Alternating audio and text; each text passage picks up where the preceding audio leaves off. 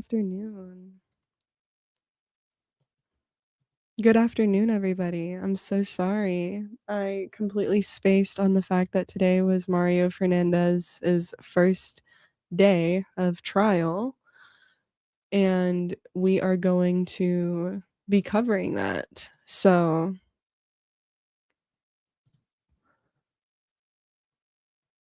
3 checks, $10,000. The state says they were payment connected to a murder. The defense says they paid Henry Tenon for real property work, and says the evidence will show it. On day 1 of the Mario Fernandez trial, that clash is only the beginning. We're following what the jury actually hears about it: the tire in the road, the truck that left the scene, the phone data, and the first witnesses, then separating evidence from argument in plain English. Fernandez has pled not guilty. Let's go inside the courtroom and see what happened today.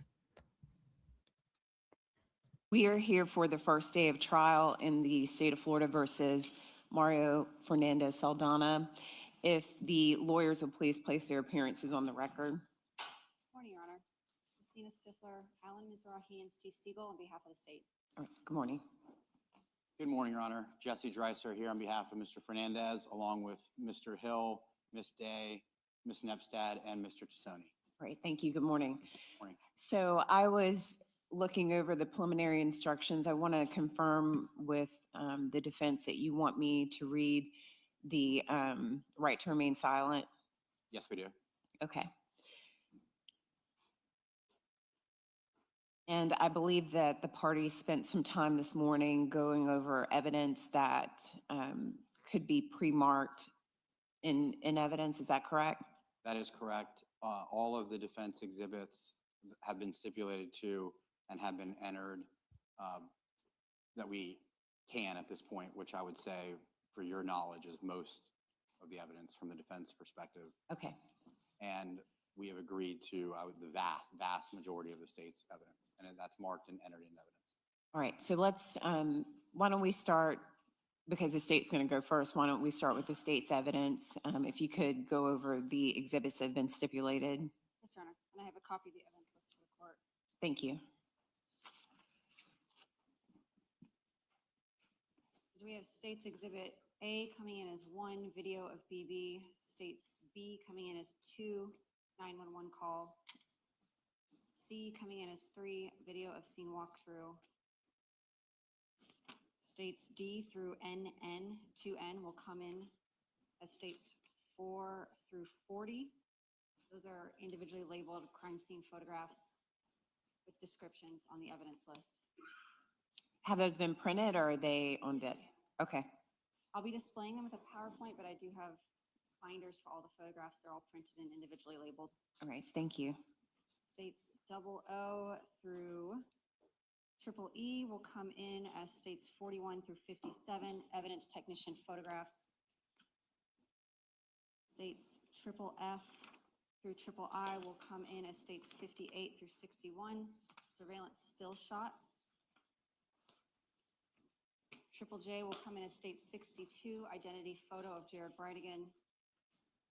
States 3K through 3I will come in as 63 through 87, medical examiner photographs. Quadruple J will come in as 88, composite 10mm cartridge casings. 4K will come in as 89, composite of projectiles recovered from victim's vehicle. 4L will come in as 90, tire from crime scene. 4M coming in as 91, a surveillance video compilation DVD. 4N is 92, swab from tire from crime scene. 4O coming in as 93, composite projectiles recovered during the autopsy. 4P coming in as 94, blood card from medical examiner's office. 4Q coming in as 95, buccal swab Henry Tenon. 4R coming in as 96, buccal swab Mario Fernandez. States 4S through 4U coming in as 97 through 99, photographs from recovery of tire at 5239 Potomac. 4V coming in as 100, tire collected from Potomac. 4W through 5U, Coming in as states 101 through 125. Evidence technician photographs, search warrant on Thomas Avenue. Each photograph is printed, described in the evidence list and individually labeled. States 5V is 126. Cool Pad cell phone. States 5W is 127 LG cell phone. States 5X is 128. Jacket from garage at Potomac Avenue. 5Y coming in as states 129. Boots from garage at Potomac Avenue. 5Z through 7J coming in as 130 through 166. Evidence technician photographs, 1705 University Street and the Jacksonville Beach Police Department impound lounge lot. Those are printed and individually labeled.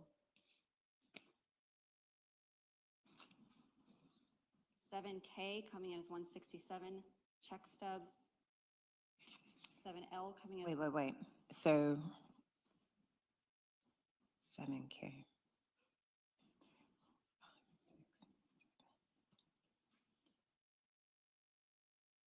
What'd you say 7K was? Check stubs.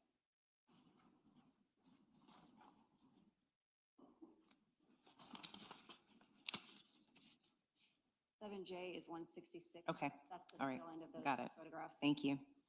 7L 168 box for boots. 7M 169 swab from steering wheel. 7N a composite CD of financial records. Fernandez and Gardner. 7O coming in as 171 composite CD financial records. Tenon. 7P coming in as 172 composite CD financial records John Biggerstaff. 7Q coming in as 173 composite documents from Department of State First Choice Home Rentals LLC. 7R coming in as 174 composite receipts and documents from Discount Tires. 7S coming in as 175 composite Department of Transportation records DOT numbers Michelin tires. 7T coming in as 176 certified marriage license. 7U coming in as 177 vehicle registration Ford F-150. 7V coming in as 178 a composite disc of call detail and toll records T-Mobile Fernandez. 7W coming in as 179 composite call CD call detail records and toll records T-Mobile Tenon. 7X 180 composite disc call detail and toll records AT&T John Biggerstaff. 7Y will come in as 181 a composite CD Google location data records Henry Tenon. 7Z coming in as 182 a composite FBI cast cell site maps. 8A coming in as 183 recorded interview of Mario Fernandez, and we'll need the redaction instruction for that, Your Honor. I'll remind the court at the time. 8B will come in as 184 cell phone A13 Mario Fernandez. 8C coming in as 185 once Ms. Day is done reviewing it. 8D coming in as 186 composite binder device. Has it been marked? I'm sorry, I believe it has been marked. They're just checking to ensure that the records on the disc match those that were sent. Okay, sorry about that. All right, keep going. So you were on 186. 186, Cellbrite device extraction reports and Google reports, Henry Tenon. 8E coming in as 187, a composite binder, Cellbrite extraction and Google reports, John Biggerstaff. 8F coming in as 188, recorded audio from wire intercept, call 557. 8G coming in as 189, recorded audio from wire intercept, call 1035. 8H coming in as 190, firearms inventory sheet. 8I coming in as 191, a composite ATF certified firearms trace and purchase records. 8J coming in as 192, vehicle keys for Ford F-150. 8K coming in as 193, swab of keys. 8L coming in as 194, composite DVD body-worn camera footage, Henry Tenon. 8M coming in as 195, composite receipts from Walmart, Pennsylvania. 8N coming in as 196, composite family law docket and filings, St. John's Clerk of Courts. 8O coming in as 197, composite exhibit, notebook and paperwork recovered from garage at Potomac. 8P coming in as 198, Google Map Jacksonville Beach. 8Q coming in as 199, Google Image Potomac Avenue House. 8R coming in as 200, booking photograph of Henry Tenon. 8S coming in as 201, photograph of Shanna Gardner. 8T coming in as 202, Google Image of Sanctuary, Google Map. 8U coming in as 203, DVD surveillance flash drives with DVD surveillance clips. 8V coming in as 208, Google Image route, Wendy's to Marsh Inlet. 8W coming in as 205, Google Image, Marsh Inlet House. Wait a minute. So 8V, you said 208. 204, Okay, I'm sorry. all right. Google route to Wendy's to Marsh Inlet. 8W 205, Google Image Marsh Inlet House. 8X coming in as 206, phone number chart. And then 8Y coming in as 207, photograph of Fernandez and Gardner.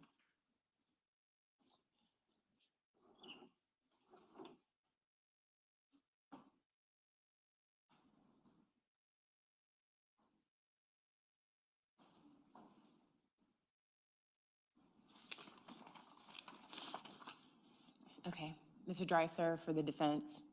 Good morning again. Good morning. Do you have a list or I can just write it? It's a lot. I think this is an extra matching list. If not, I'll print you one. If somehow Okay. one of the binders don't match, I'll print you another one. Okay. So we have exhibit letter A through I, which comes in as 1A through 1I. Oh, okay. It's in composite.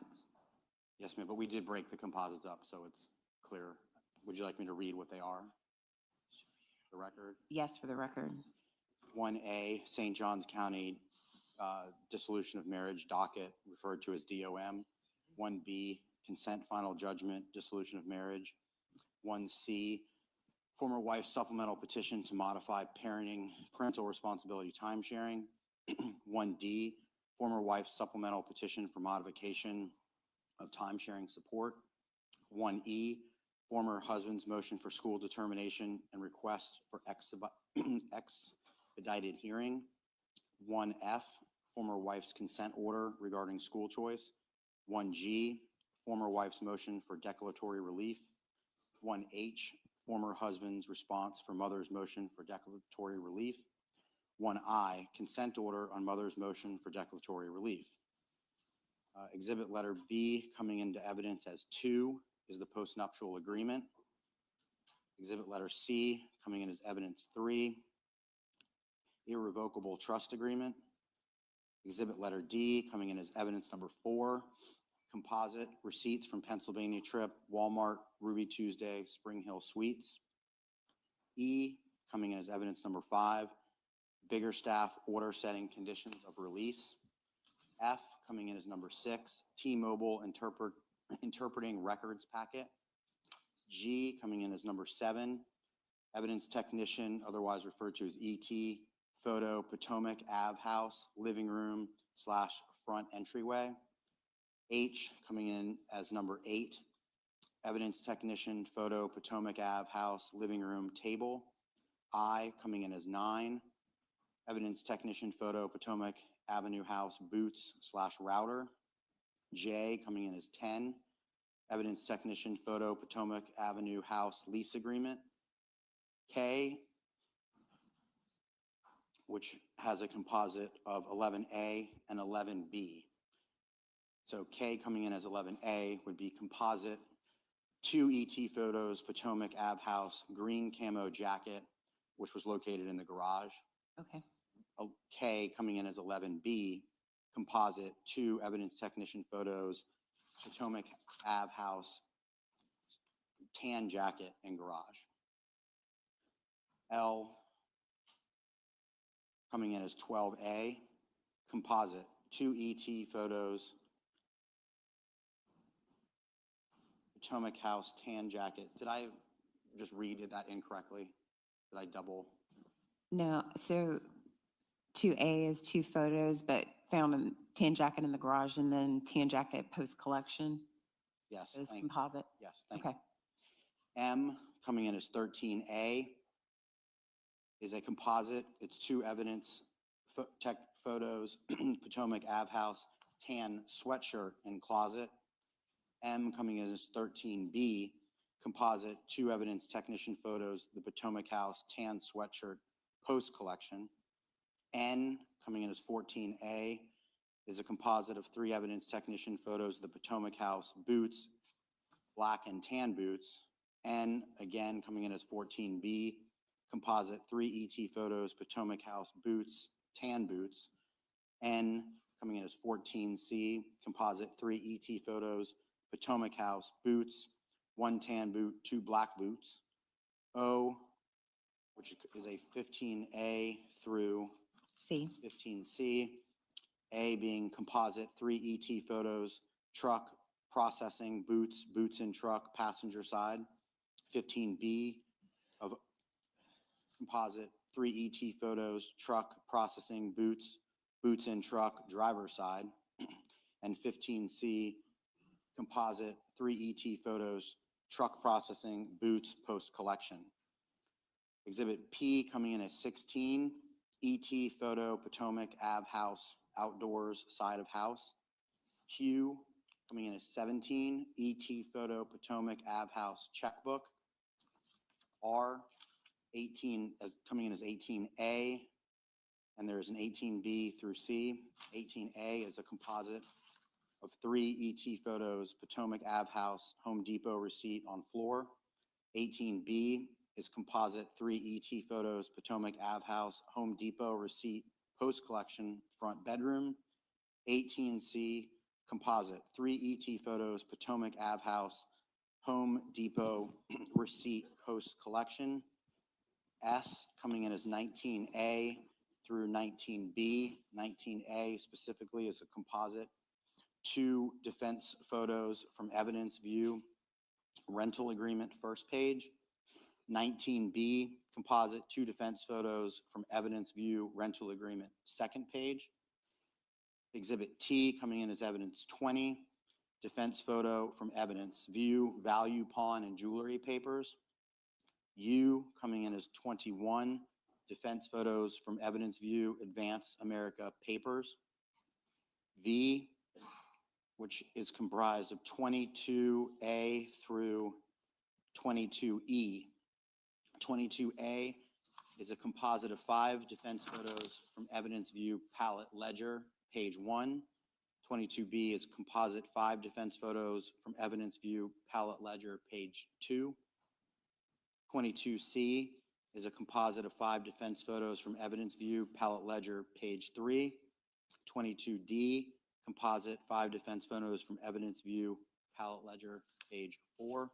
And 22E is composite 5 defense photos from evidence view, palette ledger, page 5.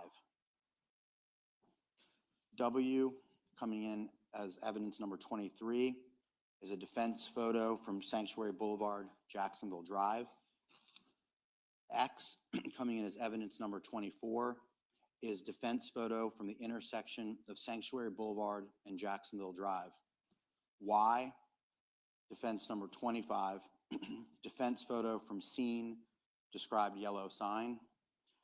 Z coming in as evidence number 26, defense photo from Pablo Hamlet parking space. Double A coming in as 27, defense photo from Pablo Hamlet neighboring complex. BB coming in as 28, defense photo from Pablo Hamlet smoking area. CC coming in as 29, defense photo from Pablo Hamlet main building. DD coming in as number 30, defense photo from rear of Marsh Inlet property. EE 30 coming in as 31, composite external pole camera surveillance. Just so the court's aware, there is a composite of terabytes of pole camera. We admitted all of it And then specifically, we identified the clips that are likely to be shown as exhibits and small clip exhibits. So you'll see, I think that'll make sense later, but all of it's in, and then it's identified per what we expect to show the jury at trial. Okay. So FF coming in as exhibit number 32 is a composite. It's 3 clips from Potomac poll camera, August 27th through August 29th, 2022. And it's labeled Biggerstaff because we believe that Mr. Biggerstaff is present for those poll camera clips. GG coming in as 33, composite 20 clips from Potomac poll camera, August 9th through September 13th, 2022, Fernandez. HH coming in as 34, a composite 16 clips from Marsh Inlet poll camera, March 13th through April 9th, 2022, Fernandez. II coming in as number 35, a composite 3 surveillance clips from 25 Fairway Lane, 2/16/22 between 6 p.m. and 7 p.m., between 7 and 8 p.m., and 8 p.m. and 8:37 p.m. JJ coming in as 36 is a composite of 6 surveillance clips from 65 Fairway Lane on 2/16/2022. You don't have to go through the times, I don't think. Yes, ma'am. KK coming in as number 37 is a composite of 4 surveillance clips from 101 Penman Road South, which is the police station, on 2/16/2022. LL coming in as number 38, a surveillance clip from 882 13th Avenue South on 2/16/22. MM coming in as 39, surveillance clip from 901 7th Avenue South, Jack's Refrigeration, 2/16/22. NN coming in as 40, surveillance clip from 1200 Shetter Avenue, Public Storage, 2/16/22. OO coming in as 41, surveillance clip from 1202 12th Street South, Builder's Choice, 2/16/22. PP coming in as 42, composite 2 surveillance clips from 1600 Shetter Avenue, Pablo Hamlet, on 2/16/22. QQ number 43, a composite of 4 surveillance clips from 1712 Beach Boulevard, which is Taco Lou, on 2/16/22. RR coming in as 44, a composite 3 surveillance clips from 2705 American Avenue, 2/16/22. SS coming in as 45, composite 3 surveillance clips from 2720 America Avenue, 2/16/22. TT coming in as 46, composite 3 surveillance clips from 2743 America Avenue, 2/16/22. UU coming in as 47, composite 3 surveillance clips from 3521 America Avenue, 2/16/22. VV coming in as 48, surveillance clip from 3724 Sanctuary Way South, 2/16/22. Additionally, I don't know that, and then there's some that's electronic that was contained in that and some that was paper. Okay.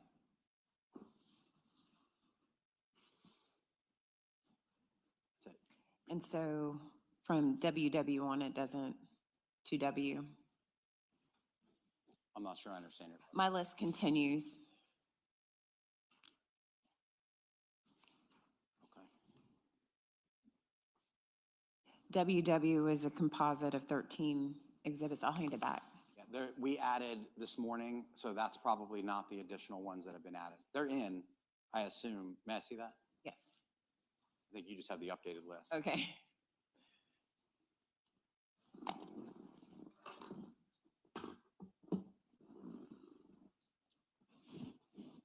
Shannon.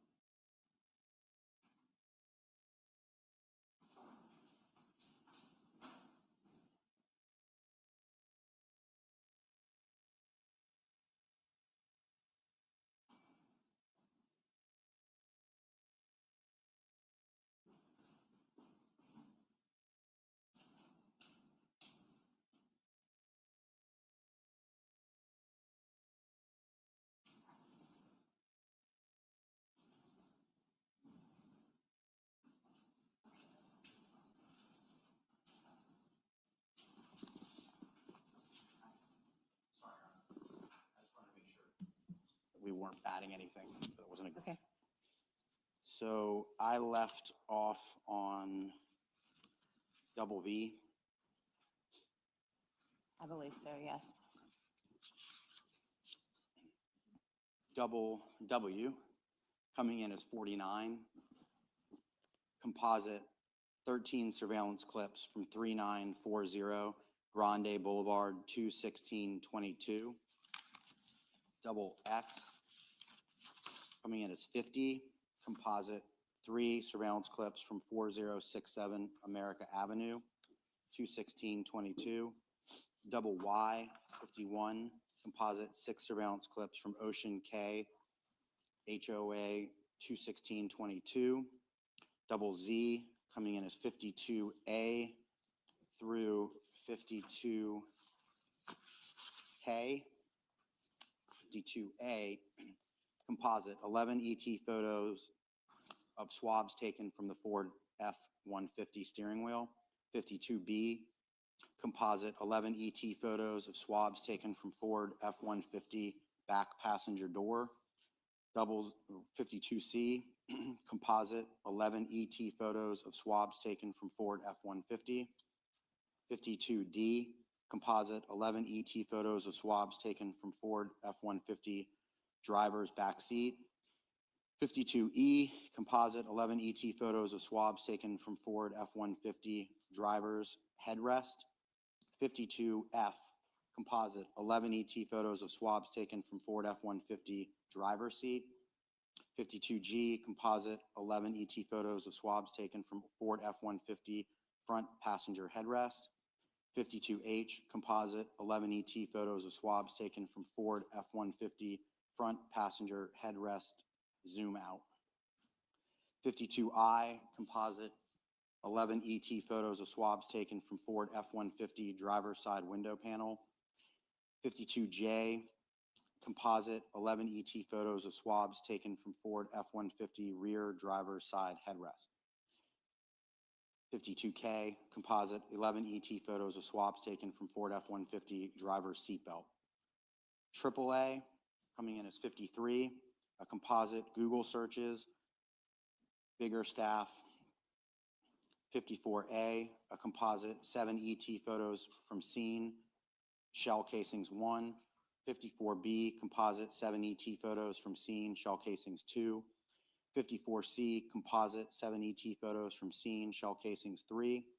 54D, composite 7 ET photos from scene, tire zoomed out.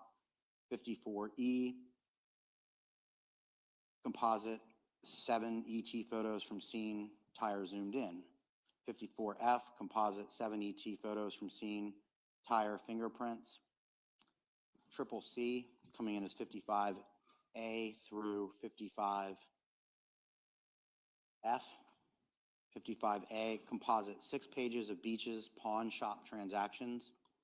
55B, composite 6 pages of Beach's pawn shop transactions. 55C, composite 6 pages of Beach's pawn shop transactions. 55D, composite 6 pages of Beach's pawn shop transactions. 55E, composite 6 pages of Beach's pawn shop transactions. 55F, composite 6 pages of Beach's pawn shop transactions. Triple D, 56A through 56C, composite 3 ET photos of Ford F-150 truck and house. 56B, composite 3 ET photos of Ford F-150 truck right side. 56C, composite 3 ET photos of Ford F-150 truck right rear.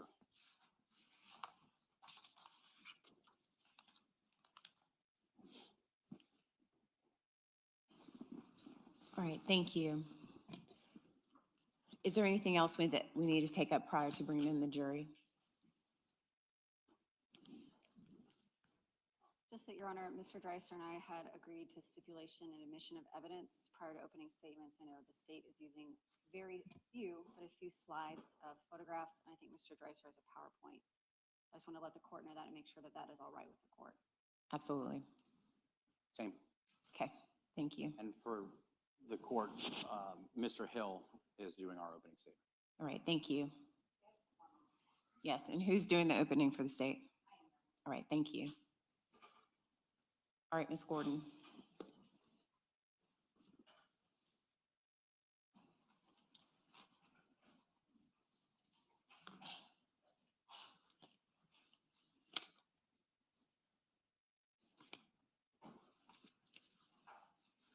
Officer Lynn, before she brings them in, just make sure that the lawyer's back in place, okay? I just want her to get them lined up, ready to come in.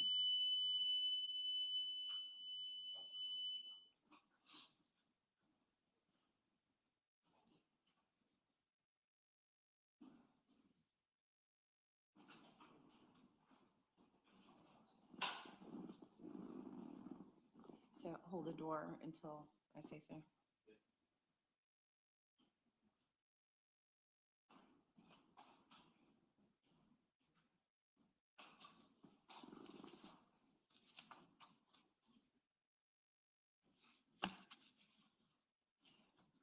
Are both PowerPoints loaded up and ready to go?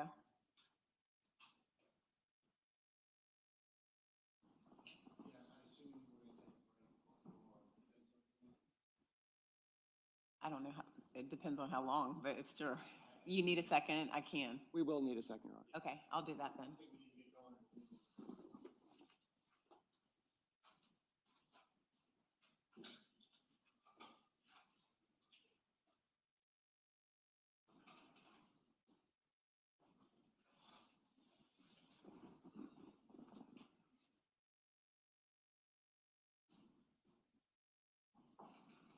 Hold.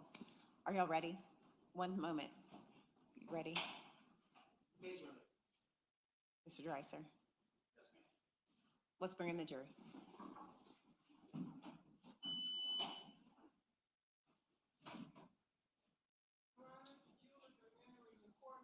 Thank you.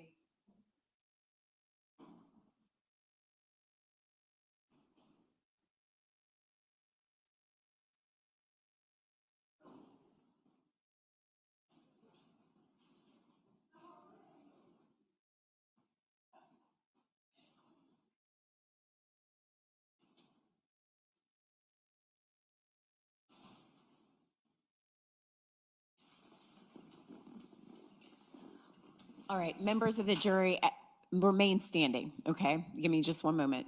The gallery and the parties may be seated.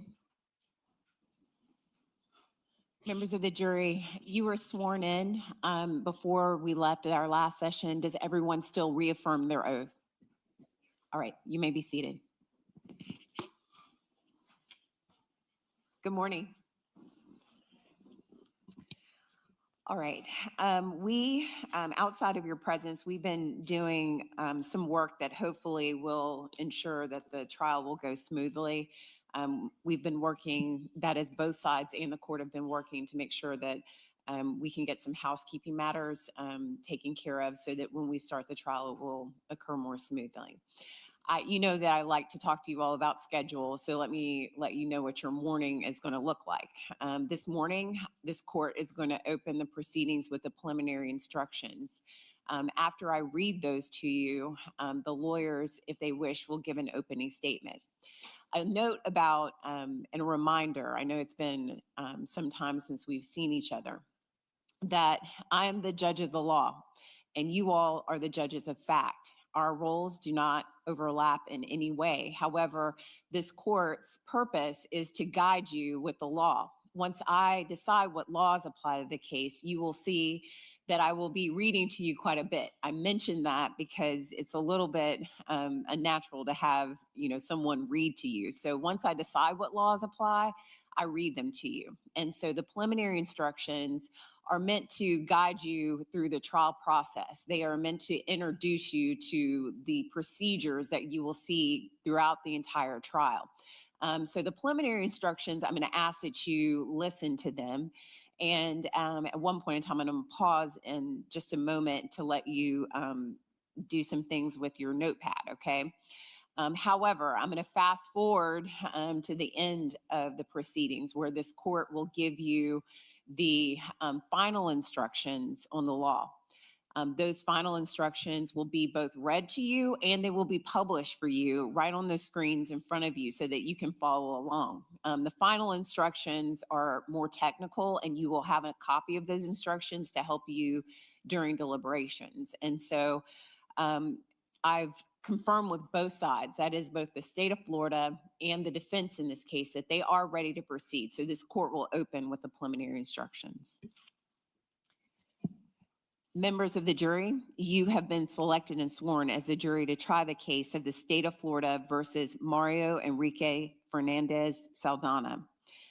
This is a criminal case. The defendant has been charged with the crimes of murder in the first degree and solicitation to commit a capital felony. The definitions of those crimes will be explained to you later. You must decide this case based on the evidence presented and the law that I will give to you.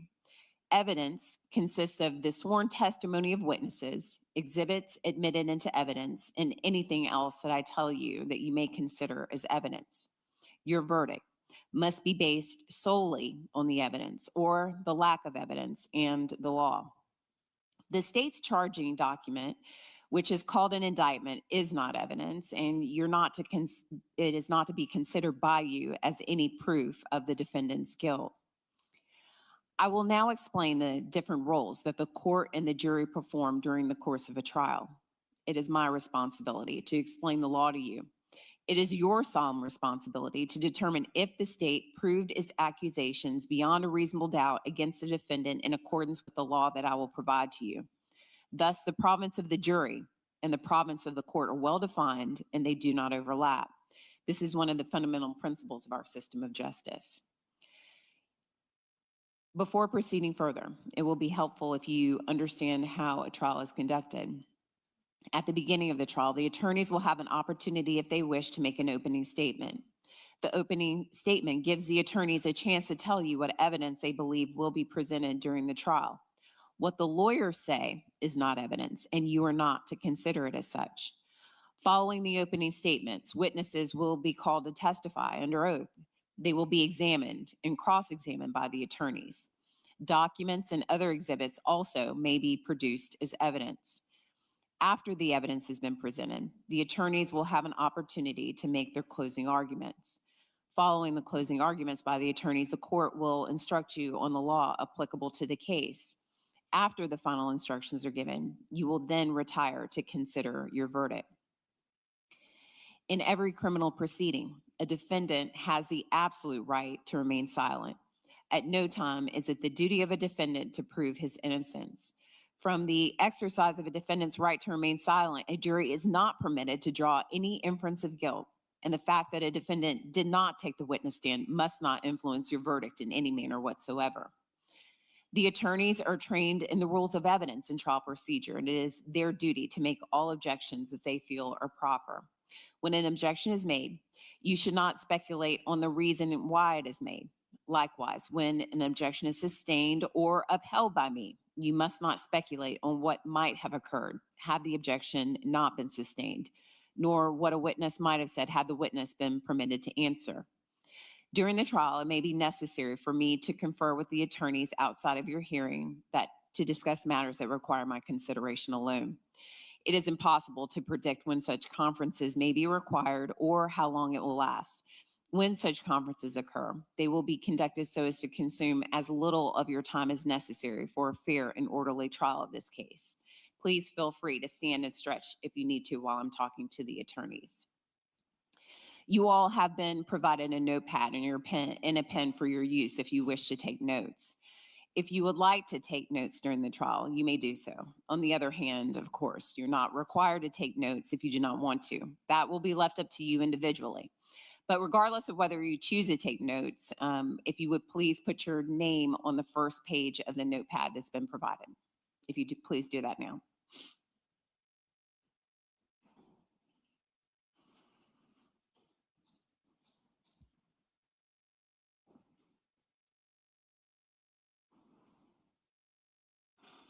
All right, thank you. Any notes that you take during this trial will be for your personal use. And to ensure that your notes remain private, please do not write any notes on the first page of the notepad that has your name on it. If you wish, you can use all subsequent pages to write your notes. You will not be allowed to take your notes with you from the courtroom. During recesses, please turn your notepad over, and the bailiffs will ensure that no one will attempt to read your notes. Over the night's recesses, the bailiffs will take possession of your notes and then will return them to you when we reconvene. After the conclusion of the evidence and the arguments of the attorneys and the final instructions on the law by me, you will be allowed to use your notes during deliberations. When you have completed your deliberations, your notes will be destroyed. No one will ever read your notes. This is an important consideration if you do decide to take notes during this trial. Please do not get so involved in note-taking that you become distracted from the proceeding. Your notes should be used only as an aid to your memory. Whether or not you take notes, you should rely on your memory of the evidence, and you should not be unduly influenced by the notes of other jurors. Notes are not entitled to any greater weight than each juror's memory of the evidence. Members of the jury, I'm going to now reread and remind you of the communication rules that you've been instructed on previously. And you must follow these rules until you are discharged from your service as a juror. Jurors must decide this case, and that's without distraction and only on the evidence presented here in the courtroom. Jurors must not conduct any investigation on their own, and this means reading newspapers, watching television, or using a computer, cell phone, the internet, or electronic device, or any other means at all to get information related to this case or the people and places involved in this case. You may not visit the places mentioned during this trial or use the internet to look at maps or pictures to see any place discussed during this trial.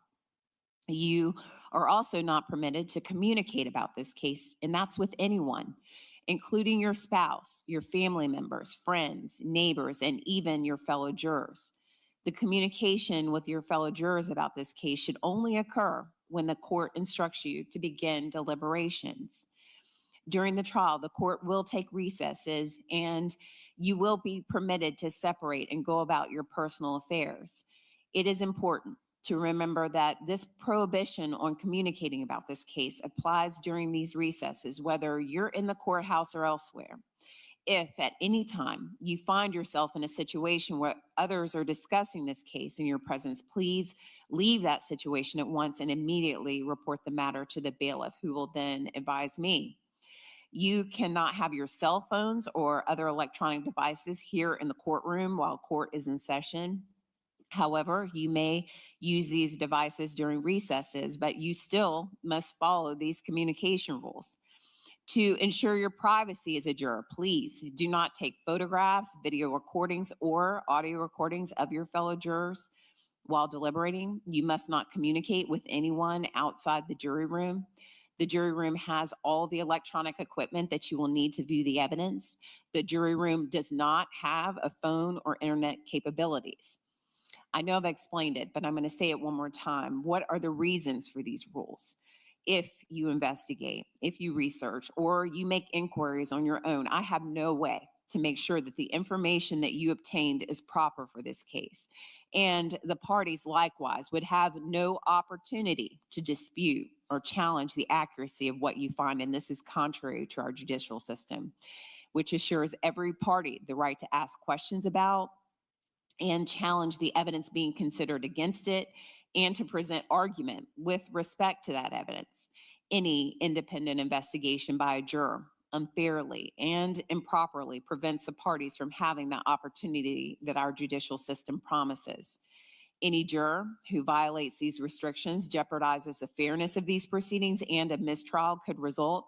That would require this entire trial process to start over. A mistrial is a tremendous expense and inconvenience to the party. You become aware of any violation of these rules at all, please notify court personnel of the violation. In conclusion, you should not form any definite or fixed opinion on the merits of this case until you've heard all the evidence, the arguments of the attorneys, and the law, and the instructions on the law by me. Until that time, you should not discuss this case amongst yourselves. You must follow the communication rule. This case must be tried by you only on the evidence presented during this trial, in your presence, in the presence of the defendant, the attorneys, and me. Members of the jury, that concludes the preliminary instructions. I turn the case over for opening statements. State of Florida. May it please the court. Ms. Stifler. Counsel.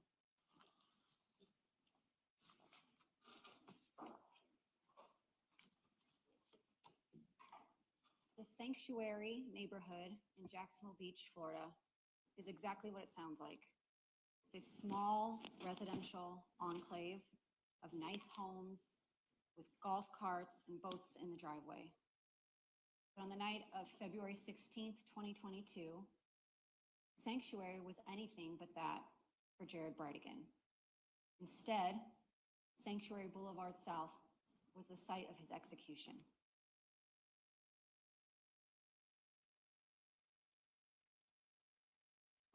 Jared had just dropped off 2 children that he shared with his ex-wife, Shanna Gardner, at her home at Marsh Inlet, about 2.5 miles north of what would be the site of his death. His ex-wife, Miss Gardner, lived there with her new husband, this defendant, Mario Fernandez. Jared dropped his children off and was on his way home to Nocatee, where he lived with his new wife, Kirsten Bridegan, and their 2 daughters. One of his daughters, 2-year-old Bexley Bridegan, was in the car with him. Minutes after he left Miss Gardner's children safely at her home, he reached Sanctuary Boulevard South, where a tire was laying in the road. A dark residential road surrounded on either side by trees with 2 high curbs on each side, one way south, a tree line, and one way north. He put his vehicle in park, put on his flashers, and got out of his car to move the tire. A figure from the darkness stepped out with a firearm and fired 4 10-millimeter bullets, 2 of which went into the vehicle, the passenger compartment, inches from where 2-year-old Bexley Bridegan was strapped in her car seat. 2 of those bullets went into Jared Bridegan. He ended up face down on the pavement of that cold, dark road. He lay there, and Bexley Bridegan remained strapped in her car seat, a seat designed to keep her safe, now held her, unable to move, for nearly 7 minutes until anybody arrived. Due to his injuries, Jared could not get up and he could not reach her. Every parent's worst nightmare. To die not knowing if any of those bullets had hit his daughter. To die not knowing if she was safe. The person who shot Jared disappeared into the night. There were no witnesses other than Bexley. Nothing. 7 minutes after those gunshots, vehicles started to back up behind Jared's stopped vehicle. 2 people, Shane Borgia and Janelle Cruz, happened to be passing through the area. They got out of their vehicle and walked up to Jared's car with its driver's door open and his flashers on. Shane saw the car, the flashers, and Jared laying face down on the asphalt. Thought it could be a car accident until he saw all the blood and until he saw Bexley in her car seat. He unbuckled her, pulled her out, took her to Janelle. Despite being only 2.5, Bexley was an articulate and intelligent child. Despite it being a warm night for February, she was shaking. She told Janelle, "Something happened to my daddy. I heard loud booms. My daddy's hurt. My daddy's on the ground." She asked, "Are the police going to help my daddy?" Well, police arrived, and unfortunately, they could give Jared no help.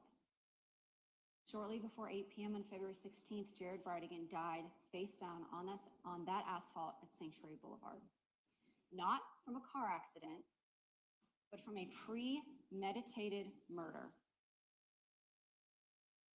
A targeted ambush, a planned tactical ambush with a tire in the road in a dark place where no one would see and no one would know and no one would trace it back to those responsible.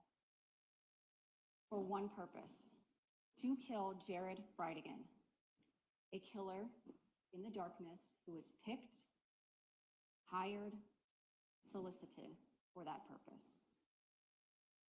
And then to disappear into the night. No trace he was ever there. No link to Jared other than being the last person he ever saw on earth. And no trail back to the people who planned and financed Jared's killing. The architects of Jared Bridegan's murder intended it to be the perfect crime. And it almost was. There were no witnesses, but there was an eye in the sky. A surveillance camera, 2 houses down, was able to capture a figure next to Jared's car and the last of the 4 gunshots. That camera captured this figure firing that last gunshot, then walking and then running from frame. Now, standing here in this courtroom 4.5 years later, it seems obvious, goes without saying, that this was an ambush, this was targeted. But that night, it was less so obvious. Officers from the Jacksonville Beach Police Department responded. They were young, they were inexperienced with homicides.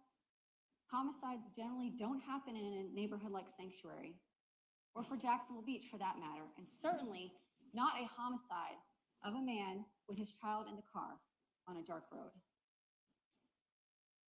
What you will hear is they began a years-long investigation. They used cutting-edge technology and old-fashioned, boots-on-the-ground, knocking-on-doors police work. A man executed in front of his child by a ghost in the darkness.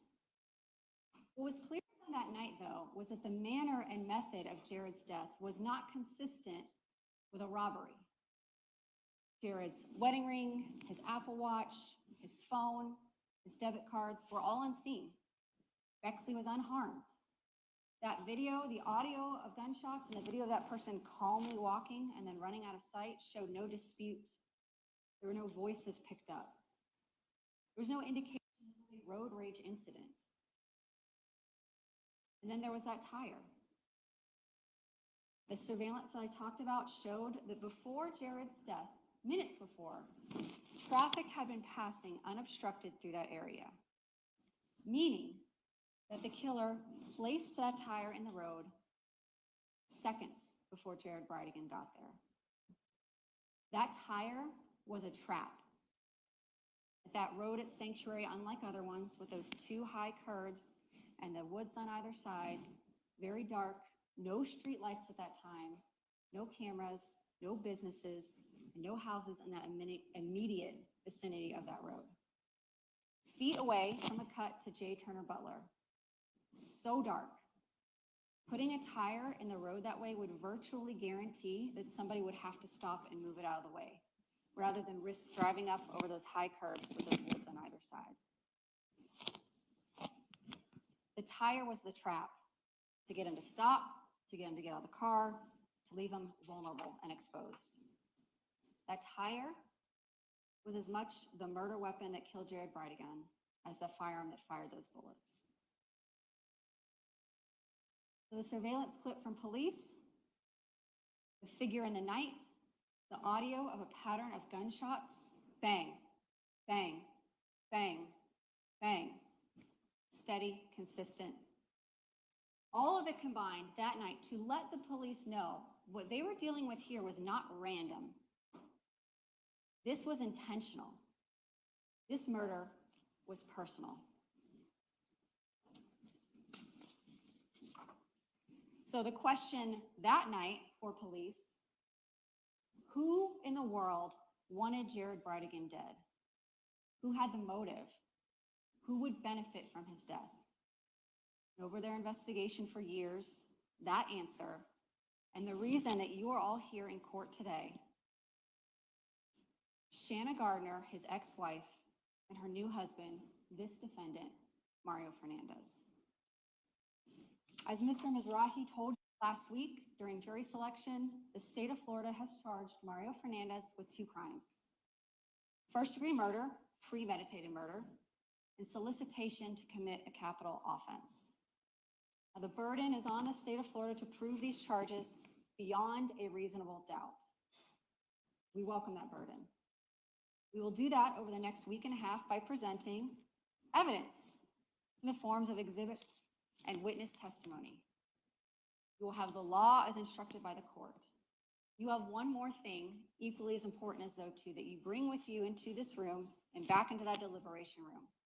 That is your common sense. What will become apparent to you very quickly was the same fact that became apparent to those investigators years ago. No one in the world truly wanted Jared Bridegan dead. No one in the world truly benefited from his death. No one in the world truly had motive to kill him, except for Gardner and Fernandez. A little background. Shanna Gardner and Jared Bridegan were married very young, after a quick courtship. They were both members of the Church of Jesus Christ of Latter-day Saints, which you all may know as the Mormon Church. They were married, they had twin children, they moved from Utah, various places in the country, and ended up in Jacksonville, Florida, because one of their children had a heart condition and needed to live at sea level. Jared was very religious. He wanted to raise the children in the church. At some point during their marriage, Ms. Gardner began to question her religion. She wanted to leave the church. She did not want to raise her children the way that she was raised in the church. They had strife. They got divorced. And in some time had passed, the acrimony of that divorce never did. It remained very bitter between the two of them, despite the fact that they both later remarried. Jared Bridegan remarried Kirsten Bridegan in 2017, and Shanna Gardner remarried this defendant, Mario Fernandez, in 2018. Mario Fernandez and Shanna Gardner met at a gym. She was doing workout classes and training. He was the maintenance man. He grew up in Jacksonville. She grew up in a very, very wealthy family in Utah. They had a very short courtship, and then they got married. Their marriage was not one necessarily of true love, but of convenience. It was a deal. His words, not mine. You'll hear that he told police that he married Ms. Gardner to help her with the kids, to help her with the Jared situation, and that they sealed the deal when he talked about their marriage. The two couples co-parented. They did not do so amicably. You will see the court filings. You will see they were in and out of court for years. Big issues, medical treatment, where the kids went to school, small issues, who's going to pay for this, who's going to pay for that. They fought over everything. Can she dye her hair? Who pays for the oxygen tank? They got to the point where they would only communicate, the four of them, in writing, separate parent-teacher conferences, separate doctor's appointments. It was nasty. It was petty. It was not good on both sides. But Shanna Gardner complained about the custody agreement incessantly. She wanted full custody, particularly because Jared was bringing the children, especially their young daughter, into the church that she now did not want to be a part of, that she now despised. The defendant himself told police after Jared's death that they were seeking full custody, that they wanted full custody, that they would have even been happier with more custody, 60-40 as opposed to the 50-50.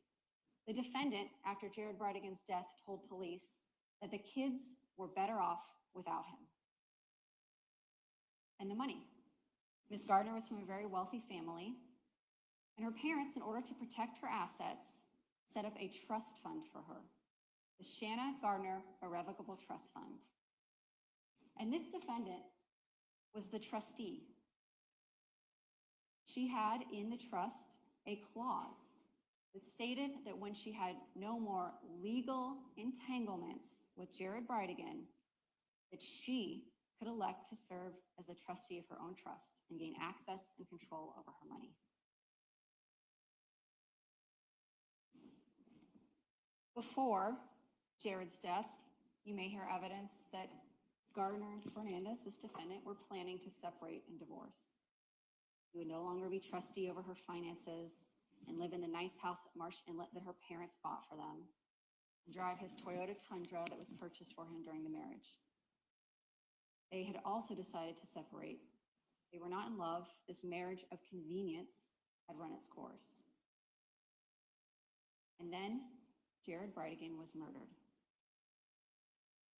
And Mario Fernandez and Shanna Gardner remain legally married to this day. 4 months after the death, the defendant remained the trustee on her trust. A week after Jared Bridegan's death, the defendant transferred $50,000 from Shanna Gardner's trust into his own personal checking account. 4 months after Jared Bridegan's death, they continued to live together until they separated. He gained half the proceeds of the sale of their home at Marsh Inlet that her parents had purchased. He sold the Tesla that they had during the marriage. He sold the Toyota Tundra they had during the marriage, and he continued to move money around. Ms. Gardner got what she wanted: full control over her children and the freedom to move out of Jacksonville, Florida. 6 months after Jared's death, she left the state of Florida without the defendant, her legal husband, and moved to Washington State with her 2 children into a home purchased by her parents through an LLC. Mr. Fernandez eventually moved to Orlando. The facts I just told you are undisputed. You're going to see bank records, court. I'll sustain it. You can rephrase. The facts that I just described to you come from the records themselves: bank records, the court filings, interview of the defendant, the witnesses who will take the stand. Clearly, they had motive. They benefited greatly from Jared's death. And the detectives with the Jacksonville Beach Police Department knew this. They heard this. They conducted hundreds of interviews. They pulled bank records. They pulled phone records. They knew that these people had a motive. And although they were suspicious, they did not rush their investigation. They looked at every possible lead, which were few and far between, given the nature, the method, the manner of Jared's death. They also learned that other than Gardner and the defendant, there were no other true individuals with actual motive to have Jared dead. Grounds. Okay.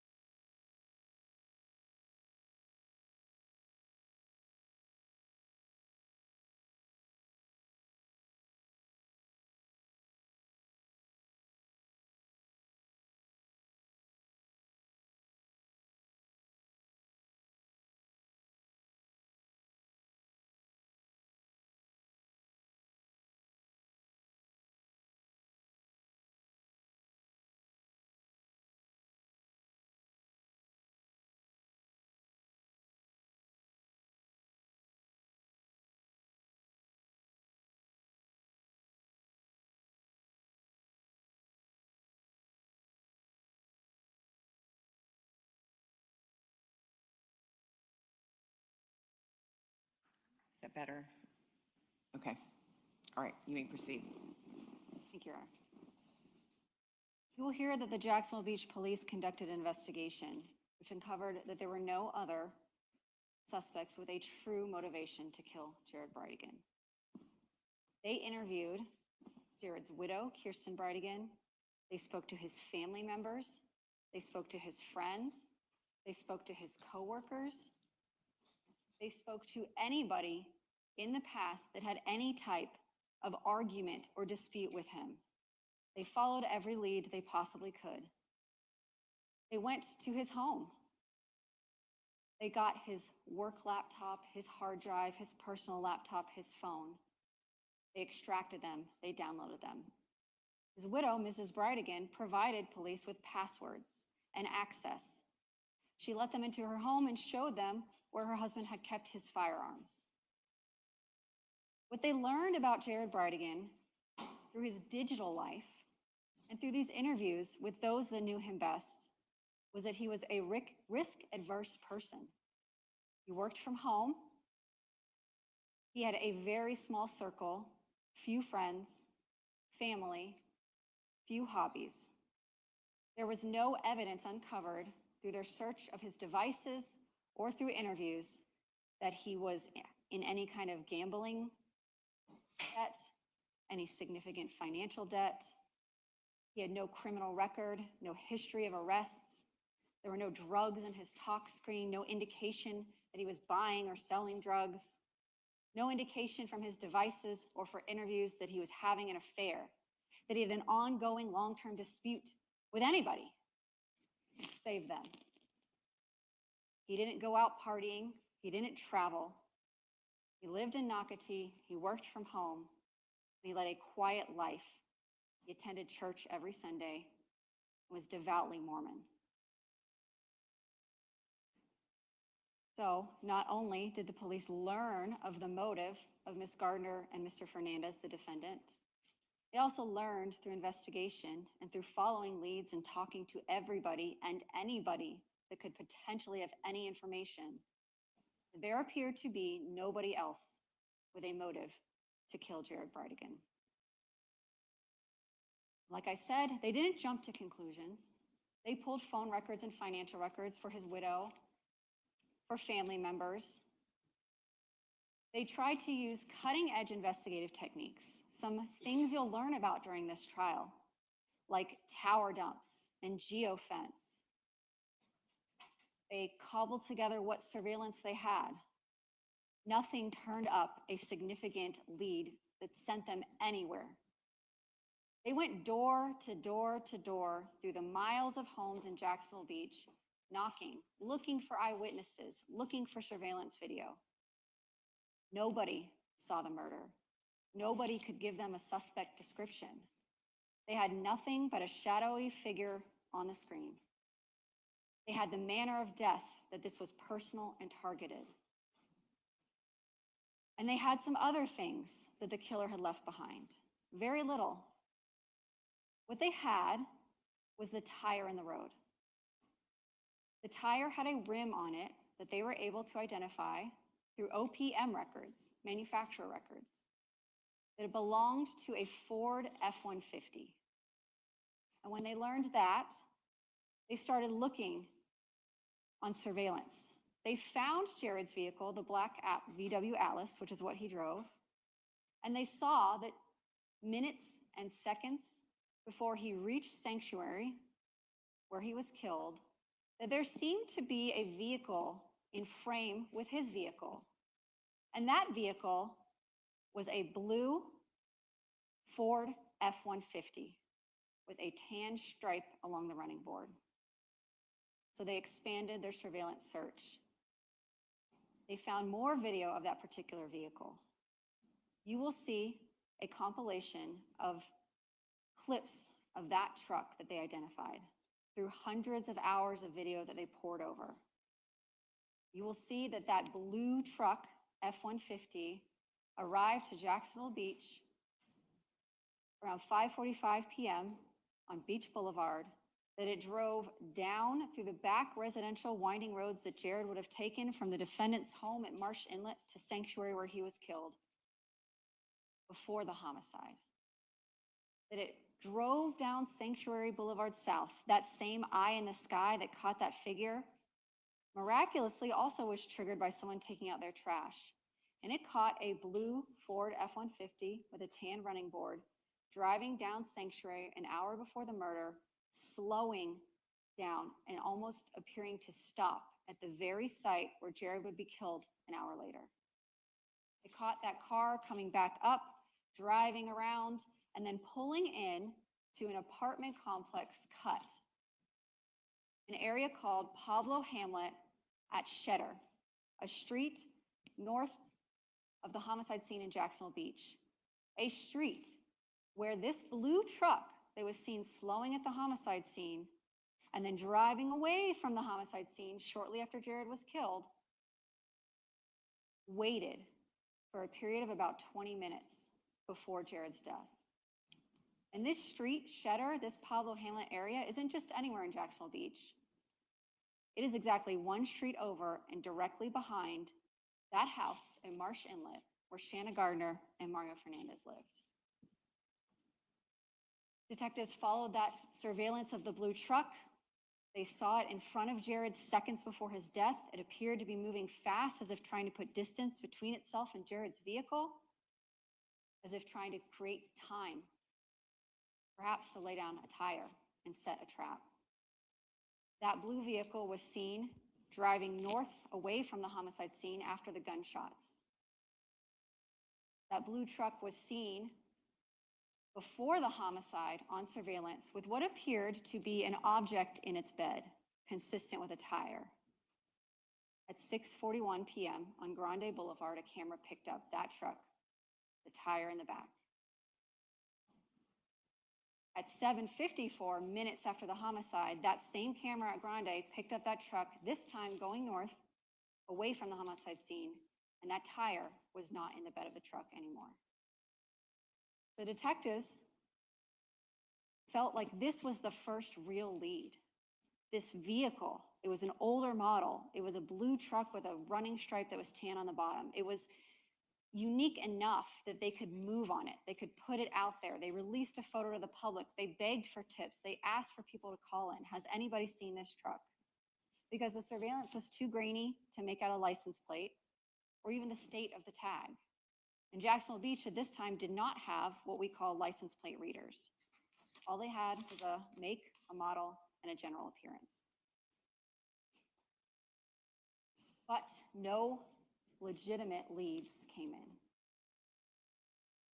And the trail on the truck for some time went cold. The other piece of evidence that the killer left behind was the expelled cartridge casings from the firearm used to kill Jared Bridegan. When you fire a semi-automatic handgun, the cartridge, or what we in layman's terms usually say bullet or ammo, the projectile is expelled and the cartridge, or shell casing, as some people might call it, is ejected. In this case, the killer took the gun with him when he fled, but he did not pick up the shell casings. So those 4 shots, 4 10-millimeter cartridge casings or shell casings or shells were left behind at the homicide scene. And detectives had something to work with there, because although there are 10 millimeters manufactured and distributed, it is not the most common caliber firearm. It's not like a 9 or a 40. It gave them something to look into. And not only was it a 10 millimeter firearm used and 10 millimeter ammunition, an expert from the Florida Department of Law Enforcement will tell you that they are able to determine it most likely came from a Glock 10 millimeter firearm. Because when it's shot, it leaves a certain pattern from the firing pin, consistent with a Glock, consistent with their proprietary design. And not only was it most likely a Glock 10 millimeter, it was probably an older model Glock 10 millimeter. So the detectives tracked down every FFL sale of a 10mm firearm in the months preceding the homicide. They pulled pawn records for 10mm pawned, and they worked with the Jacksonville Sheriff's Office NIBIN unit, a National Integrated Ballistics Information Network, to try to track down any 10mm that they could. And they followed up on it. They figured out who purchased 10mm from FFLs. They figured out who pawned 10mm. They sent officers out to talk to these people, to look at their names, to run their records, to see if there was any connection to any of them in Jared Bridegan through his phone records, bank statements, or device downloads, through interviews with his friends and family, and there were none.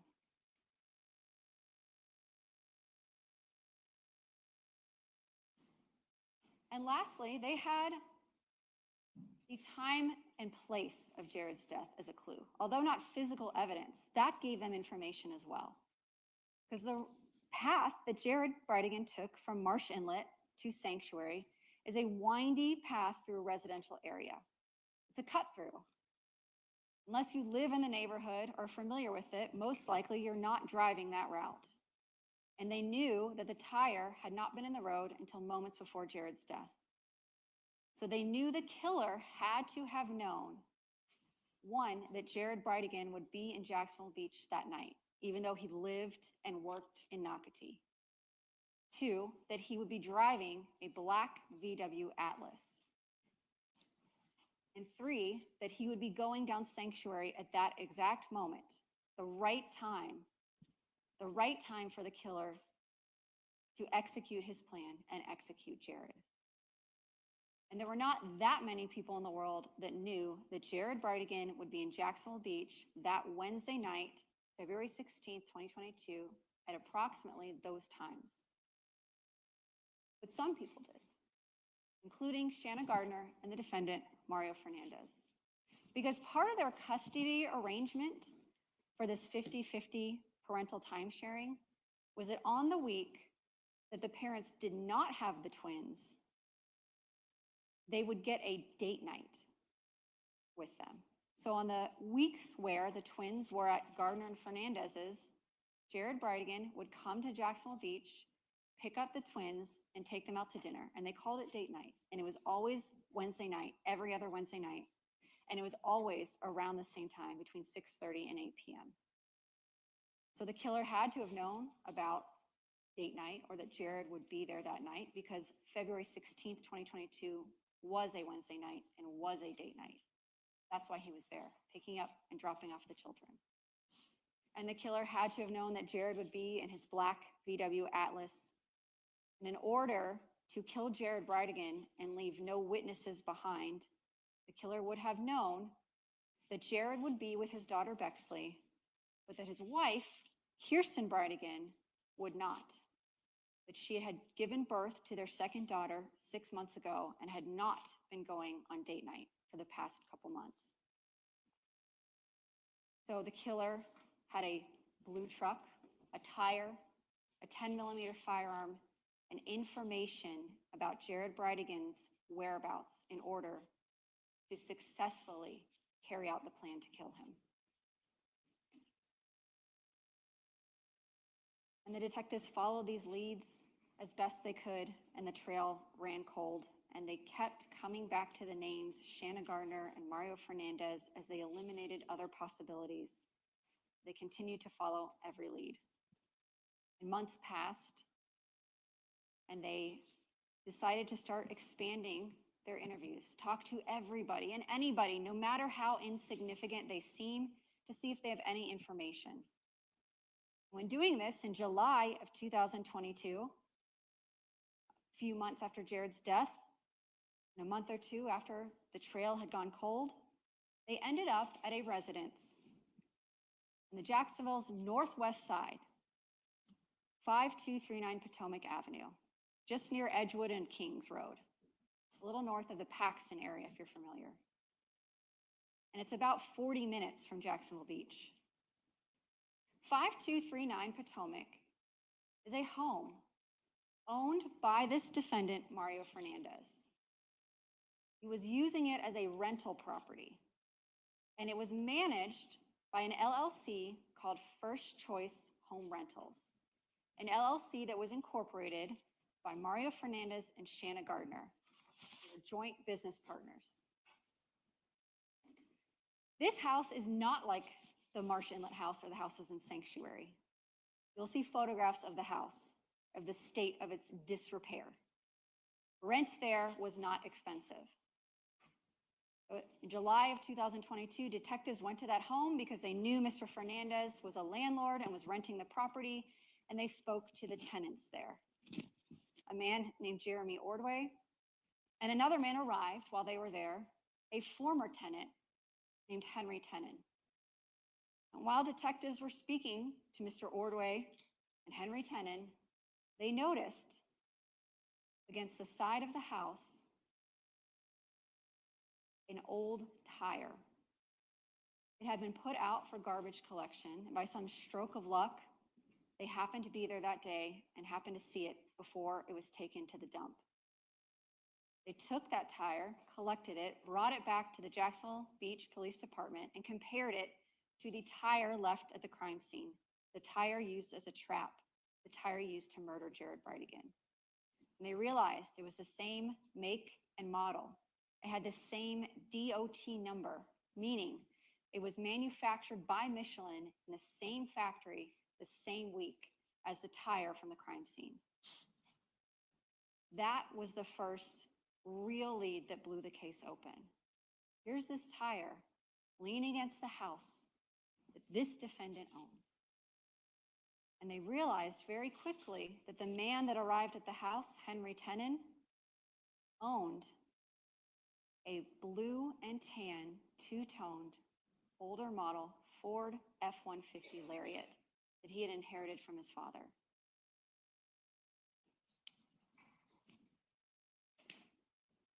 Who is Henry Tenon?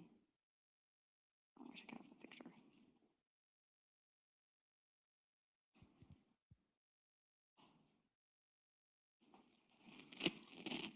Henry Tenon is a man in his now late 60s and mid 60s around the time of this homicide.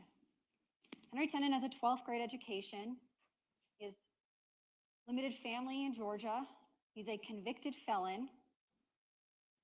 He is a day laborer. He worked for a pallet company. Pallets are those big wooden pallets they use to stack equipment, and his job was to take old pallets and break them down into pieces. It's heavy manual labor, and he got paid by the piece, not by the hour, not a salary. He got paid by the piece. Detectives pulled his bank records. His bank account was frequently overdrawn.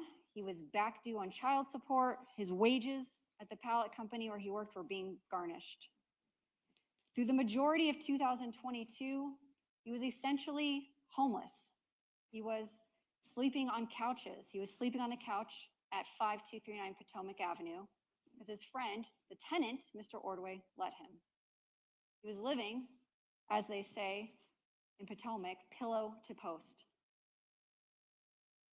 He had been a tenant at one point at the Potomac Avenue home, but had been evicted in early 2022 when Mr. Ordway began leasing the property in January of 2022. Henry Tenon's only connection to Jared Bridegan is this defendant, Mario Fernandez. Detectives began looking into him. They were able to find his tag registration. They were able to find that he owned a truck similar to the one they saw on surveillance video, similar to the murder truck.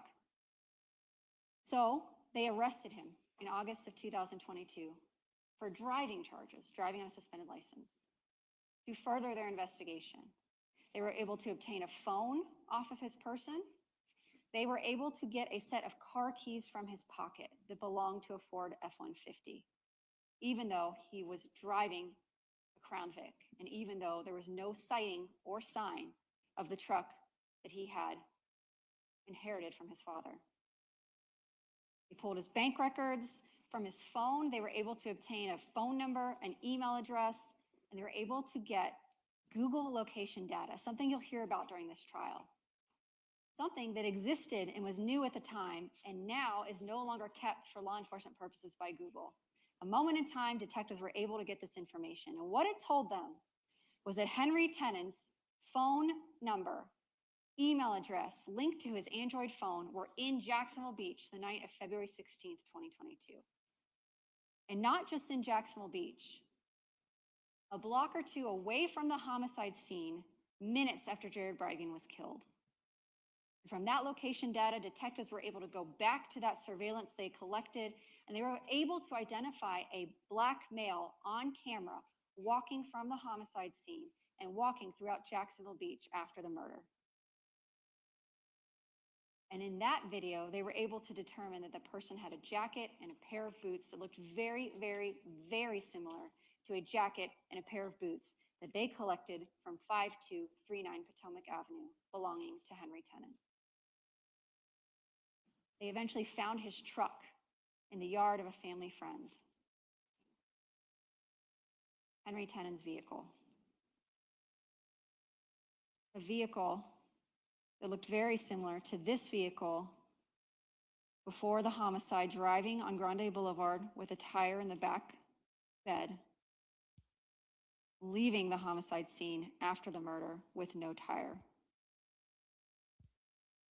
Most importantly, they got his DNA. His DNA came back on the steering wheel of this blue vehicle.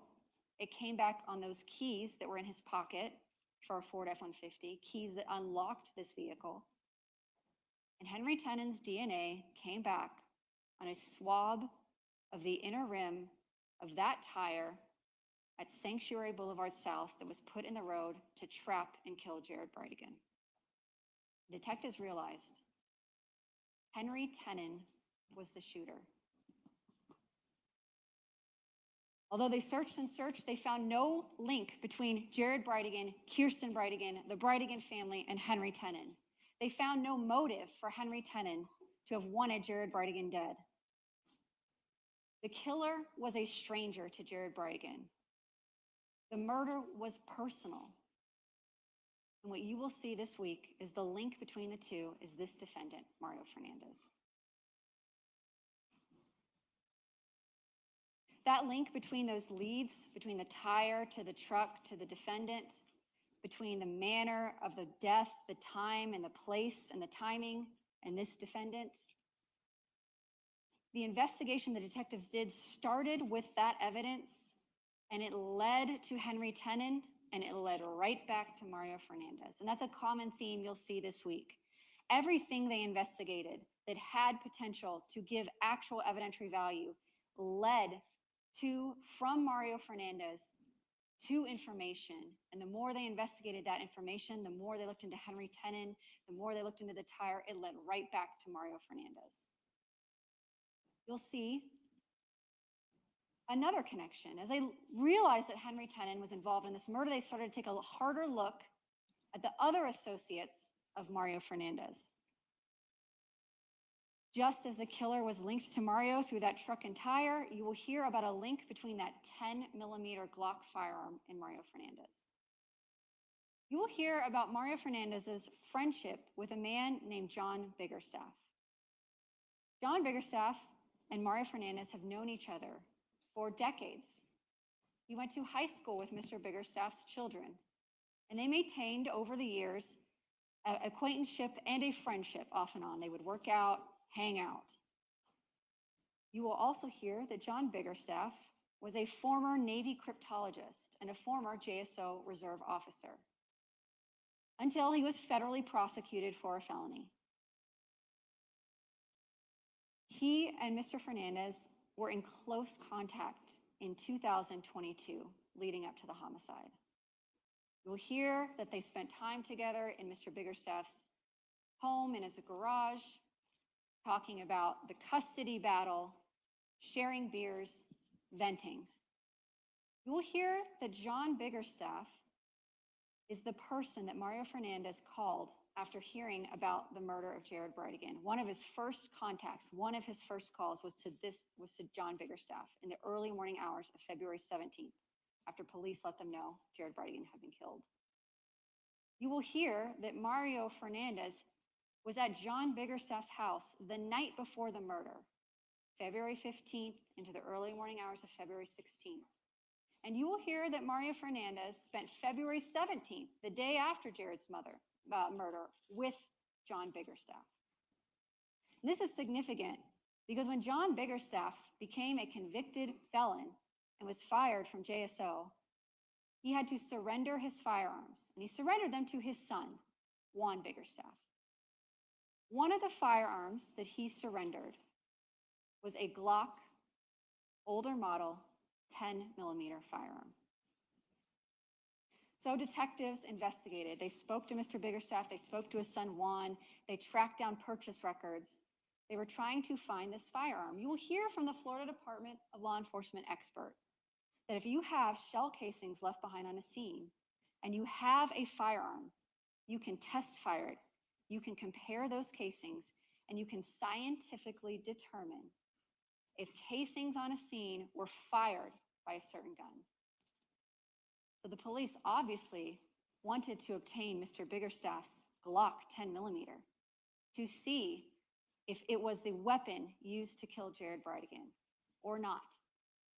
And they are unable to do that to this day because Mr. John Biggerstaff and his son, Juan Biggerstaff, have forgotten where this firearm is. They just don't know. They can't produce it. They can't tell anyone where it is. We have been unable to find it and to test it to see whether or not that was the firearm used to kill Jared Bridegan. A gun we don't have because the defendant's close friend that he hung out with the day before the murder and the day after the murder can't produce his Glock 10mm firearm. And like Henry Tenon, John Biggerstaff has no connection to Jared Bridegan or to Kirsten Bridegan or to the Bridegan family. Another piece of evidence that we found by starting with Mario Fernandez that led right back to him. Another link between two people who are strangers to Jared Bridegan and this defendant. These links, or coincidences as they might be called by defense during this case, are numerous. Jared had no connection to Henry Tenon, but someone had to tell him what vehicle he was in. Henry Tenon has no connection to Sanctuary neighborhood, but this route was specific. This ambush was pre-planned, given that evidence of that truck driving it before the murder. Someone had to have shown him where to go. Henry Tenon would not have known about date night unless someone told him. And Henry Tenon happened to kill Jared Bridegan with a Glock 10mm firearm, a relatively unusual firearm that someone had to give him. Henry Tenon, a tenant of Mario Fernandez, happened to kill the one person standing between this defendant and remaining in his marriage and profiting from that marriage to Shanna Gardner, and standing between Ms. Gardner and her ability to control her own money, control her freedom, and control her children. Those are the coincidences, as they might call them, you will hear about in the next 2 weeks. And the defendant and Ms. Gardner profited from the death of Jared Bridegan, as did Henry Tenon. You will also hear evidence that when they recovered Henry Tenon's truck, inside the truck were 3 check stubs, still together with numerical markings. And the police were able to go into Henry Tenon's bank records, find those check numbers, and see that Henry Tenon, in March and April of 2022, weeks after Jared's death, deposited 3 checks written by Mario Fernandez, the defendant. He deposited a $2,000 check with a subject line landscaping. He deposited a $3,000 check with the subject line keeping up with the roof. And he deposited a $5,000 check written by this defendant to the shooter that said, Kickstarter, good luck, exclamation point, exclamation point. Well, you'll see photos of the house at Potomac. You'll see its roof. You'll see its landscaping. You'll see the state of the home. You'll see Mr. Tenon's bank records and the fact that he was frequently overdrawn on his accounts, that he's a day laborer whose wages are being garnished by the government for back due child support. You will not hear any evidence from the downloads of Henry Tenon's phones or Google accounts that he ever had a Kickstarter. You will see very quickly that there are no way these are legitimate payments. You will have Mr. Fernandez's Google download, which contains his business dealings with First Choice Home Rentals as it relates to 5239 Potomac. And you'll see the difference between the legitimate expenditures he's giving to LLCs and air conditioning companies with invoices and estimates and scheduled times and emails versus these checks that just magically appeared out of nowhere for $10,000 to a man who earns $15,000 a year breaking down pallets. These checks were a way to hide money for a murder hidden in plain sight to make it look legitimate, with the hope that Henry Tenon would never be identified and no one would ever look that deep. Nobody during this trial is going to be able to take the stand and tell you about the conversations between Henry Tenon and Mario Fernandez regarding this murder. Henry Tenon has been charged. He will not be testifying as a witness, nor will Ms. Gardner.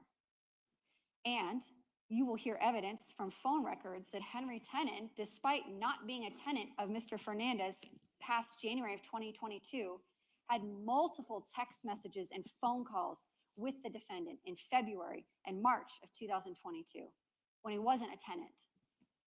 Multiple phone calls and texts. I'm talking 70 text messages and calls in February 2022. You will hear that none of those text messages, the content, the call logs, exist on Henry Tenon's phones or devices. Henry Tenon deleted his contact with this defendant, Mario Fernandez. You will also hear that shortly after Henry Tenon was arrested in August 2022 on those driving on a suspended license charges unrelated to the murder, that Mario Fernandez, this defendant, factory reset, wiped his cell phone. Not just deleted.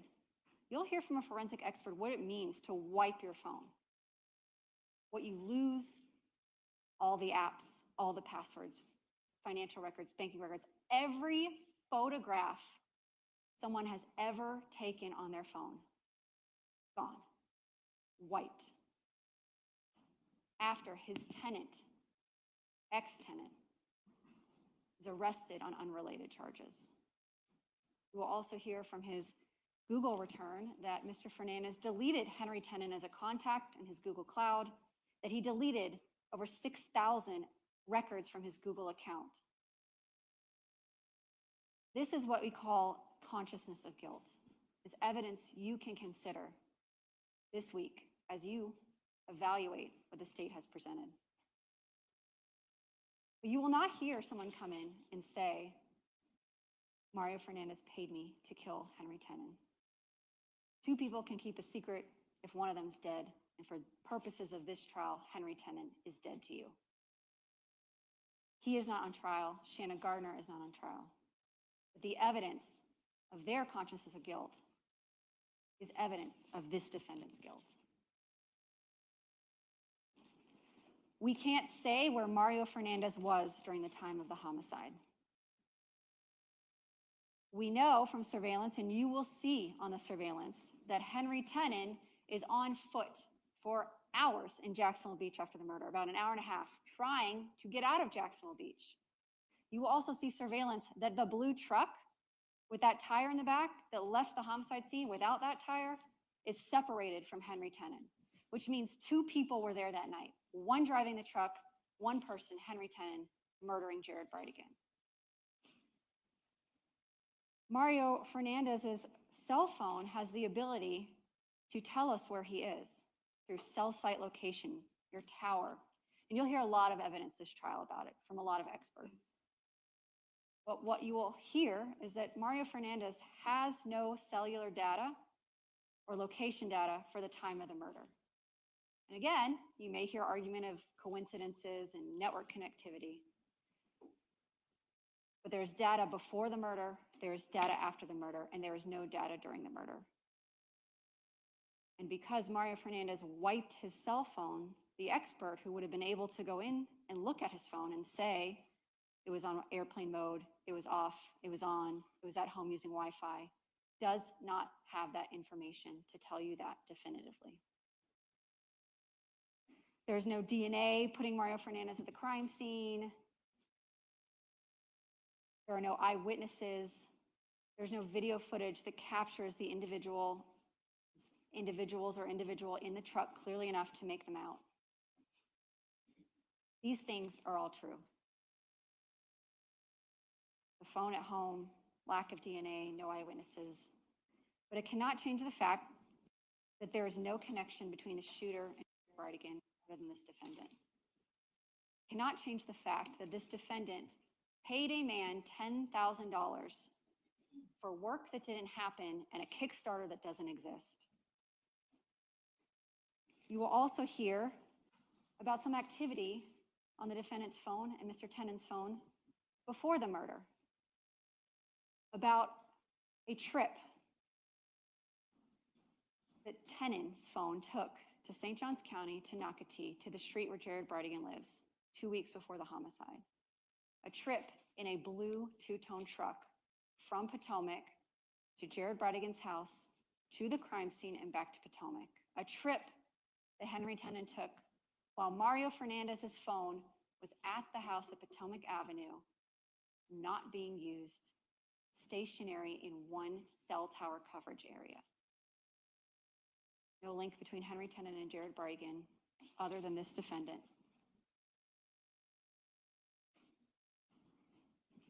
I started my opening today describing the final moments of Jared Bridegan's life and the final moments that Bexley Bridegan had with her father as she witnessed him dying. I began that way to remind you of why we are here. Mr. Dreiser talked at jury selection about this case and media attention and the popularity of verdicts. A trial is about the state's ability to prove a charge beyond a reasonable doubt with evidence, not emotion, with facts, not feelings.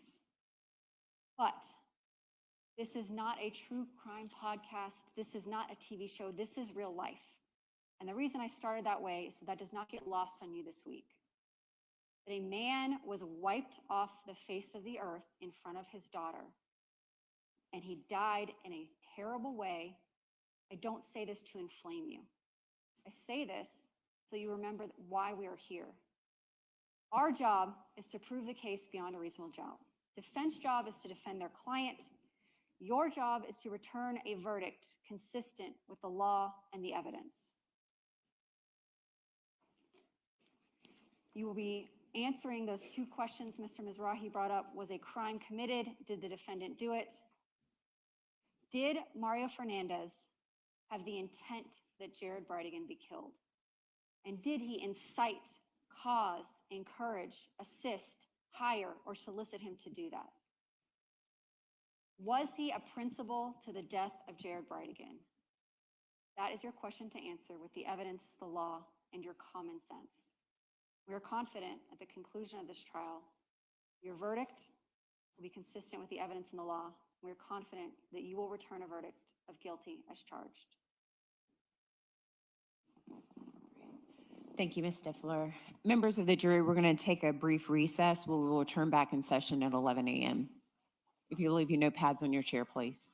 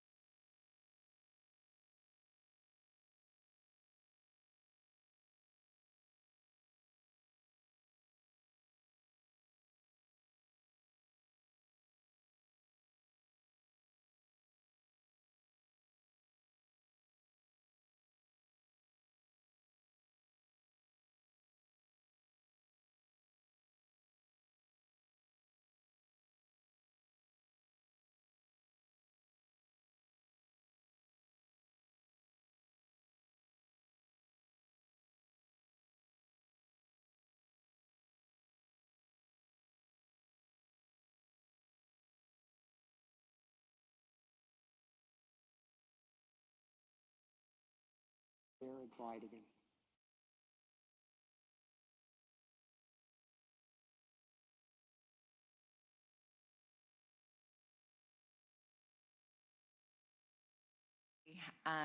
The defense will now present their opening statement to you. The court reminds you that this gives the attorneys a chance to tell you what evidence that they believe will be presented during the trial, and what they say is not evidence and you're not to consider it as such. You may proceed, Mr. Hill.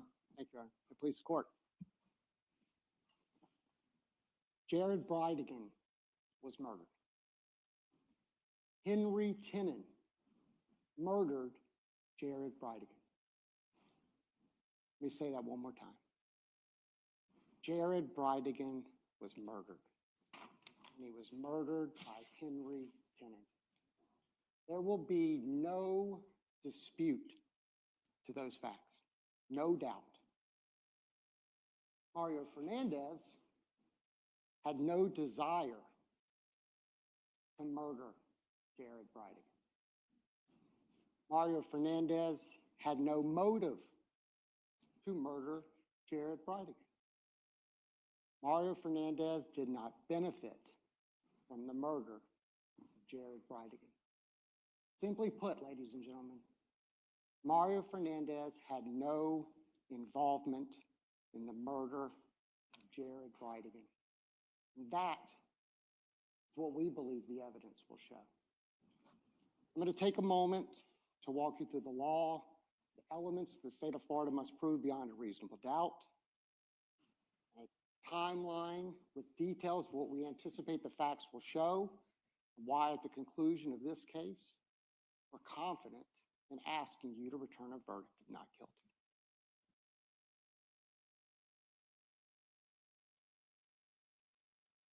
Ladies and gentlemen, the first charge in the indictment, murder in the first degree. As to count one, to prove the crime of first degree premeditated murder, the state must prove the following three elements. But actually, they will only have to prove two.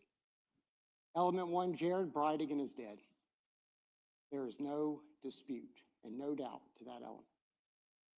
The death was caused by the criminal act of Mario Enrique Fernandez Saldana. We anticipate there will be no evidence to support that whatsoever. Henry Tenon murdered Jared Bridegan. Element three, there was a premeditated killing of Jared Bridegan. The evidence will show that Henry Tenon had a premeditated killing of Jared Bridegan. The state mentioned, they said Henry Tenon is the shooter. There will be no dispute to that fact. So they will seek to prove this case by claiming that Mr. Fernandez is a principal to first-degree murder. That instruction that the court will provide you is that if Mario Enrique Fernandez Saldana helped Henry Tenon commit a crime, the defendant is a principal and must be treated as if he had done all the things the other person or persons did, if the state proved beyond a reasonable doubt the following two elements. Number one, that Mario Fernandez intended Jared Bridegan to be murdered. And number two, that Mario Fernandez did some act or said something that was intended to and that did incite, cause, encourage, assist, or advise the other person or persons to actually commit the crime. To be a principal, the defendant does not have to be present when the crime is committed. Ladies and gentlemen, you heard Ms. Stifler. You will never hear a witness in a witness stand, see a text message or an email, any communication between Mario Fernandez and Henry Tenon intending that this crime be committed, inciting, causing, encouraging, assisting, or advising Henry Tenon or any other person to commit the crime of murdering Jared Bridegan. Second charge, criminal solicitation to commit a capital felony, to wit, first-degree murder. In essence, to get to the first charge, you have to go through the second charge. As to count two, to prove the crime of criminal solicitation, the state must prove the following two elements beyond a reasonable doubt. Mario Enrique Fernandez Saldana solicited Henry Tenon to commit an offense prohibited by law, to wit, first-degree murder. Solicit means to ask earnestly or to try to induce another person, Henry Tenon, to engage in specific conduct. And number two, that during the solicitation, that Mario Enrique Fernandez Saldana commanded, encouraged, hired, or requested Henry Tenon to engage in specific conduct which would constitute the commission of first-degree murder or an attempt to commit first-degree murder. Ladies and gentlemen, that's the evidence the state has to put forth to you. They have to prove each of those elements, just like Mr. Dreiser said in jury selection when he gave a hypothetical about the links in a chain. And if none of those links are actually established, then the whole chain falls apart. That's what we believe the evidence will fail to show, are those links in the chain. Now, Ms. Stifler started this case, and she ended her opening statement with her statements of why we are here. We're here because a man was murdered by Henry Tenon with his child in the car. There's no doubt about that. It's terrible. But I give credit to Ms. Stifler. She was correct. When you retire to that deliberation room, you have to leave a lot of your own human emotions here in this courtroom. The judge will provide an instruction, rules for deliberation. These are important. Asking you to do something that's not natural.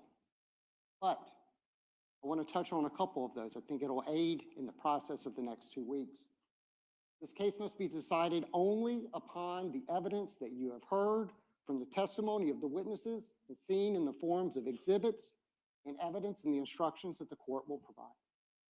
This case must not be decided for or against anyone because you feel sorry for anyone or angry at anyone.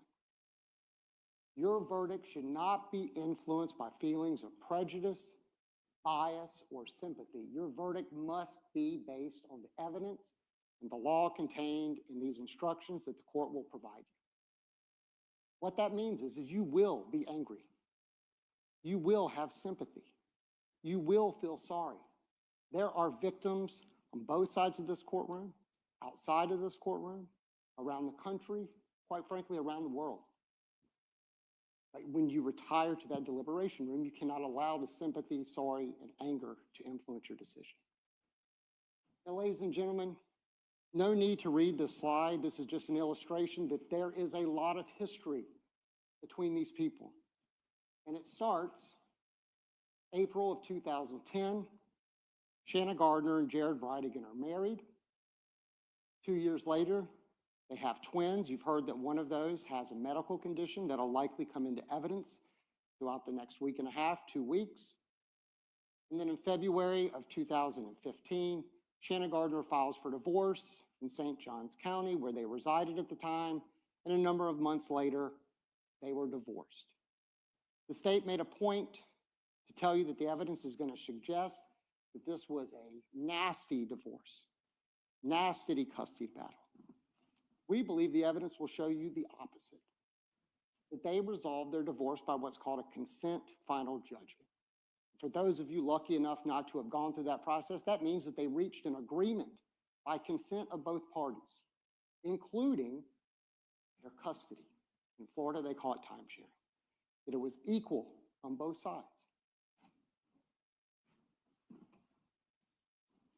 2017, Jared Bridegan marries Kirsten Bridegan. The state said that there was short courtships. You'll see that that is somewhat of a theme, short courtships and fast marriages. That doesn't mean that they're not valid marriages. The state would want you to believe that the evidence is going to suggest that Mario Fernandez and Shanna Gardner had a marriage of convenience. Sometimes marriage is convenient. And you'll see that Mario Fernandez will be a good stepfather and that he'll do an equal role. That's what the evidence will show. But once these parties were married, now with two separate households, co-parenting these twins, you're going to hear it wasn't always perfect. And the state was correct. You can take your common sense back there. Two parties have divorced. They're now shifting two children back and forth. Would they have arguments? Certainly. Would they argue over school choice, medical devices, and child support, hair colors? Yes. But you're going to hear that once there were now new spouses, there's going to be a family text, a text chain. You'll likely hear there were thousands of messages between Kirsten Bridegan, Jared Bridegan, Mario Fernandez, and Shanna Gardner. You will not hear anyone take the stand, say there were threats of violence, any types of suggestions of violence. They will say both sides at times would say things they maybe regret, cheap shots at one another, little digs, but no violence. There will not be a witness that will take the witness stand. You'll see no evidence that law enforcement was ever called. The Department of Children and Families ever got involved. Or that any of them went down to the second floor to domestic relations and filed for an injunction or what you may think of as a restraining order. They weren't perfect, but they made it work. They even had a consent order right up to October of 2021.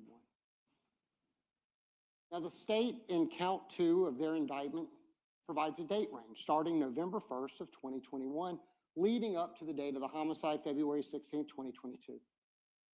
There will be no evidence that you will see. We anticipate no evidence whatsoever of anything suggesting that Mario Fernandez has any involvement in the murder of Jared Bridegan. You will see nothing in December giving any suggestion that Mario Fernandez hired, solicited, or had any involvement, desire, or intent for Jared Bridegan to be murdered.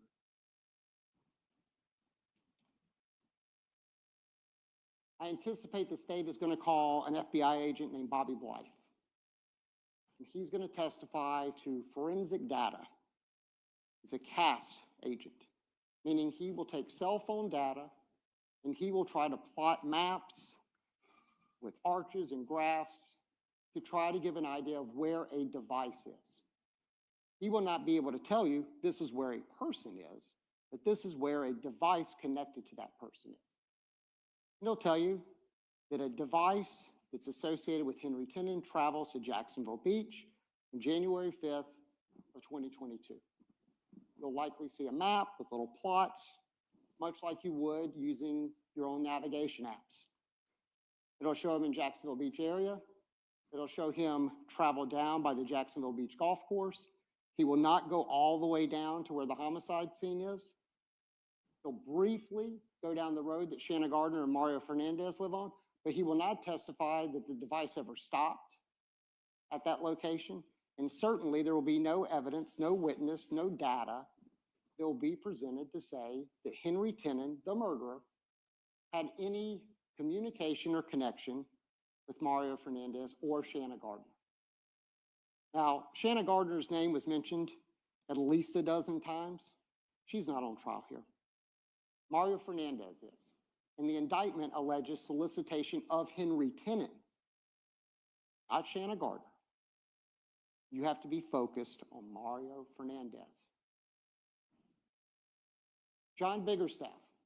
The state actually did a really good job of explaining, kind of stole my thunder, of who John Biggerstaff is. It is correct, and it'll be undisputed, that Mario Fernandez went to school with John Biggerstaff's kids, his daughter and his son. And he's known him for decades. They both served in the military. They stayed friends. They worked out together at John Biggerstaff's house. John Biggerstaff also had a bit of a handyman business. You will not have to take our word for that. Because after this homicide had occurred, law enforcement was investigating Mario Fernandez. They put up what's called pole cameras. And those are exactly what they sound like. Cameras on top of poles used to surveil locations. You will be able to see John Biggerstaff doing work with Mario Fernandez at the Potomac rental property. You will see that legitimate work being done. In fact, it'll be a wet saw where they're doing tile work. Now, John Biggerstaff, who they will want you to believe is the person that provided the firearm in this homicide.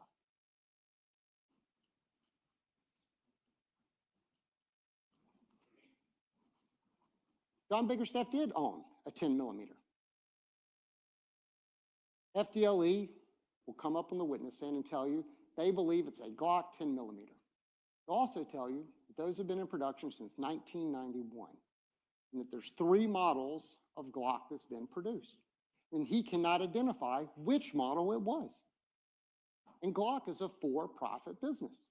You'll hear they produced thousands of these firearms. But they're focused on John Biggerstaff's 10 millimeter. He did own one. The ATF did run what's called a firearm trace summary once they looked at John Biggerstaff.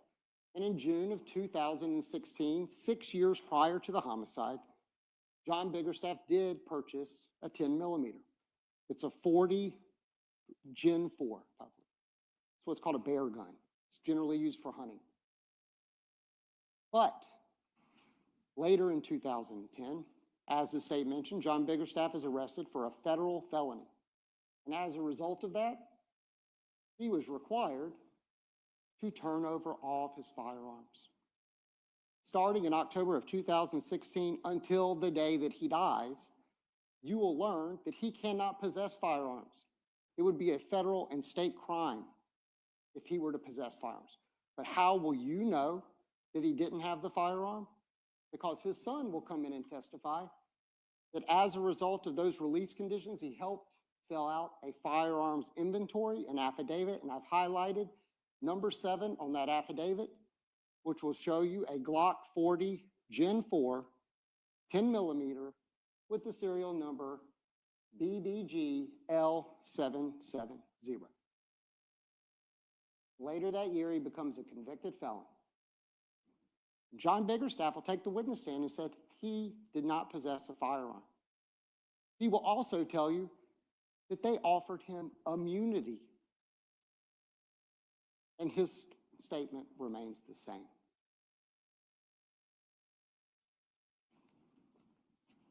They didn't mention in their opening, but I anticipate you're going to see this evidence.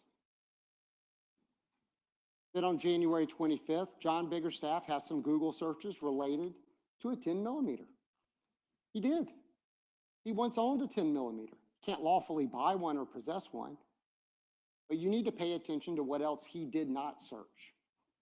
He did not search how to modify a firearm to throw off an analyst from FDLE on rifling characteristics or tool marks. As mentioned by the state, when these shell casings are ejected from a firearm, that FDLE analyst will tell you, we can tell it's a Glock because of certain markings. You won't see any searches of how to get rid of a firearm, how to stage a robbery for a murder, nothing. What you will see from the same exact day, it's also important to note Mario Fernandez is not there. You'll see that he searched the Windjammer Resort, the Average Savage, which is a band that apparently plays at that resort. He searches Charleston military bases. He searches 9 millimeters. There's not a 9 millimeter used in this case. You have to go into this with your eyes open and not focused like law enforcement was. You have to open up the aperture. You'll see that he searched locked gun case. You'll hear that John Biggerstaff has struggled with substance abuse and that he had a substance abuse problem during this time period. And I anticipate you'll hear that he hid drugs around his house. He searched his personal injury attorney. You'll have all this in evidence. You'll see that on the same day he searched handmade flour tortillas, certainly don't have anything to do with this case, luxury villas in Italy. You'll find out he doesn't have any money. You have to look at all of the evidence to determine whether the state meets their burden. But that 10 millimeter, where did it go? In 2016, Juan Biggerstaff will come in and testify that after filling out that affidavit, he then loaded 20 firearms into his vehicle. His dad said, you can keep 4. Didn't include the 10 millimeter, shotgun, rifle, a couple pistols.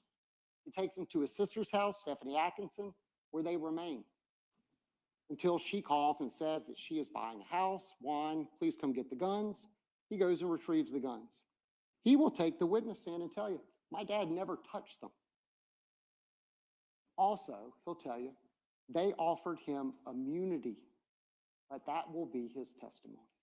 Both of these men have been offered full immunity from prosecution in a homicide that has no statute of limitations. And their testimony will be, we have not seen those guns since 2017, because once he picks them up from his sister, he then has them. He's at UNF, Juan Biggerstaff, studying, and he gets recruited to be a police officer in Irvine, Texas. And on his way out of town, with the 16 guns that he doesn't get to keep, he goes to a family friend's house, Fred Martin, takes them in bags and in gun boxes, puts them in a closet. And both of those men's testimony will be, that is the last time they saw those guns. And the state will want you to believe this is part of some sort of conspiracy. John Biggerstaff has never been arrested.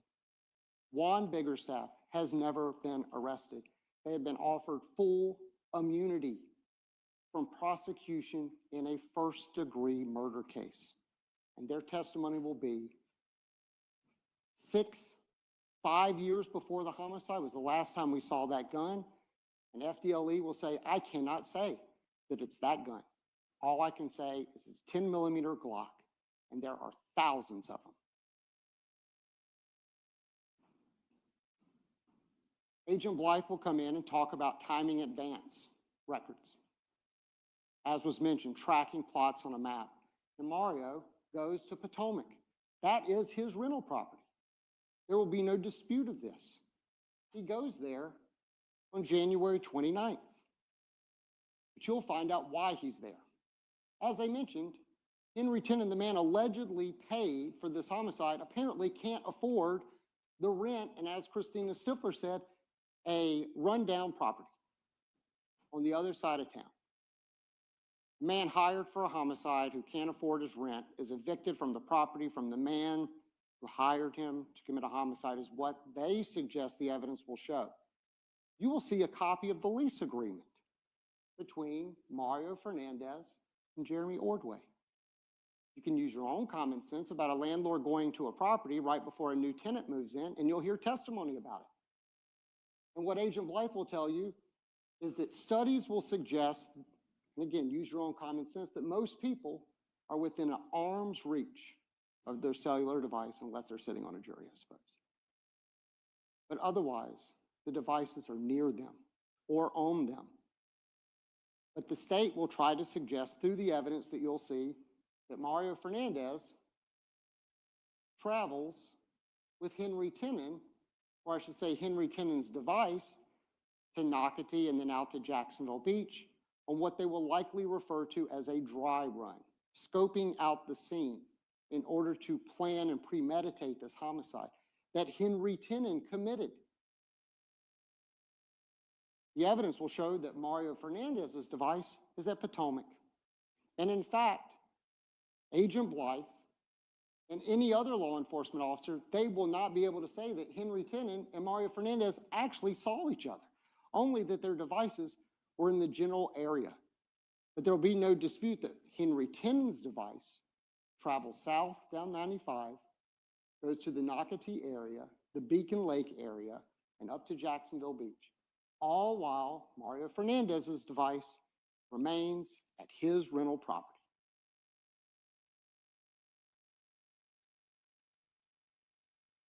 As to whether or not he goes to this rental property often, again, thank God for those poll cameras. You'll see Mario Fernandez countless times at his property, coming and going, tenants coming and going, air conditioning companies coming, him doing work at his property. There will be no dispute of that. Ms. Stifler mentioned that things were not rosy for Shanna Gardner and Mario Fernandez, and in fact, that was the case. You'll hear from administrators and teachers from the school that the twins attended. And they'll testify that yes, we were told things weren't going great. They'd done some marriage counseling, but things were rocky, and they anticipated getting divorced. They were going to get separated. This was at the beginning of the school year in January of 2022. But what they will also testify to is that Mario Fernandez, in this so-called marriage of convenience, was an active and involved stepfather. That he would attend parent-teacher conferences. And they'll tell you, despite what the state said about this acrimony in this child custody issue, is that it is very common, and they accommodate divorced couples. And they gladly do separate parent-teacher conferences. Not uncommon. This was not a result of just Shanna and Jared having problems. This is something that happens because far too many Americans do get divorced and do have to raise children. But they'll testify that Mario Fernandez helped with homework, school projects, he picked children up, he dropped children off. He was involved. February 15th, the day before the homicide. Mario Fernandez, once again, back to Potomac as he normally does. He is not an absentee landlord. He's involved. It's not a high-profile, wonderful, beautiful house out at the beaches. It's a rental property for lower-income people. And what he would do is go over and do work and try his best to make this property as best as he could. And he would hire people to help him. Henry Tenon will be there and leave. Again, there'll be no evidence submitted to you that there's any type of agreement, contract, solicitation, incitement, encouragement, nothing to suggest that Mario Fernandez has done anything to get Henry Tenon to commit this homicide.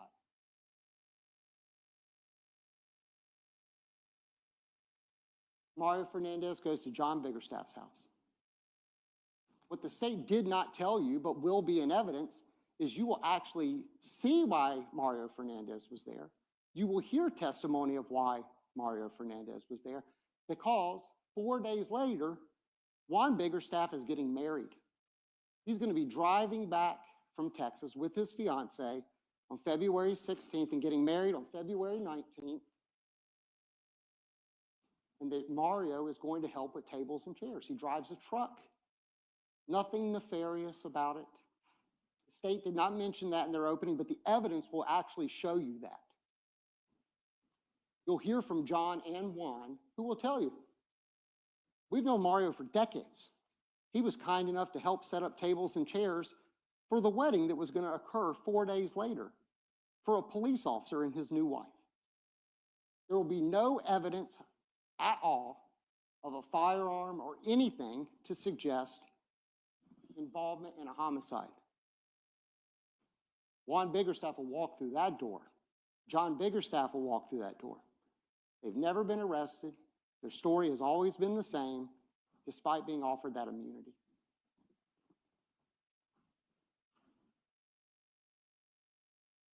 The night of the homicide.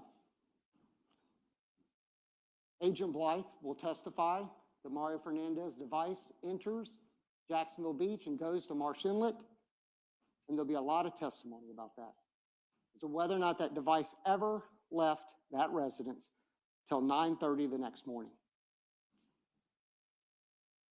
Now, ladies and gentlemen, February 16th, 2022. It was a terrible day. There are a lot of people in this courtroom and a lot of people watching. That day destroyed the lives of so many people. We will never, ever say otherwise. What Henry Tenon did that night was unconscionable. And he will be held to account for that at a later date. The state has brought in evidence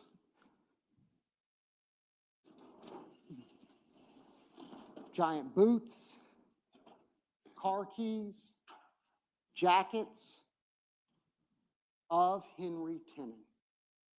He destroyed the life of Jared Bridegan, his wife, his family. He's destroyed the life of Mario Fernandez, who's been accused. There will be no evidence submitted to you that will connect those chains, that he had any involvement than what Henry Tenon did.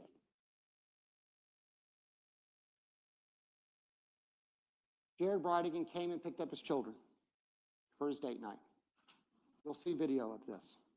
It'll be heartbreaking knowing where that ends. He takes the children to a Jacksonville Beach barbecue place called the Bearded Pig. They're there for about 45 minutes. He drives them through Wendy's to get them Frosties. He drops them back off. You'll see videos. You'll watch them walk through the parking lot. And then you're going to also see videos of that blue truck owned by Henry Tenon, which will not be in dispute. These are little snapshots of all those videos that you will see. But what you will not see is Mario Fernandez. You'll see videos of that blue truck driving past people walking down the street.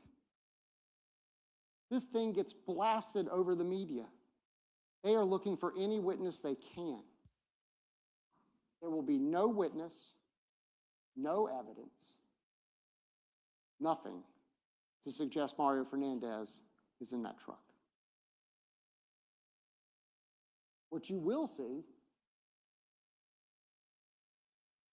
from 7:46 to 9:14,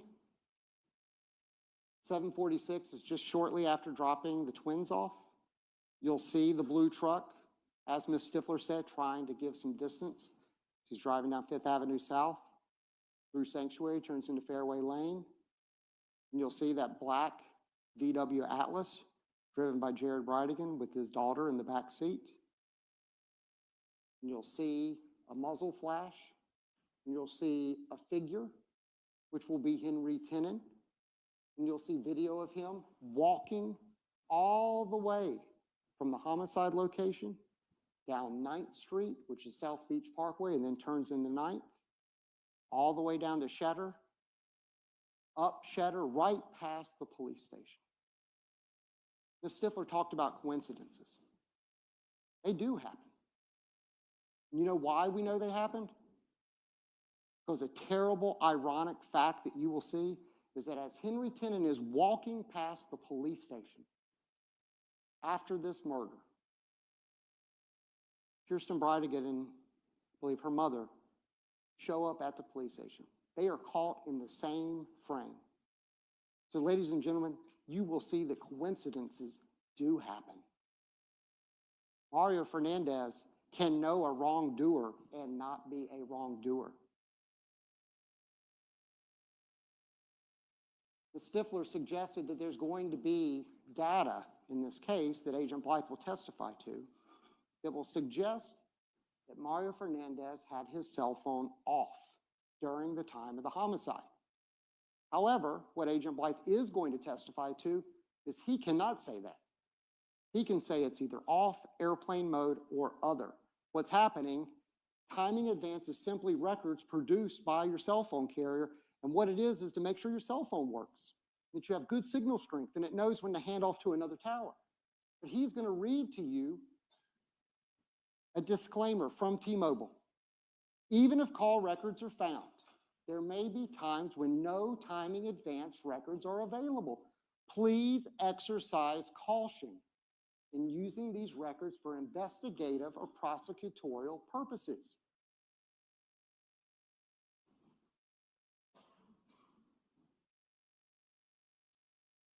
What Ms. Stifler didn't mention, but the evidence will show, is there were other gaps.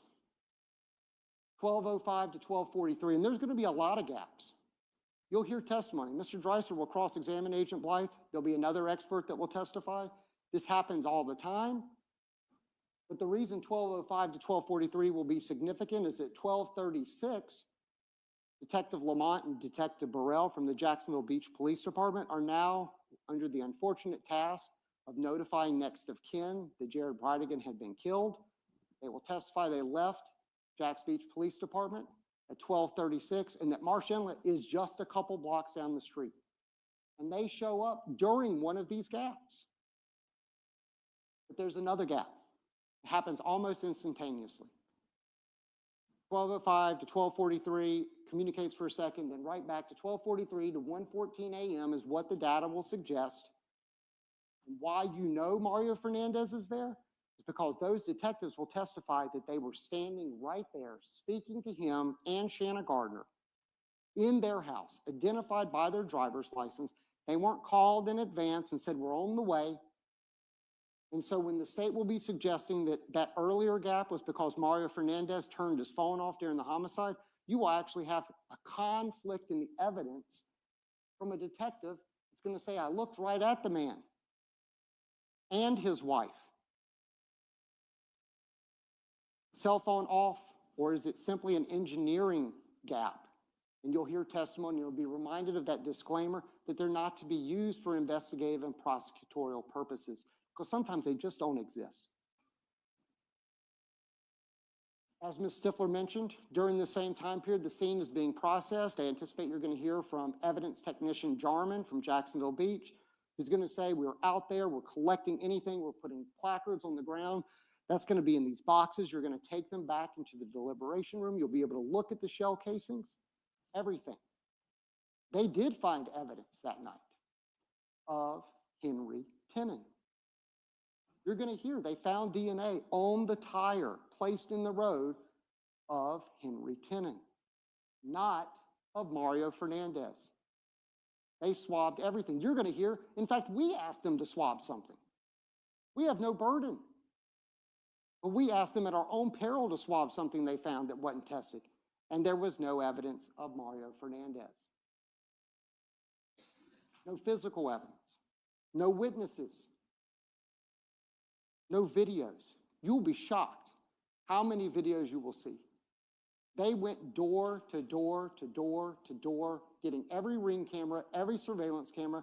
They went to the Beach's hospital to look at their cameras. They scoured everywhere they could for any video they could find, and they never once saw Mario Fernandez. The state will want you to believe during that gap that somehow he evaded every camera that nobody could possibly know where they are, but was never, ever seen. There's not a fingerprint, a hair, DNA, nothing, other than the killer, Henry Tenon. As I mentioned, the detectives go at 12:36. During one of those timing advance gaps, they'll testify that as trained law enforcement officers, again, you can use your own experience. They do patrol. Now they're detectives. One will be a corporal. They're trained to look at observations. They'll testify to the observations they made. They'll also testify to the lack of observations they made. Nothing of any evidentiary value occurred when they went to that residence, other than Shanna Gardner crying about having to tell her children and Mario Fernandez being present right there when that information is being disclosed. They will not testify that he hid in the back room. They will not testify that he was sweating profusely 4 hours after this homicide that he's supposed to be the mastermind of. They will give you no observations, other than we showed up, they were there, they answered the door.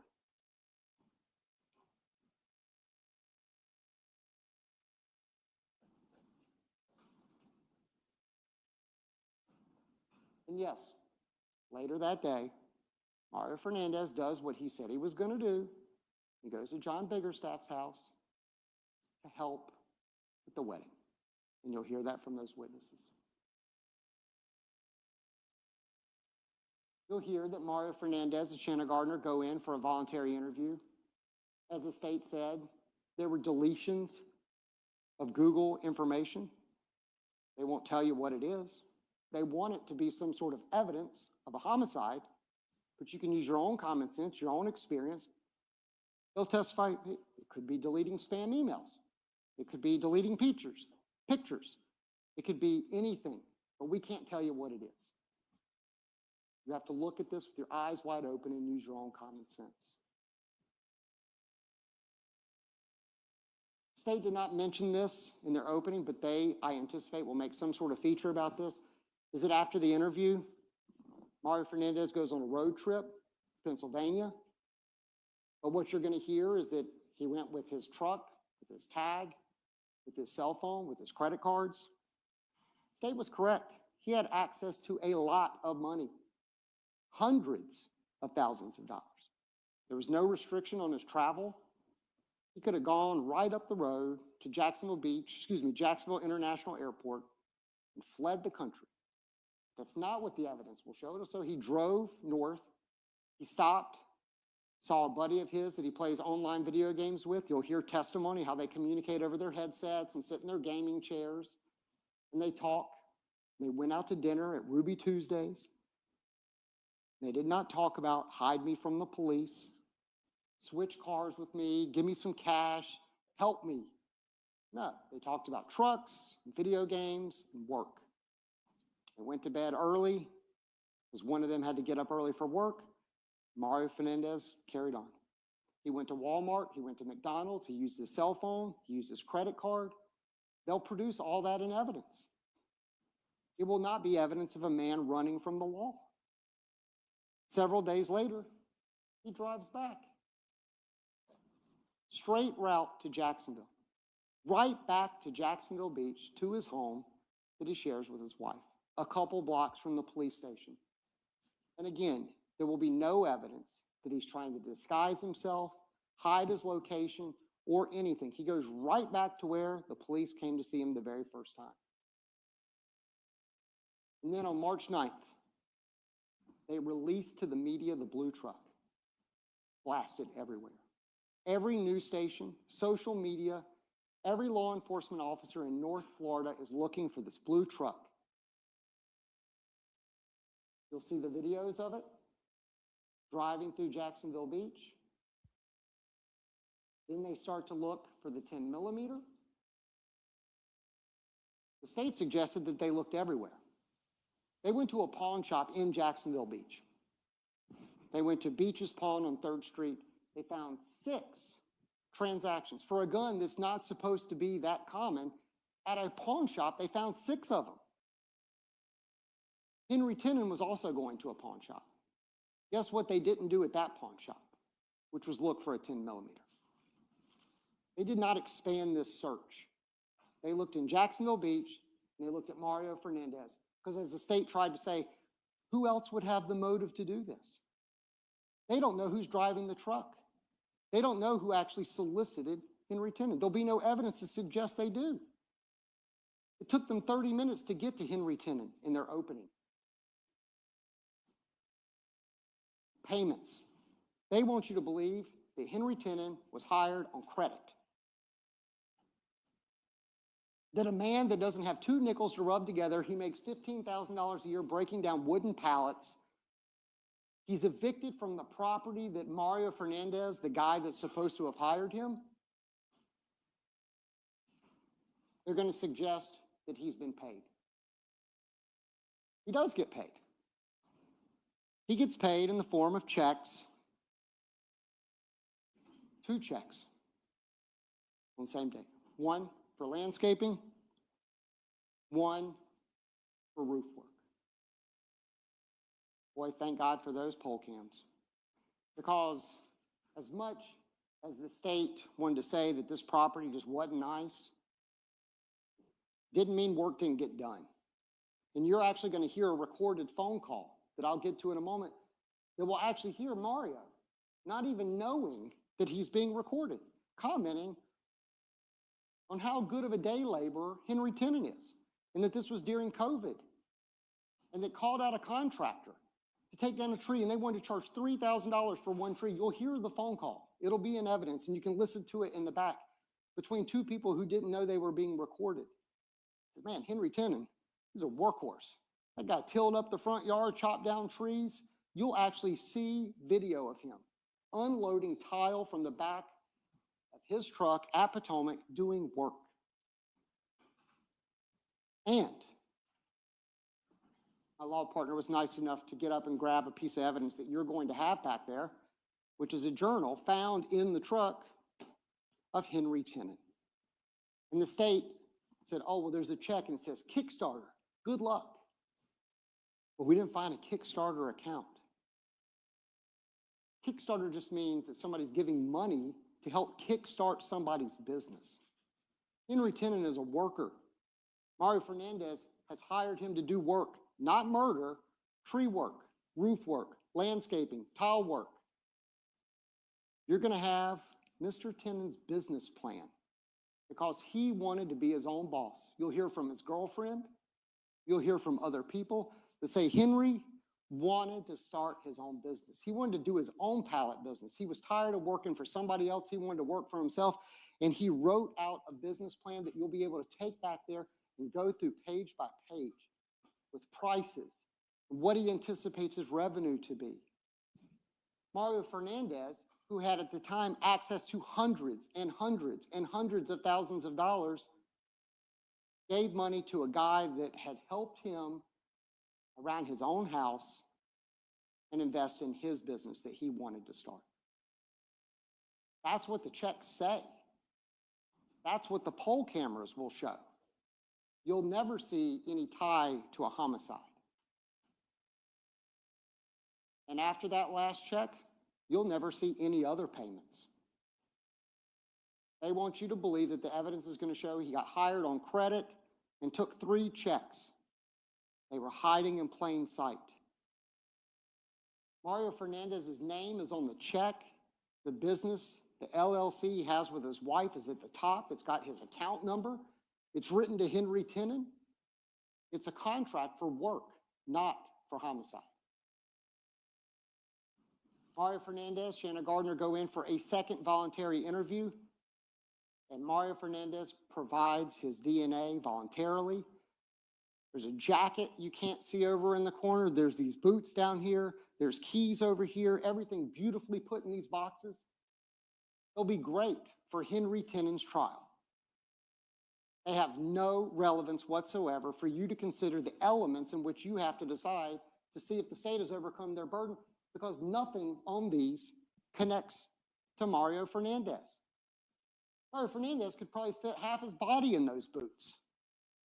They will have no evidence to suggest it has anything to do with Mario Fernandez and the homicide of Jared Bridegan.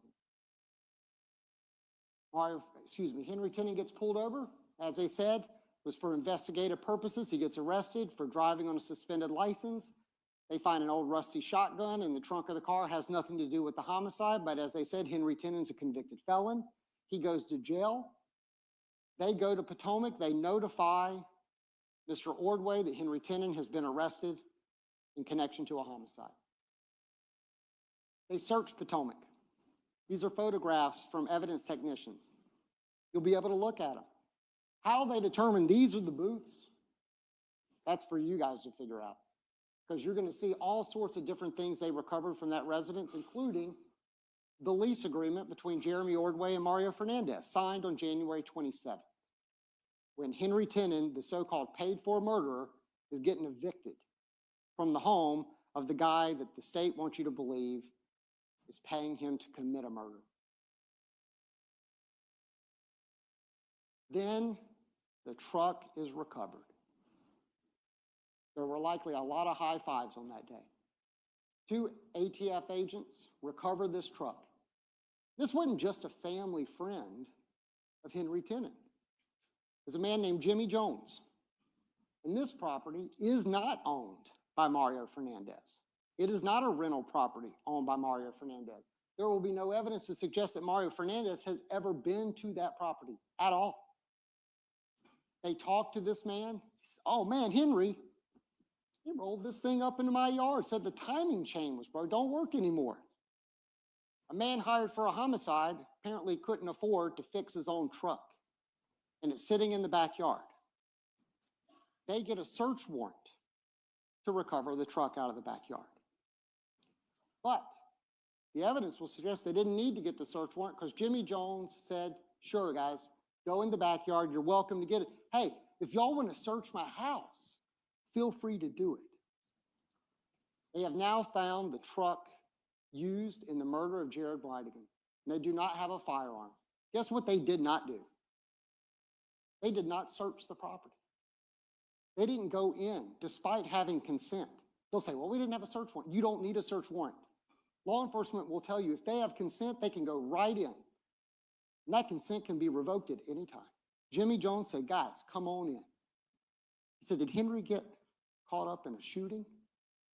And yet they decided not to go look for that 10 millimeter in the very location that they found the truck with a guy who did not call law enforcement and say, I've seen this truck all over the news. It's in my backyard. But what you're also going to hear, and why it's significant, is when FDLE takes the witness stand, that agent will tell you on July 30th, just a couple weeks ago, we're still getting evidence. He produces a report identifying the firearm used as being a Glock, has 4 names listed on that report: Henry Tenon, Shanna Gardner, Mario Fernandez, and Jimmy Jones. This was not a good investigation. Ms. Stifler was right. It was by officers who were not experienced in homicide investigations. They will tell you they were learning on the job. We'll never know what is inside that house. So when they say, oh, I wish we could have got the gun, maybe we could have exonerated the idea of it being Mr. Biggerstaff's gun, there were opportunities. They only looked where they wanted to look. They did not look in a house that they were given consent to look.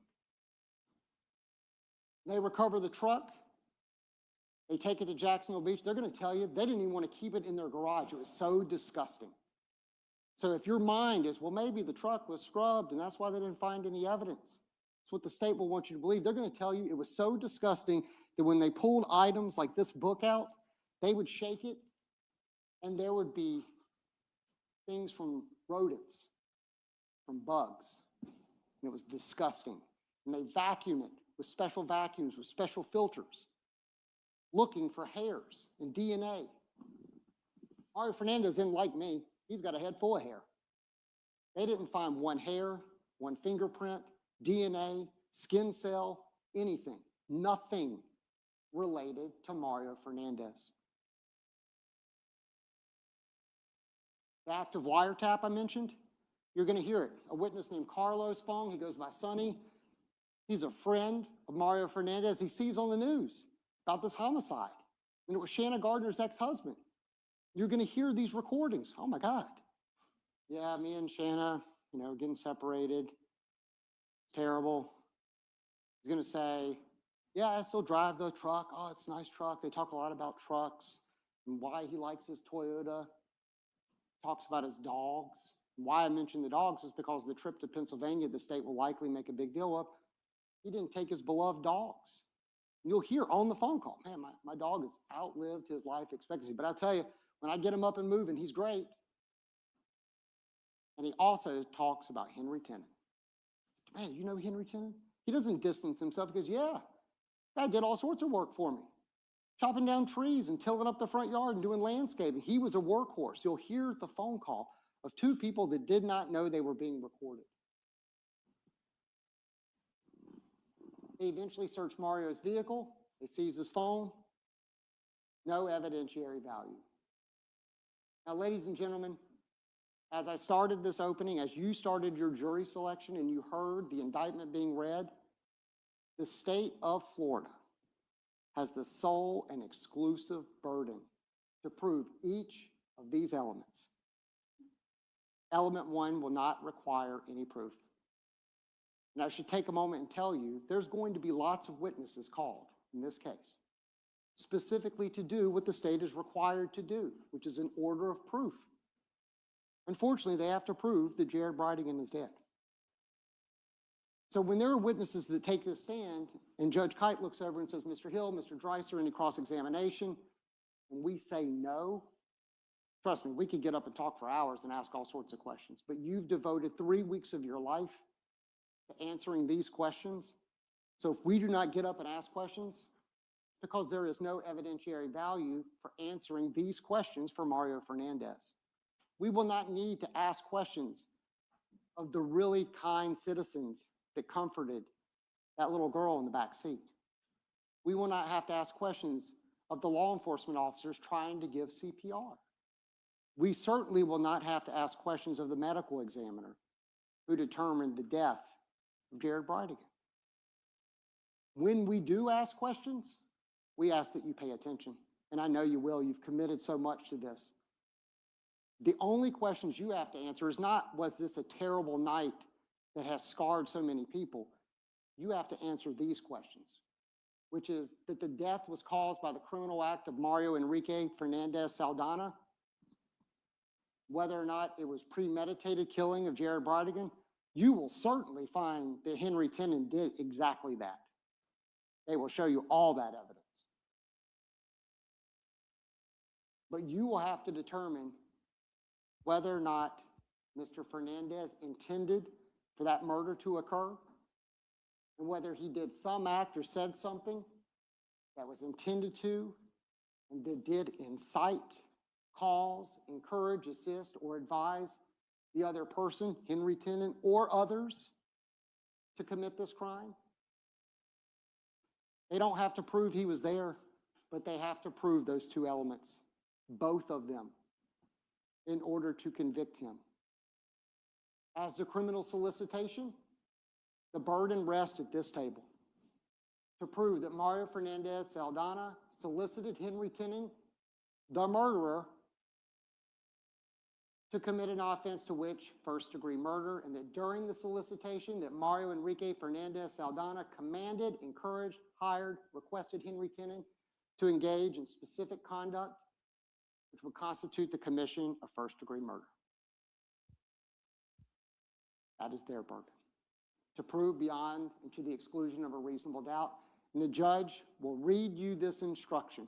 You will carry it with you back there. We talked about it in jury selection. The defendant has entered a plea of not guilty. This means you must presume or believe the defendant is innocent right now, innocent. This presumption stays with the defendant as to each material allegation in the indictment through each stage of this trial, unless it has been overcome by the evidence to the exclusion and beyond a reasonable doubt. To overcome the defendant's presumption of innocence, the state has the burden of proving the crime with which the defendant is charged was committed, and the defendant is the person who committed the crime. The law does not require proof beyond all doubt on the part of the jury before it returns a verdict of guilty. A mere possible, speculative, imaginary, or forced doubt is not a reasonable doubt. A reasonable doubt is not a guess or mere conjecture. Rather, it is based upon the reasoning, common sense, after careful consideration, impartial consideration of all the evidence in this case. A reasonable doubt as to the guilt of the defendant may arise from the evidence, conflict in the evidence, or the lack of evidence. If, after careful and impartial consideration of all the evidence, you have a reasonable doubt as to the guilt of the accused, it is your duty to find him not guilty. On the other hand, if after careful and impartial consideration of all the evidence, you are convinced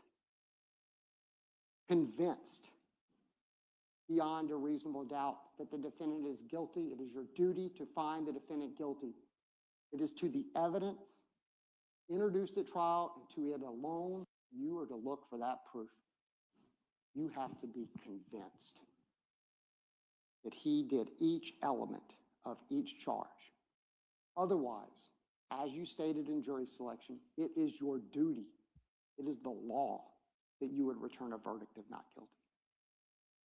Ladies and gentlemen, you have paid attention to me, you've paid attention to the state, you sacrificed all last week. In the next 2 weeks, we don't want to waste any more of your time. Thank you so much for your attention, and we look forward to showing you our case.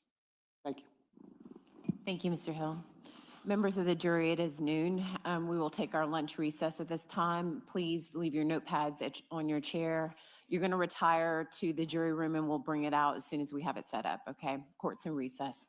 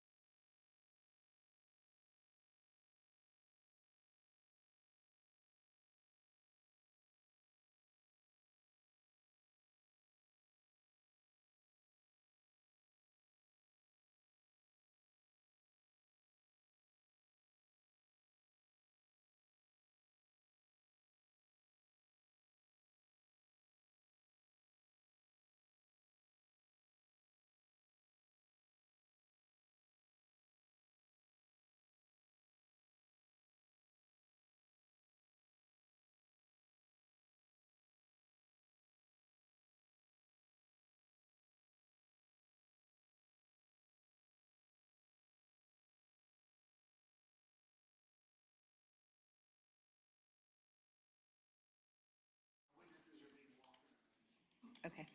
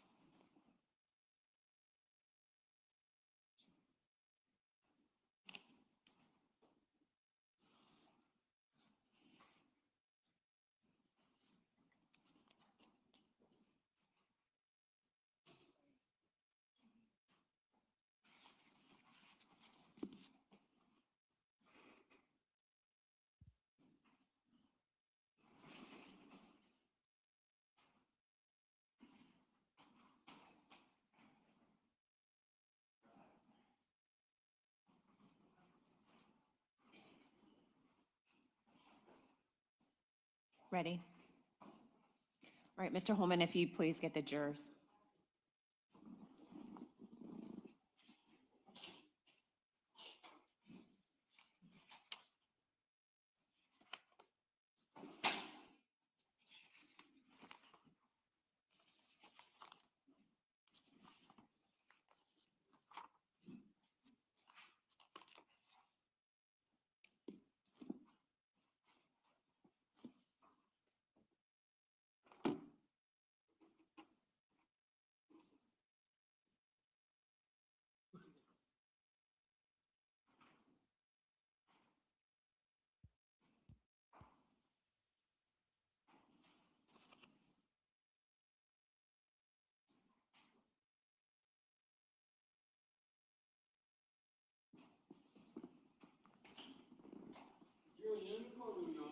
Thank you.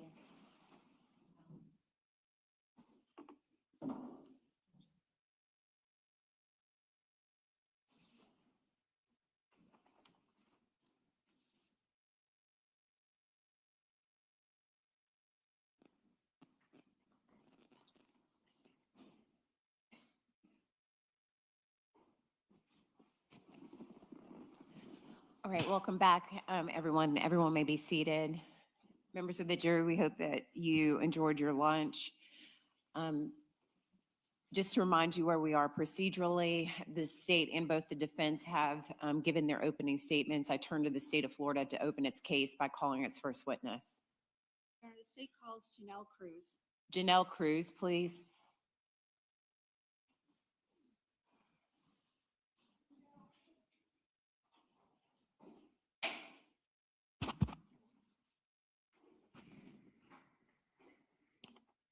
All right, good afternoon, Ms. Cruz. If you could walk all the way forward, please. Please raise your right hand to be sworn in. Ma'am, do you solemnly swear or affirm the testimony you're about to give will be the truth, the whole truth, and nothing but the truth, so help you God? Right this way, ma'am.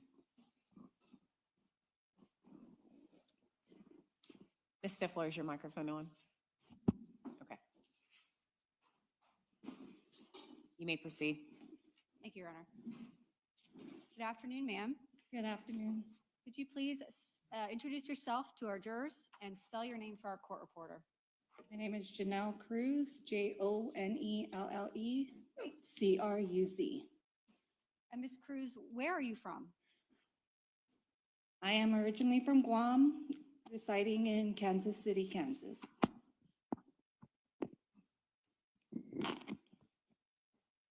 And are you in a long-term relationship with someone? Yes, ma'am. Who is that person? Shane Borja? And do you have any children? Yes, I do. How old are they? I have a 27, 24, and 13-year-old. And Ms. Cruz, could you tell the jury what your prior work history is? I worked with Baptist Primary Care in a medical clinic doing front desk clerical work. And how long have you been in a relationship with Mr. Borja? 5 years. I want to talk to you about February of 2022. Yes, ma'am. Were you and Mr. Borja living together in Jacksonville back in February of 2022? Yes, that is correct. What area of town were you living in at the time? South Side. And specifically, I want to talk to you about a night, February 16th, 2022. Do you remember that night? Yes, ma'am. And in that night, were you in the sanctuary area of Jacksonville Beach, Florida? Yes, I was. Prior to arriving at that particular location, what had you and Mr. Borja been doing that evening? We had gone to return a motorcycle to one of his friend's house in Jacks Beach. And what area of Jacksonville Beach was his friend's house located in? The house was located across the Baptist hospital and that school that's located there. And when he went to drop off the motorcycle, what did you do? As he dropped off the motorcycle, I followed him to the house in my vehicle. He got down, returned the motorcycle, and then I just remained in my vehicle and we headed back home from there. When you were leaving that house near the Baptist beaches, what route did you take to get back to your home on the south side? We went through the neighborhood. And were you from that area at all? No, ma'am. How did you find your way from that house out to, I presume, JTB to get back to the south side? Shane was directing me. Would you have found your way out if he had not been directing you? No, ma'am. Can you describe for the jury what that neighborhood is like, the route that you took that night? There was a couple turns just full of homes, and then when we got to the left turn, it was just like a dark road. Do you remember about what time of night it was when you were leaving your friend's house? About shortly before 8 p.m. And I want to talk to you about you and Mr. Borja coming across a vehicle on Sanctuary Boulevard South. Do you remember that? Yes. Can you describe what the lighting conditions were and the conditions that night to the jury? It was dark. The only thing I remember the light being that I was able to see was the flashes on the vehicle. Were you driving or was Mr. Borja driving? I was driving. And as you drove, were you able to continue down the road or explain to the jury what it was that initially caught your attention? So as I took the left turn, we obviously had to stop because there was a vehicle in the middle of the road, blocking the road. So it was dark. It was just flashers that I was able to see, and another vehicle that was right behind that vehicle. Did you see anybody get out of the vehicle behind the vehicle with its flashers on? No. Do you know who was in that vehicle? No. Were they also individuals that remained on scene while police arrived later? I did not see anybody. I'm going to show you a photograph that's been marked and entered into evidence as State's Exhibit 4. Do you see an image on your screen in that witness box? Yes, ma'am. And is that the vehicle as it appeared to you that night you saw with the flashers on? Correct. And where we are situated from this vehicle, about how far would you say you and the other car stopped in front of you were from this vehicle? I cannot recall. Were you right up close to it, far away? I understand you don't have to give me an approximation, but Pretty far away. when you saw the vehicle with its flashers on, I want you to tell the jury what happened next. So I stopped the vehicle. Shane had exited the vehicle to go see if they needed help. So he got down. I remained in my vehicle, and then he walks up asking if help was needed. And then I see him walking back towards my vehicle and he says to call 911. And at some point he says there's a guy on the ground. And so as I was starting to call 911, I had exited my vehicle and he took a turn around the backside of the victim's vehicle to check if there was, any other things going on, sorry. And he found the little girl. Okay. I'm going to go back and ask you a few questions. You mentioned that you made a 911 call. Yes, Prior to today's trial, did you have the opportunity to listen to your 911 call? yes. I'm going to play that for you now.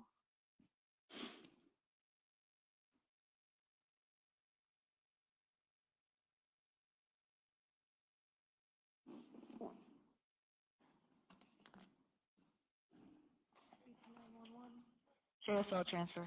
Hi, yes, I'm calling. There's a guy in the middle of the road on America Avenue And I'm pausing it. This is for the record, State's Exhibit 2. Ms. Cruz, is that your voice? Yes. Let me inquire. Can the jurors hear that okay? Okay. I'm not sure if somebody else caught it in. Hello? What's he doing? He's, like, the car is open, and he's laying on the ground. I'm not sure what. We're out on going America. Right when you take a left on America going out, I believe to Sanctuary, maybe? What kind of car is it? Is he by? It's a black SUV. Is that a Nissan Toyota? Is that a Nissan Toyota? Is it only him on the ground? What's he doing? He's just laying there. I'm not sure if he's having a heart attack or something. And he has a little kid in the car. My husband right now is holding her. She was crying. So I think it's just him and this little girl. Okay. And you think it's a medical emergency? It might be. It looks like he stopped the car and just laid on the ground on the road. Is he bleeding? Can you talk to him or? Is he awake? Is he conscious? Is he conscious or he's unconscious? Unconscious? Okay. Let me get Yes. fire. I got officers on the way. Let me get the fire department on the way also. Okay, thank you. Uh-huh.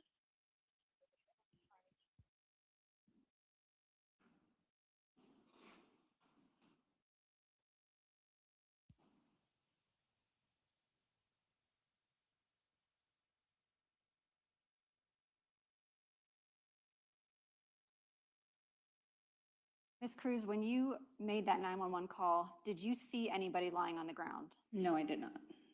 And what you were relaying to the operator, is that what Shane, Mr. Borja, is relaying to you? That is correct. You mentioned in the 911 call that your husband brought a child to you. That is correct. Can you describe for the jury her appearance when he brought her to you? She was shaking. She was like panting as if she's been crying. She was very worried about her dad. She kept asking, she was telling us that her dad is hurt on the ground along those lines and asking if the police was going to help her daddy. How old did she appear to be to you? To me, she was between 2 to 3 years old. And what did you do to comfort her? So when Shane brought her to me, I took her from him and I grabbed a blanket that I had in the back of my vehicle. I wrapped her in it and we just remained in my vehicle till the detectives came to retrieve her from me. Oh, you mentioned that she made some statements. I want to ask and go through those specifically. Yes, Did she say if she had seen or heard anything? she heard a boom. And then she was mentioning her daddy. Did you take that to mean that the man on the ground was her father? That is correct. What did she say specifically about what she saw? Along the lines of, I can say something along the lines of, my daddy's on the ground, my daddy's hurt, and is the police gonna help my daddy? That's pretty much what she kept repeating. And were you asking her questions and was she able to respond to your questions? That is correct. I was trying to distract her from the whole scene. What else did you ask her? I asked her where her mom was, and she replied with, at home with my baby sister. I asked her her name, how old she was, and she had some like dirty mouth, and I asked her, I said, what did you eat? She's like, I had ice cream. Ms. Cruz, while you were with the child, did you take a little homemade video on your cell phone of her? Yes, I did. Can you explain to the jury why you did that? It was just for myself, memory of her, she was just the cutest, bravest, strongest little girl I've ever met. Ms. Cruz, prior to today's trial, did you have the opportunity to review the video you took that night? I did. I'm going to play it for you. It's been entered into evidence as State's Exhibit 1. And I'm showing you on your screen, is that you? That is correct. On the left? Yes, ma'am. And on the right side where my cursor is that the child? Yes, ma'am. And is this the video you took that night? That is correct.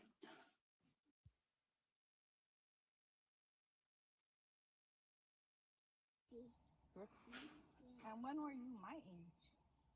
When I was your age, I think too. Yeah, when you were my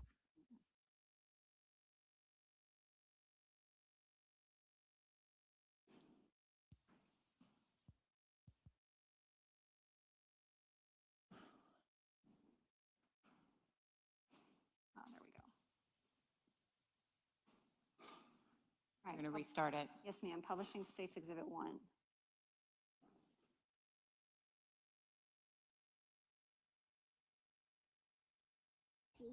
Brooksy, and when were you my age? When I was your age, I think too. Yeah, when you were my age? Yeah. Oh man, that's awesome. That one.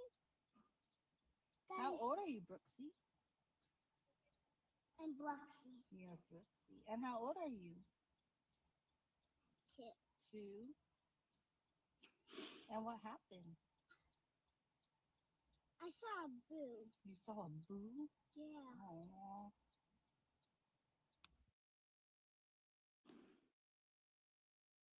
Ms. Cruz, we can see in the video that you're inside of a car. Are you inside of your car? That is correct. And there are flashing lights in the background. At that point, had police arrived? That is correct.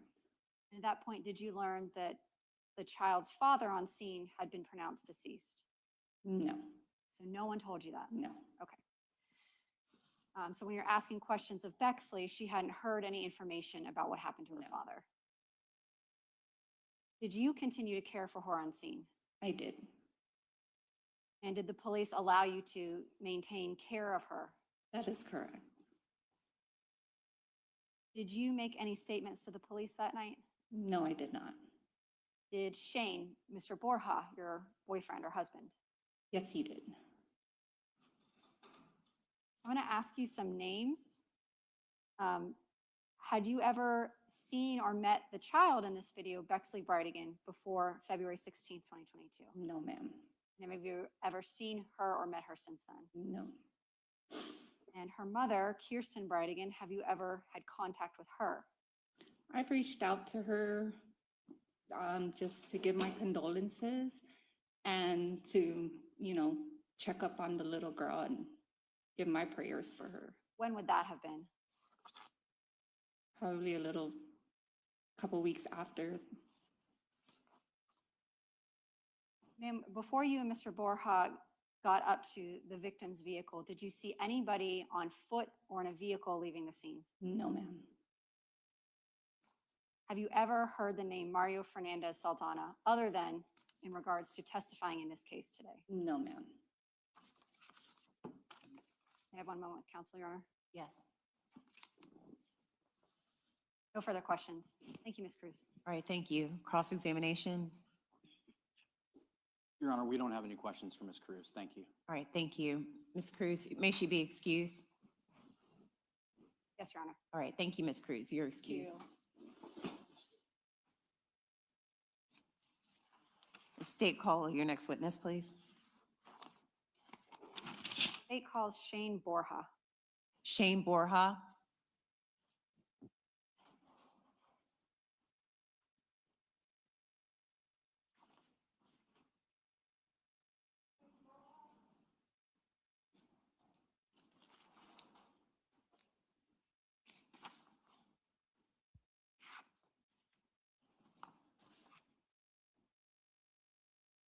Good afternoon. Mr. Borja, come all the way forward.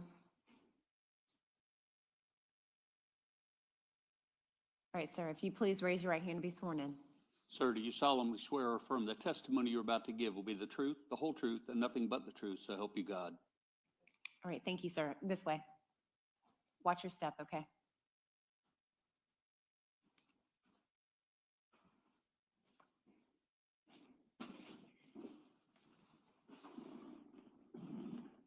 You may proceed. Thank you, Your Honor. Good morning, sir. Can you see me over here? Good morning. Or good afternoon, I guess. Yeah. Could you please introduce yourself to our jurors and spell your name for the record? I'm Shane Borja, Shane Borja. Mr. Borja, what do you do for a living? I drive semi-trucks. And are you currently living here in Jacksonville, Florida? No, ma'am. Where do you live currently? Kansas City, Kansas. And we heard testimony from a woman named Janelle Cruz. Who is that person to you? She's my girlfriend. And how long have you all been together? About 5 years. And were you together back in February of 2022? Yes, ma'am. And back in February of 2022, were you living here in Jacksonville, Florida? Yes, ma'am. I want to talk to you about a night, February 16th, 2022. Do you remember that night? Yes. And were you in Jacksonville Beach that night? Yes, ma'am. Can you tell the jury what it was you and Miss Cruz were doing in Jacksonville Beach that night? So I was returning, we just came from a motorcycle ride that day, and I was returning it to my friend. And yeah, that's when we left her house and then we took a back road and we came across the victim in his vehicle, blocking the road. Your friend, does she live in the Jacksonville Beach area? Yes, ma'am. And you said you took a back route to get out. How did you know about that back route? From my friend, she taken me through there, and I just memorized it. I don't know the street names or anything, but yeah, that's how I knew that route. And who was driving that night? Janelle. Were you directing her on which roads to take and where to turn? Yes, ma'am. And you said that you came upon the victim's vehicle. Can you describe for the jury what you first noticed as being unusual when you approached the victim's vehicle? Yeah, so we stopped it, and we saw the victim's vehicle blocking the road, and I got down to check what's going on. I thought maybe he needed some help fixing his tire because I saw a tire, and so I started approaching the victim in his vehicle, and I was calling out at first because it felt, something really felt like off because he was laying on the ground like motionless. So I was calling out to him, seeing if he needed help and stuff, and I didn't get no response. So that's when I turned around and told Janelle to call the police. Okay, I'm going to ask you a few questions and go through that step by step. Can you look at the screen in the witness box? Do you see an image on your screen? Yes. This has been entered into evidence as State's Exhibit 4. Does this photograph give a good picture of what you saw when you approached the victim's vehicle that night? Yes.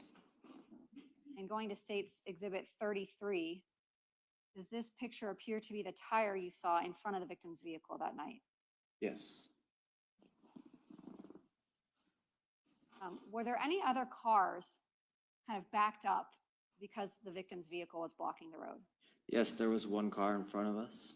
And did you talk to the people inside the car? No. Did you see who was inside the car? No. Did they ever talk to the police that night like you did? I'm not sure of that. When you approached the victim's vehicle, well, how far away were your car and this car from the victim's vehicle? Quite a ways. I'd say like maybe 2 bus lengths. Okay. And as you approached the victim's vehicle, were you alone when you first approached? Yes, ma'am. You mentioned that you saw someone lying on the ground. Can you describe for the jury how he was lying, his position? Yeah, he was face down, like facing towards the driver's side of his vehicle. Yeah, just he was lying motionless in a pool of blood. Was the driver's door open like it is in this picture? Yes, And were the flashers or hazard lights on? yes, ma'am. You mentioned now that you saw blood. Can you describe for the jury what you initially thought you were coming across? Yeah, I thought at first I thought it was he was changing his tire or something, needed help, so I got down to try and help. And then when I saw the blood, that's when I thought that there was a car accident. And did you look around to see if there were any other cars or people in the area that could have been involved? Yes, that's when I started walking around the vehicle to see if there was another car in the woods, see, if maybe someone else needed help, but I couldn't find anything.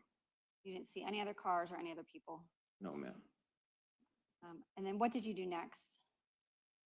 I was just trying to figure out what's going on. I already knew the police were coming, so I was just trying to see like if there was an accident, like I said, and if someone needed help. And then I walked around the vehicle, and that's when I saw the little girl in the back seat. I'm showing you it's been entered into evidence as State's Exhibit 35. Is this the interior of the victim's vehicle? Looks like, I believe so. Did you remove the little girl from a car seat in the back of the vehicle? Yes, ma'am. Prior to removing her from the vehicle, you mentioned that you were calling out to the man on the ground. Did you hear any response from him while you were calling out? I didn't get no response, but I did hear I guess the blood and like gurgling. Yeah. He was not able to answer your questions or give you any information though. No, I knew that I knew he wasn't there anymore. When you got the little girl out of the car, can you describe to the jury what her demeanor was like? She was panting, and she seemed very in shock, and she knew something happened to her father. She was saying my daddy on the ground. I couldn't really make it out, but I knew she's trying to explain to me. And what did you do with the little girl?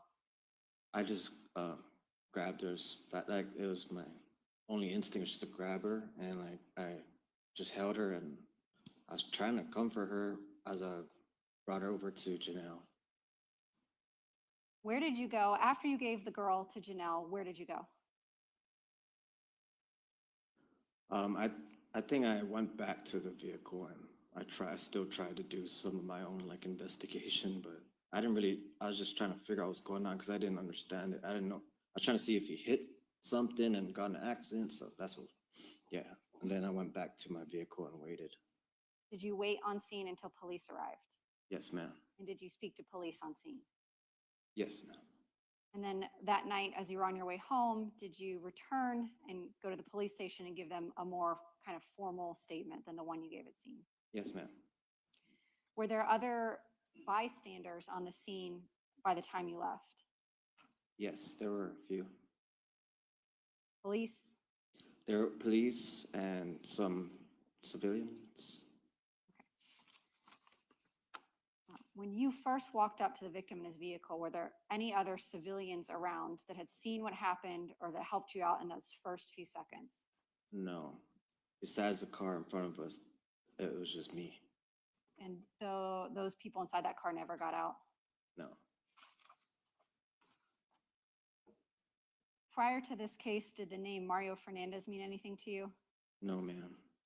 And prior to this case, did the name Jared Bridegan or Kirsten Bridegan or Bexley Bridegan mean anything to you? No, ma'am. Or the name Shanna Gardner No, ma'am. or Henry Tenon? Who? Okay, yeah, I think that answers that. We have a moment with counsel, Your Honor. Yes, No further questions. Thank you, Mr. Borja. thank you. Cross-examination. We have no questions for Mr. Borja. Thank you. All right, thank you. Mr. Borja, may he be excused? Yes. Okay, thank you, Mr. Borja. You're excused. State, call your next witness. State Car Sergeant Lawrence Smith. Lawrence Smith.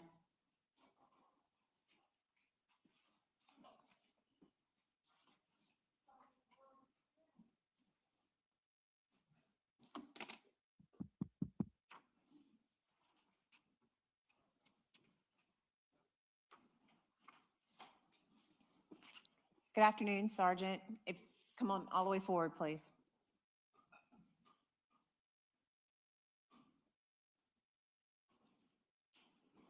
Please raise your right hand to be sworn in.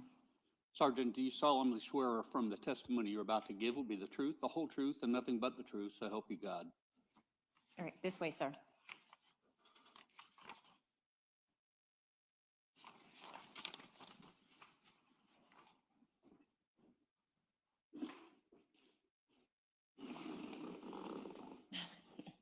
You need a mic up? No, just, you can leave it. Should be good. All right, you may proceed. May it please the court. Please introduce yourself to the jury. My name is Sergeant Lawrence Smith of the Jacksonville Beach Police Department. Now, how long have you been with part of the Jacksonville Beach Police Department? Been with them for a little over 19 years now. Give the jury an idea of your training and experience that allows for you to be a sergeant in the Jacksonville Beach Police Department. There's a process. Become a sergeant, you have to be a corporal first, and there's processes you have to go through to kind of prove yourself to be able to supervise and lead others in all aspects of law enforcement. That would be the way you became a supervisor, but it also goes back to your own training, personal training. Are you a sworn law enforcement officer? I am a sworn law enforcement officer. Did you graduate from the police academy? I did graduate from the police academy, yes. And in the beginning of your career, what kind of work were you doing? Beginning of my career, I started off as a patrol officer, and I also was very interested from day one in crime scene investigations. So I joined the department's crime scene unit. At the time, we were called evidence technicians. We have since changed that name to crime scene investigators. But I joined that, and I was kind of the boots on the ground investigator for about 5 years until I was promoted. You were promoted first to a colonel, then to a sergeant. I was promoted first to corporal, but I was able to remain a crime scene investigator as a corporal. It was 2014 when I was promoted to sergeant, and at that time, kind of promoted your way out of those duties. Explain for the jury who's probably familiar with the Jacksonville Sheriff's Office, is the Jacksonville Beach Police Department part of the Jacksonville Sheriff's Office? No, we're not part of the Sheriff's Office. We're a total separate entity from the Sheriff's Office.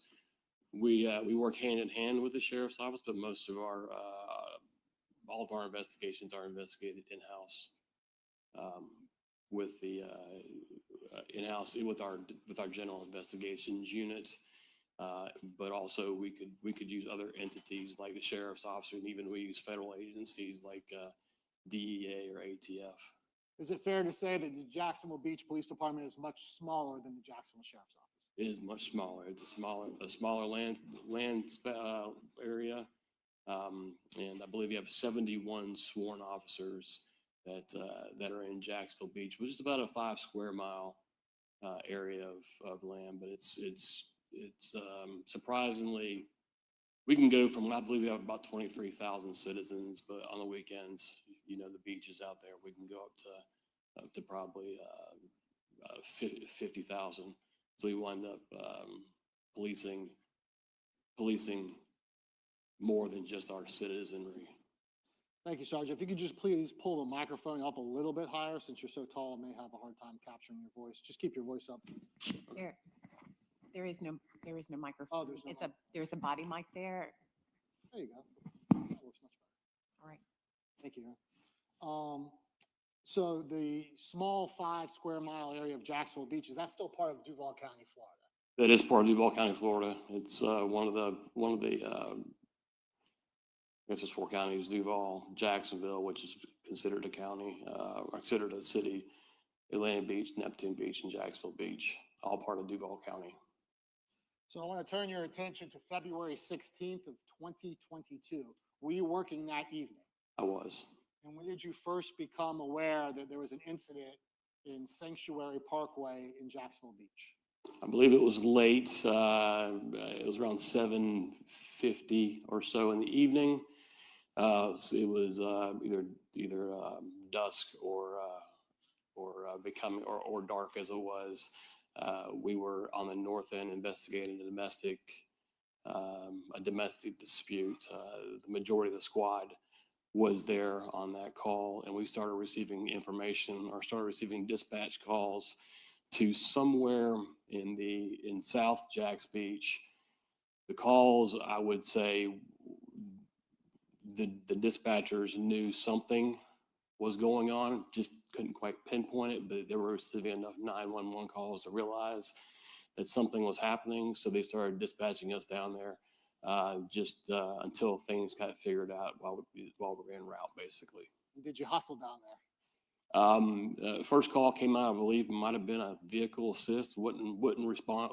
You wouldn't hustle down to a vehicle response, but the frequency of the calls picked up, and by the time I got to where I was, to about Beach Boulevard and 3rd Street, I was going in emergency mode based on the information that we were getting from dispatch. So were you the first or one of the first police officers to arrive on the scene? Yes, it was. Nobody could really describe exactly where this occurred. It was everywhere from, we were dispatched kind of to a general area of a quarter mile, I would say. Every different call, nobody quite knew exactly how to describe the road that it occurred on. And I went down, I happened to be the first to come across the road that it was on, which was Sanctuary Boulevard. And Sanctuary, I guess if you're going south on it, it dead ends into Butler Boulevard. Yes, Sanctuary is a feeder from the residential area of Jacksonville. It's a feeder road into J. Turner Butler Boulevard. I guess the other side of Butler, just a little bit further south, turns into St. Johns County. Yes, very, very close, very close. It was close to not being in Jacksonville Beach. It's very close, quarter mile. Describe for the jury what happened when you arrived at this vehicle, what you saw. Well, I guess you have to kind of describe the road to make this understand. It was a 2-lane, one lane road, if that makes sense. It was a north and south travel lane, but each lane lane was wide enough for one car, and there's curbs on each side. And there was one of those lanes that went south, and then there was kind of a ditch, and there's one of those lanes that went north back to Jacksonville Drive, which is the opposite side of JTB. These lanes, once you entered these lanes, you were committed to go into JTB. There was no backing up or turning around, or if you were in there and there was a problem that was in there, you were stuck in there. And that's what I found when I got there. I found a bunch of cars stacked up behind the victim's vehicle with the hazard lights on.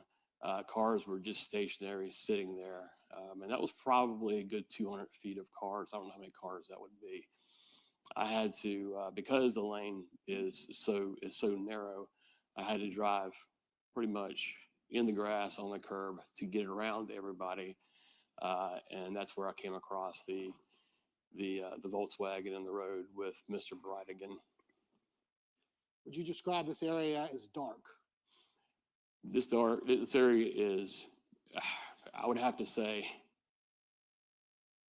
by far probably one of the darkest areas in Jackson Beach, if not the darkest area in Jackson Beach. It's dark enough to where you safely say at night with no moon, you can't see the hood of your car. It's that dark.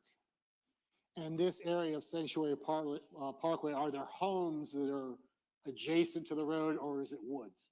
It's woods. There are woods that divide the homes that are on the west side, and there's kind of a swampy area. Then there's the southbound Sanctuary Boulevard, northbound Sanctuary Boulevard, woods, and then you've got homes on American Avenue.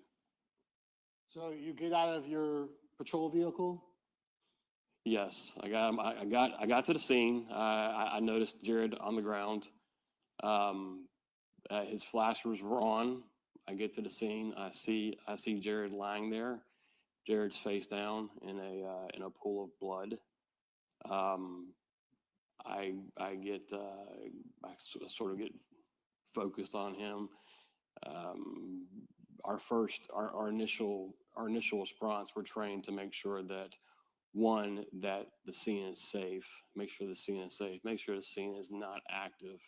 That's our first thing. We've got an overload of sensory when we get to a scene like this because we don't know what we have, and we're trying to figure it out very, very quickly to get the scene safe and figure out and integrity of this case. So I initially got out of the car, thought to myself originally, hey, this is kind of a funny place where somebody would commit suicide. I initially thought it was somebody that got out of the car and shot himself. The way the body was situated, the way he was laying, and the pool of blood around his head. So I just want to make sure the jury heard this right. He was face down? He was face down, and I say face down. He was face down on one cheek or the other. He wasn't face down on his forehead. He was face down on I don't remember which cheek it was, but one cheek or the other cheek. Meaning his stomach, his belly button was on the his belly. He was prone on the ground with his belly on the ground. And having responded to this scene, were you aware of gunshots? Did anyone report gunshots in the area? That I remember was probably third or fourth call that we received from our dispatch, and that kind of made everything that was going on make sense. From all the different kind of calls we got, that was where we were like, okay, this is what we've got. We've got gunfire. So Better hustle. You hustle out there and you're scanning to make sure the scene is safe. How do you do that? It's just a matter of being observant, getting to the scene. You really are trying to focus on the injured person, but you also got to make sure that there's nothing going on. There's not an argument still going on. There's no cars that have just sped away. There's nobody that's potentially still there that could be armed, wanting to do more harm. But it's just kind of a plethora of things that run through your mind in an instant when you get there. So were you able to quickly determine that there was likely no other danger in the imminent vicinity? Yes, when we got there, there was no signs of struggle. There was no yelling, no cars speeding away. We didn't get any information of cars speeding away. It was pretty quick that we discovered this was not an active scene. So once you make sure other lives are safe, do you focus on trying to help the victim? Yeah, now it's time. Once everything's safe, now it's time to focus on the victim, trying to save his life. What did you do? I went up to Mr. Bridegan, checked his carotid artery, did not feel a pulse. I then rolled Mr. Bridegan over and began CPR on Mr. Bridegan on the side of the road. I did that for a minute or so until my partner came up, and he actually came up and told me that there's a child in the car. That's what I heard. There's a child in the car. He actually said there was a child in the car. I heard there is a child in the car. So he said, let me take this over. You need to do what you need to do supervisory wise. So I passed off my portion of the CPR. I passed off to him. He continued CPR. I went to the car. There was no child in the car. And come to find out the child had been taken out of the car just prior to us being there. And he saw the child being carried back from the scene. I never saw that. I never saw the child. So you're no longer doing CPR because you're kind of the senior officer on the scene. Yeah, he knew that I had things I had to do right now. Things were calm. We're working on CPR. That's usually a one person job until you get relieved. You relieve yourself through the process of it. But he did CPR until Jack's Fire Rescue arrived. You've already described how quickly everything's happening and how you're getting little pieces of information. What kinds of information were you gleaning while you were doing CPR on Mr. Bridegan? Well, like I said, my initial thought was that he committed suicide. I don't know. I don't know why. I don't know why that came to my head, but it was my initial instinct. And as I rolled him over, I noticed two, if not three, shell casings under or near his body. And at that point, obviously, I realized that it was more than just a suicide. Typically, people don't shoot themselves multiple times. Absolutely not. Okay, fair enough. And there was no gun on the scene. Didn't see a gun. Did you notice anything on his hands? Yes, I did notice. Well, that I got. Excuse me. Yes, sir. Take your time. I've dropped the mic a dozen times. It's still on? Did I break it? Okay.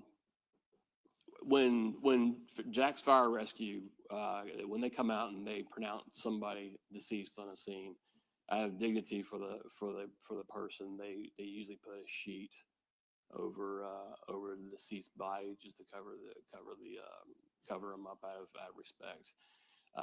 This sheet was over his body, but his left hand was still out of the sheet, and I noticed the ring on his left finger. I noticed his wedding ring on his left finger. Hit me in a way that an emotional way for me. I'm married 30 years. I saw that ring, and I just thought, wow, we're about to give somebody the worst information of their life. Okay. Did you also, during this process, notice the pockets of Mr. Bridegan and whether or not he had been turned out? In other words, was there any sign of a robbery? There was no sign of a robbery. I believe his phone was still in the car. I believe his wallet was attached to his phone. His pockets were not turned out. There was no indication. I don't think any time, as when I was there, I thought that robbery was even part of this incident. Didn't know what happened, but I didn't think robbery didn't take a priority on this one. So at that point, you see the multiple shell casings. It's a homicide. Someone's calling the phone because you mentioned the phone was in the car. Do you recall that someone kept repeatedly calling Mr. Bridegan's cell phone that was in the car? There are on this is almost 5 years ago, and there are memories that kind of come and go, but there are very few vivid memories I have of this case. They were all kind of emotional. One being the ring on the finger, and two being when Kirsten started calling. When I saw on the infotainment center, the center console, where you have your music and all that stuff, somebody calls, their name pops up. I saw Kirsten's name pop up, and then probably 3 or 4 minutes later, I saw the name pop up again. It stuck with me that her name is very close to my wife's name, so I kind of read that as my wife's name. So it touched me in a way, and then as the evening or as the scene progressed, the frequency of those calls came in more and more, almost like you can tell it was a panicky, where are you? You should be home by now. What's going on? Mr. Mizrahi? I think it's relevant to show who's calling the victim when he's been shot and killed. So I think that's relevant. Okay. Let me see you at sidebar.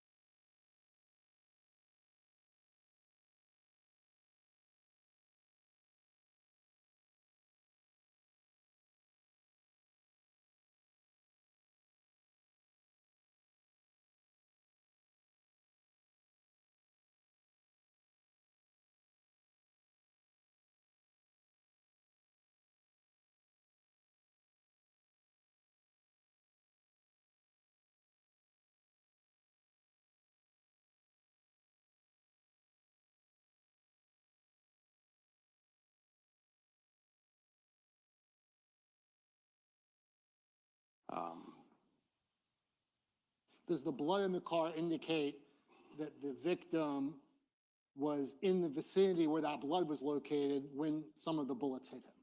Yes, and some of the bullet strikes in the car would lead one to believe that the person was shot inside the car. And obviously, when you got there, I think you've already indicated that the door to the Volkswagen was open and the flashers were on. Yes, sir. Did you notice the tire?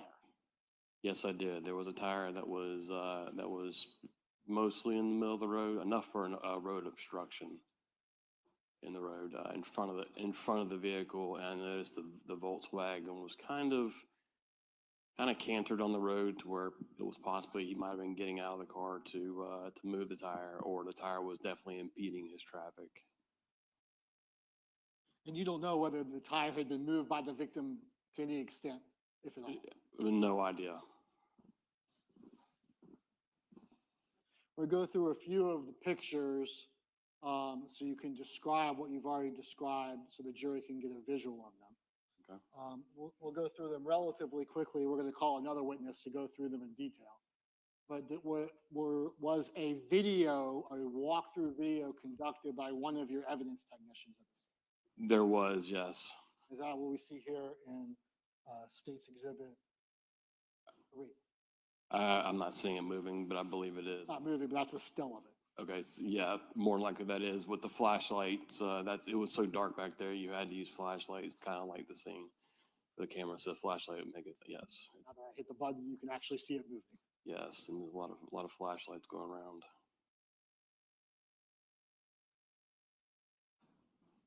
So we'll go to State's Exhibit 4. You were describing the two lanes. If you could use your picture up on your screen to show the jury the southbound lane, they can see obviously the vehicle, and then the northbound lane. Is it a touchscreen? It is a touchscreen. Okay, so this is going to be the southbound lane, kind of curves around and goes out to JTB. And this is the grass median right here that I talked about, kind of a swampy area here, about 20 feet or so of grass. It gets wider and it gets narrow in certain spots. And here is the northbound lane.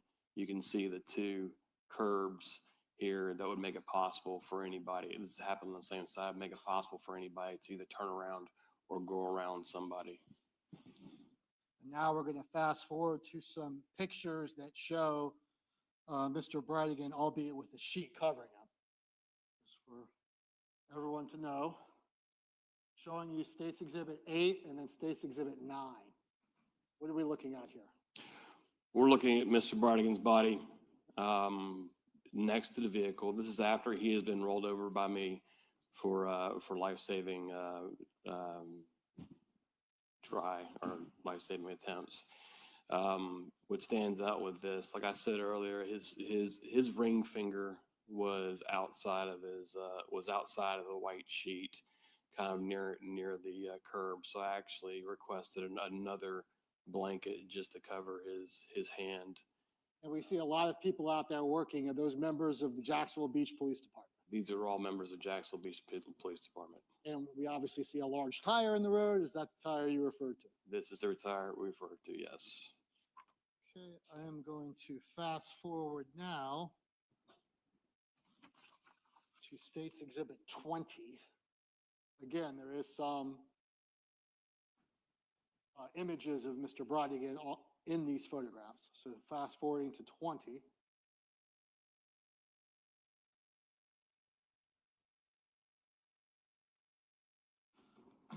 What are we looking at here? Are we referring to his left leg?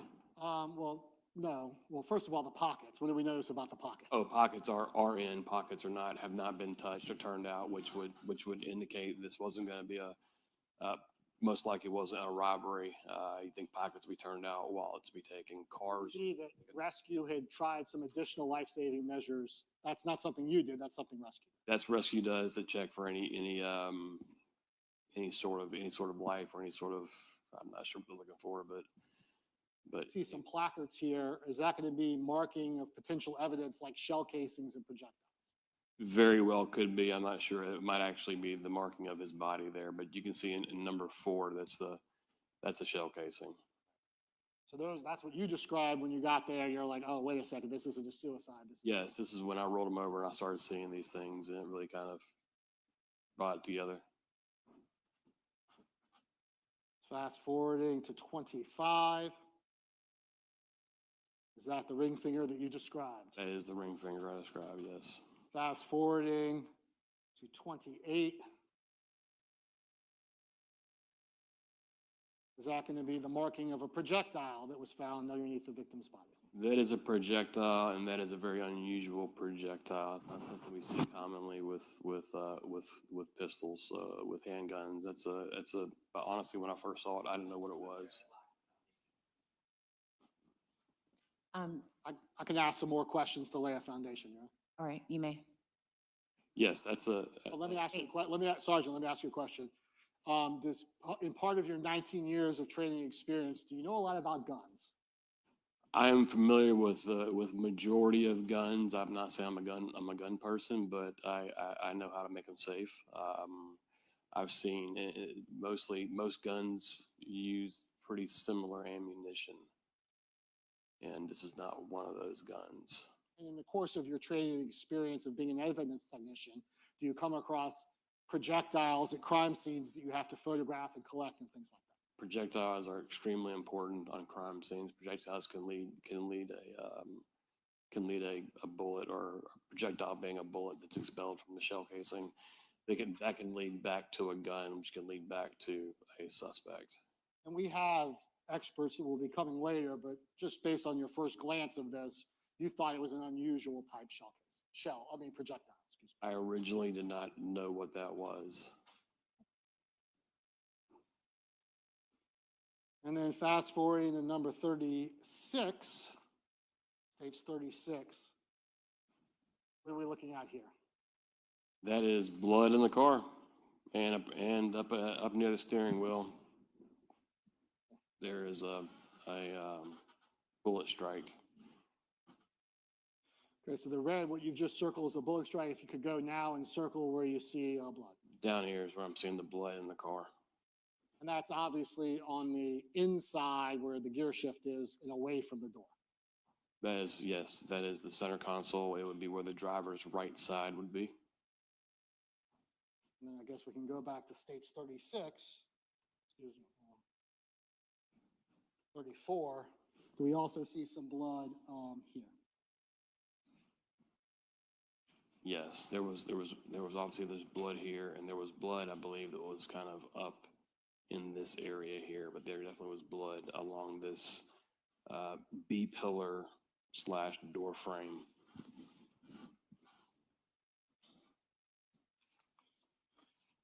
As a sergeant in Jacksonville Beach, were you the lead investigator, or did other detectives take control of the investigation? I was not the lead investigator. I was the lead investigator is going to be part of our GIU unit. They're the ones that take over. I supervised. I was not the lead CSI either. I supervised the unit, the CSI unit, as kind of a support role for them. Extra eyes, a little more. Just basically in a supportive way to help them get their job done. Worrying about things about search warrants and the importance of certain evidence. So just because you've been doing it for a long time, you kind of helped out and watched out, but you were not the lead investigator. I was not the lead investigator on this now. Have a moment, Your Honor? Yes.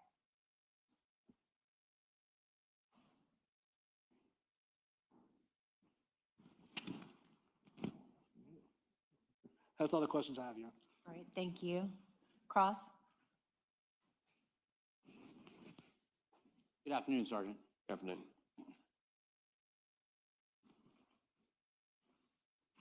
You told the jury just how dark it was at the sanctuary where this homicide occurred. Did I understand that correctly? Yes, sir. Okay. That's a really short distance between where that dark road starts and JTB starts, correct? Yes, I would equivalent to about two blocks, 2 city blocks. And although Jack's Beach isn't huge, relatively, that's a very small part of Jack's Beach. Yes. And you being a law enforcement officer in Jacks Beach, as long as you have, you know that it's not dark everywhere in Jacks Beach, correct? No, this is definitely probably the darkest area in Jacksonville. Sure. But as soon as you leave that area, you get into residential neighborhoods that have streetlights. Either you get onto J. Turner Butler Boulevard, or you get into a residential area with street lights. Yes. Right. And if you, let's say you go to JTB, of course, that has streetlights. Yes, sir. And if you go toward where the shopping center is on the back road, like Nor Grande, there's Jacksonville Drive. Yeah, Jacks Drive leads you right to 15th Street, right?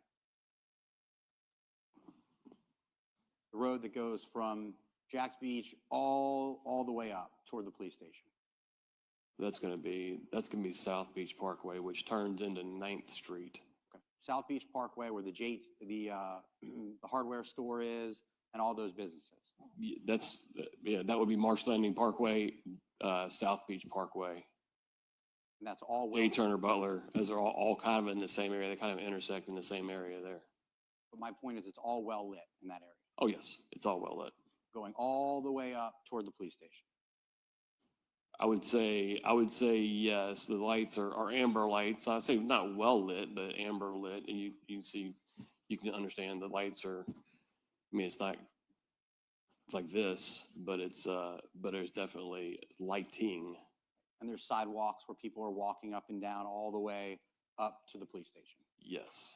And there's parks that you pass. Yes, there's a park, South Beach Park. So when you talk about just how dark it was that night at that time, you were talking about just a very, very small part of Jacks Beach that was so dark you couldn't see the hood. Very small area of Jacks Beach that is consistently dark. Thank you very much. No further questions. All right, thank you. Any redirect? No, Your Honor. May this witness be excused? He's excused for now. He is subject to recall, Your Honor. All right, Sergeant, do you understand what that means? Yes. Okay, thank you. Just stay in contact with the attorneys. Okay. All right, thank you. Thank you. Just briefly approach without the court reporter. Yes.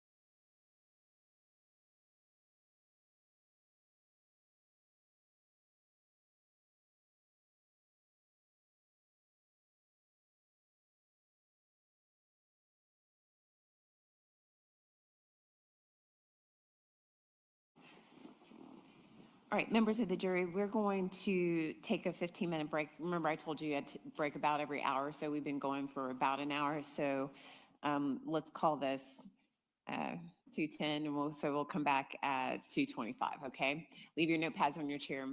See you in just a moment.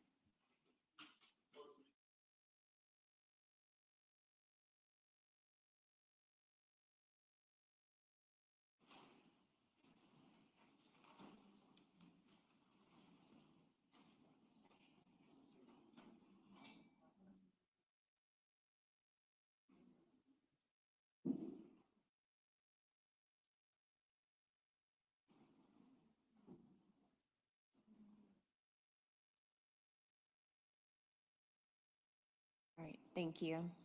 All right, please let the record reflect that the jury has left the courtroom. Anything that we need to take up from either side? Okay, the court will be in recess. Actually, Mr. Holman, tell him we'll come back at 2:30. Okay, all right, we'll come back at 2:30. Thank you.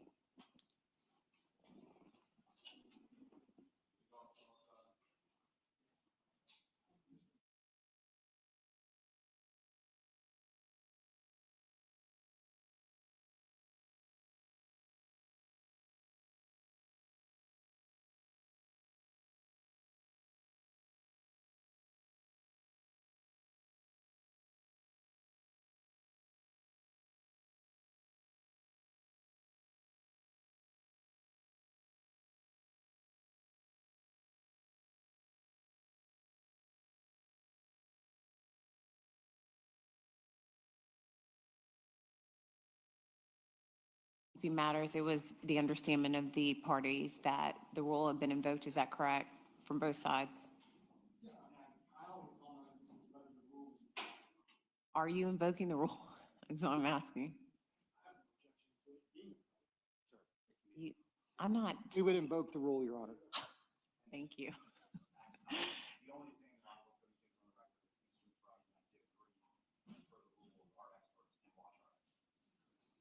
Okay. Right, Marcy's Law. Okay, thanks. We're in recess.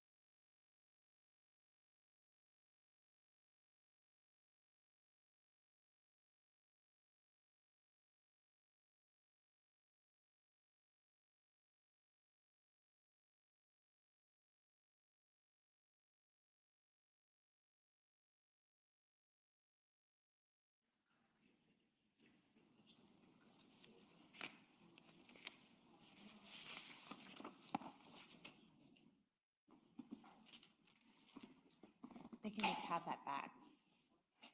They can have it back. You can, I'm giving you the defense exhibit back. I was starting to highlight the ones that were composite. That's the only thing I did to it. So you can have it back.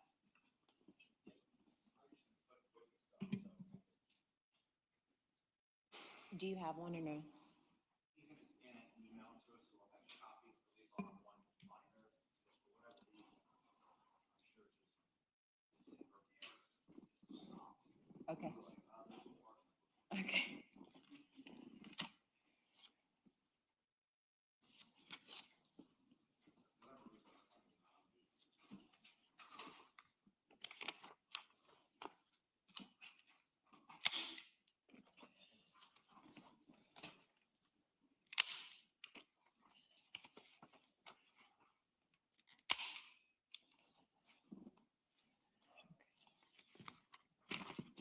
Give me just a second.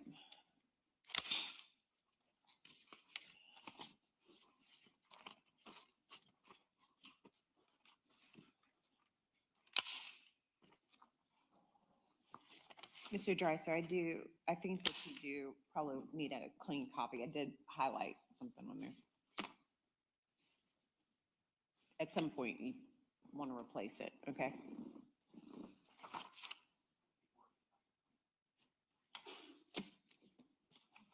All right, are both sides ready to proceed? Okay. All right, Mr. Holman, if you could get the jurors.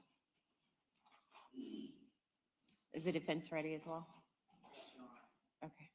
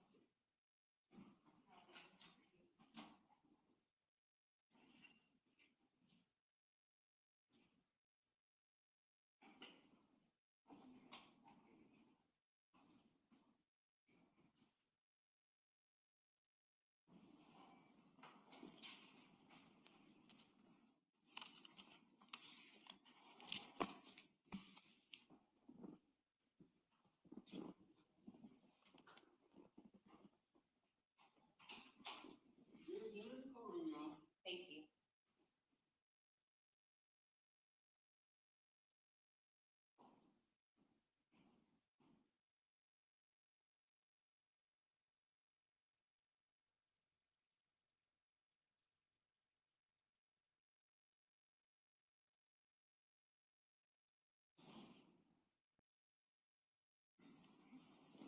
Thank you. Welcome back. Everyone may be seated.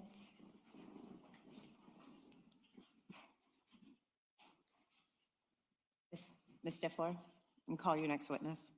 Your Honor, the state calls Kirsten Bridegan. Kirsten Bridegan, please.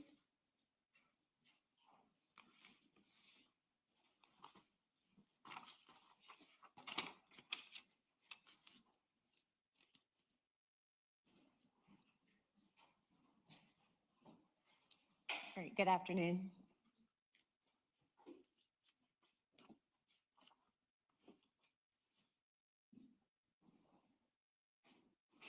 Please raise your right hand to be sworn in.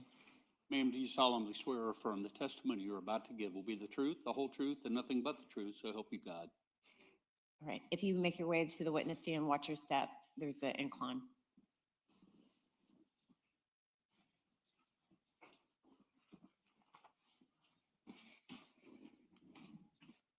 You may proceed. Thank you, Your Honor.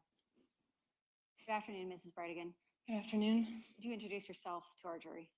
My name is Kirsten Bridegan. Ms. Bridegan, are you the widow of the deceased victim in this case, Jared Bridegan?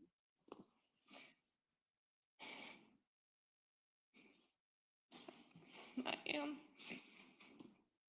I'm going to start with a couple questions into your background, okay? Where are you originally from? I was born in California, but raised most of my life in the Seattle, Washington area. And what's your educational background? I have a bachelor's degree. What brought you to Jacksonville, Florida? Jared, we had met on a dating app when I was living in Charlotte, North Carolina. And when we decided to get married, I moved down here to be with him and the kids. Let's a little bit more information about that. What year did you meet Jared Bridegan? Early 2017, And at the time you were living in Charlotte, I was. and you all developed a relationship. Tell the jury very briefly how it was you came to get married and end up here in Jacksonville. So like I said, we met on a dating app, and then he drove 7 hours up to Charlotte to take me on a first date.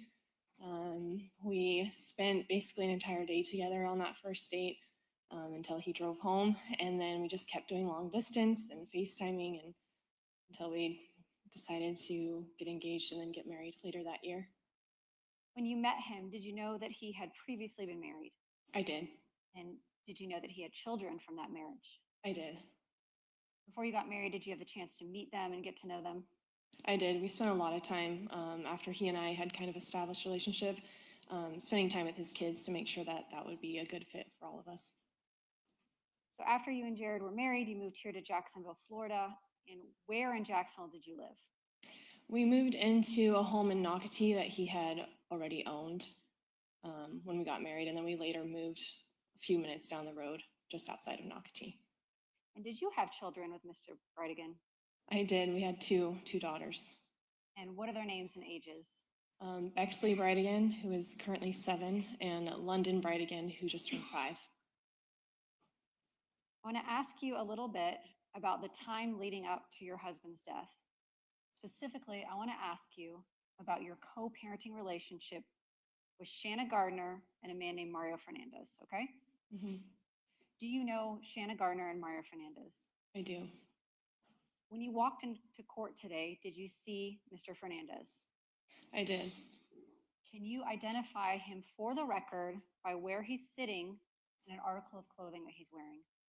He is sitting to the right of me wearing a gray suit and a reddish tie.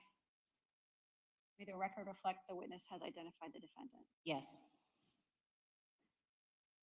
When you first married Jared, was he still involved in litigation from his divorce and leading into child custody issues with Ms. Gardner? Yes, they were arguing, I believe, about child support around the time of our wedding. And when did you get married? In October 2017. At the time you got married, was Ms. Gardner married to Mario Fernandez? She was not. And had you ever met Mario Fernandez before then? I had not. At some point, did Ms. Gardner marry Mr. Fernandez, to your knowledge? Yes, I remember we got a text while in church letting us know that they were married now. Can you explain to the jury, from the time that you and Jared got married up until his death, what your agreement was with Ms. Gardner regarding sharing custody of Jared's children? So we had 50-50 custody. So it was every other week, 1 week with us, 1 week with her and him. And then there was a date night once a week on the off week. So if we didn't have the children, we'd have a date night with them. And if we had the children, then Shanna and Mario would have a date night with them on that week. The jury is going to get the opportunity to look at the filings from the family law case. Were you involved in any of the litigation between Mr. Bridegan and Ms. Gardner? Yeah, I don't think I was named in most of them, but we did work together on all of that. What types of issues were your family litigating with Ms. Gardner in regards to the children? It's all sorts of things. It was where they went to school after Ms. Gardner and Mr. Fernandez moved addresses.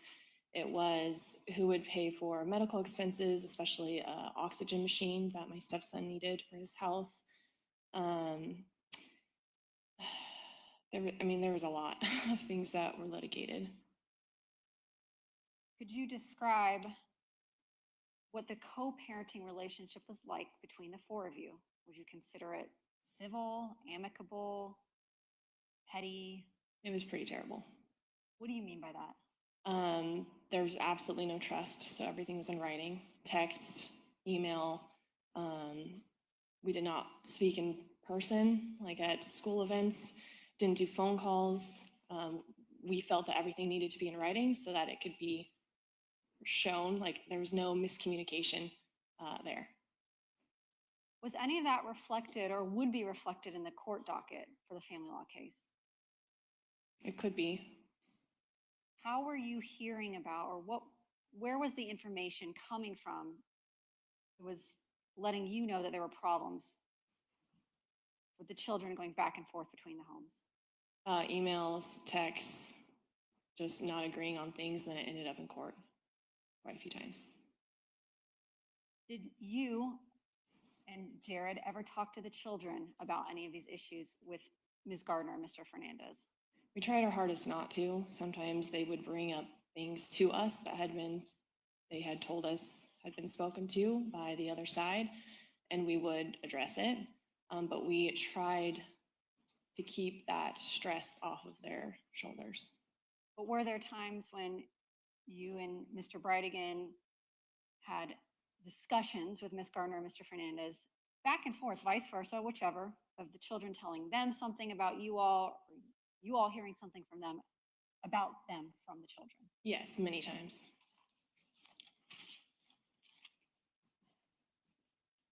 And you mentioned that everything was in writing. Did you or Mr. Bridegan speak with Ms. Gardner or Mr. Fernandez in person or by phone, or was everything in writing? There might have been, just casual remarks at a doctor's office or a school event, but we really tried not to have verbal communication. When you went to school events, describe for the jury how that interaction was between yourself and Mr. Bridegan and Mr. Fernandez and Ms. Gardner. When it was something where all four of us were at, it was very tense. You could just feel the tension. Jared, he would kind of retreat into himself and be quiet and like not want to make eye contact. So it was not a comfortable experience ever. Were you all able to co-parent such that you could attend parent-teacher conferences together, doctor's appointments together, school events together? We tried our best not to. We had separate parent-teacher conferences. There would be doctor's appointments where we were there, dentist appointments when they would come to just be there when it was on our week. There was one specific doctor's appointment for our stepson where they were going over details of some medication, where all four of us were there to make sure we're on the same page as far as his care. But typically we tried to keep those separate. Was there ever a point in time where the co-parenting relationship was improved or better, or was it generally always tense and difficult? There were little moments here and there where it's kind of oddly calm, like just kind of waiting for something else to drop. But I would say the vast majority was pretty tense. When you had your own children, starting with Bexley and then London, did that cause any kind of improvement or difference in the relationship with your co-parents? I personally felt that it made it worse. I felt like after that, the things that my stepkids would come home saying, it kind of intensified as far as like the negativity they were hearing. And to be fair, some of that negativity was also coming from your side towards them. Yeah, we did not like each other.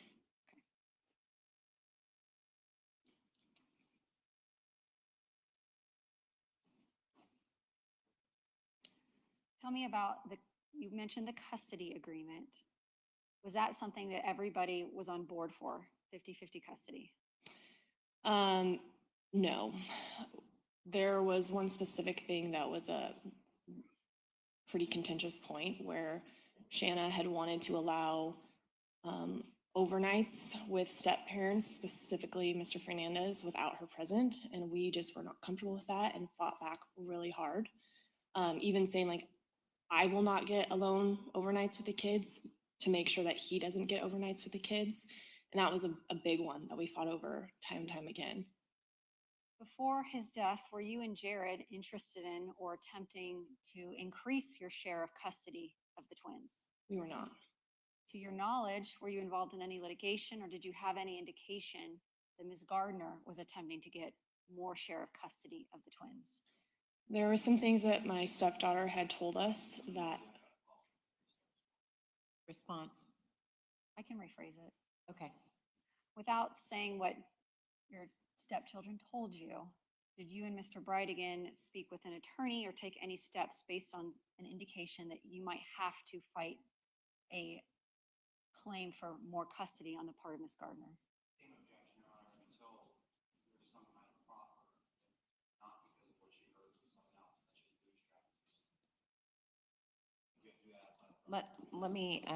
Let me see you at sidebar.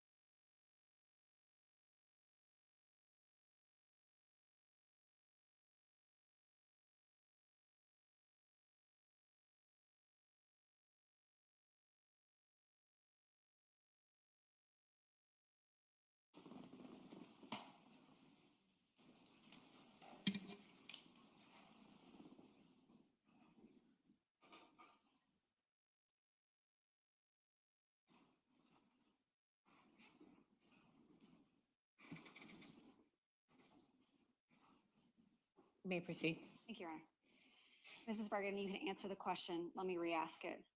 Without saying what the children talked to you about or your conversations leading up to Jared's death, were you and Jared making arrangements and preparations for a potential, I won't say battle, but litigation regarding a custody claim by Ms. Gardner? We were. That includes speaking to your family law attorneys, Yes. gathering documentation. Yes. Leading up to Jared's death, were you also making arrangements for Jared's daughter, your stepdaughter, to be baptized in the Mormon Church? Yes, she had expressed a desire to do so.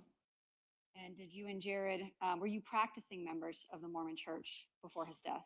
We were. And were you taking her to services, or is that what you call them, services? Yes. Yeah, we were. Okay.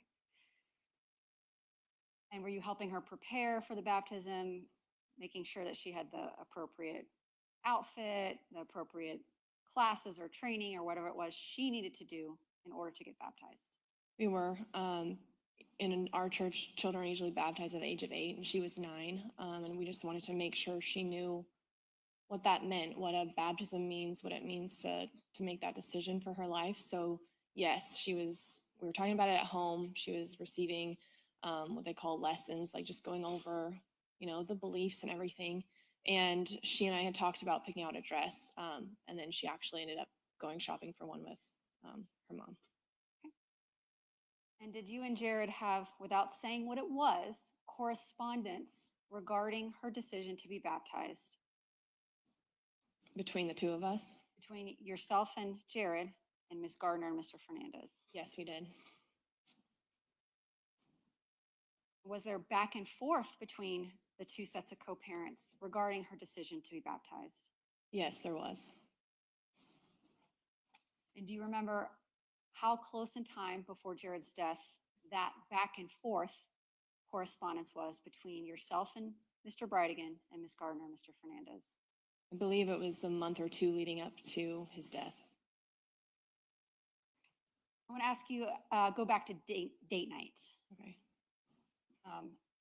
Was date night something that you all agreed on in writing? Yeah, it was part of the parenting plan. And what was the schedule for date night? So it was Wednesday nights on the week that the parent A didn't have the child, then parent A would get Wednesday night, date night. And it was always Wednesday evenings. The time itself shifted slightly, like a few months before Jared died because of, am I allowed to say names or just step? Since we're talking about minor children, for purposes of the record, you can refer to them by their initials. So I'll ask you that. Jared's children with Ms. Gardner, are male and female children. We're going to call them A, B, and LB. Are those their initials? Yes. Okay. Okay. So the time shifted slightly because AB was now in a different gymnastics schedule. Where did she do her gymnastics? At a facility just a few minutes down the road from our home. In Nocatee? Just outside of Nocatee.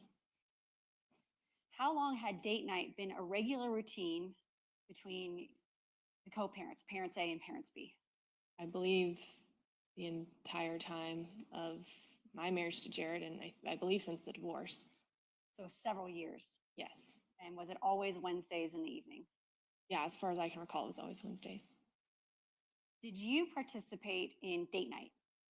I did up until the birth of our second daughter, and then postpartum baby sleep schedule just made it a little bit difficult. And so Jared would take our daughter Bexley with him on date nights with the twins. And you mentioned the birth of your second daughter. When was your second daughter born? In August of 2021. And so in the months leading up to Jared's death in February of 2022, were you attending date night? I was not. Did Bexley go with Jared to every date night? Yes.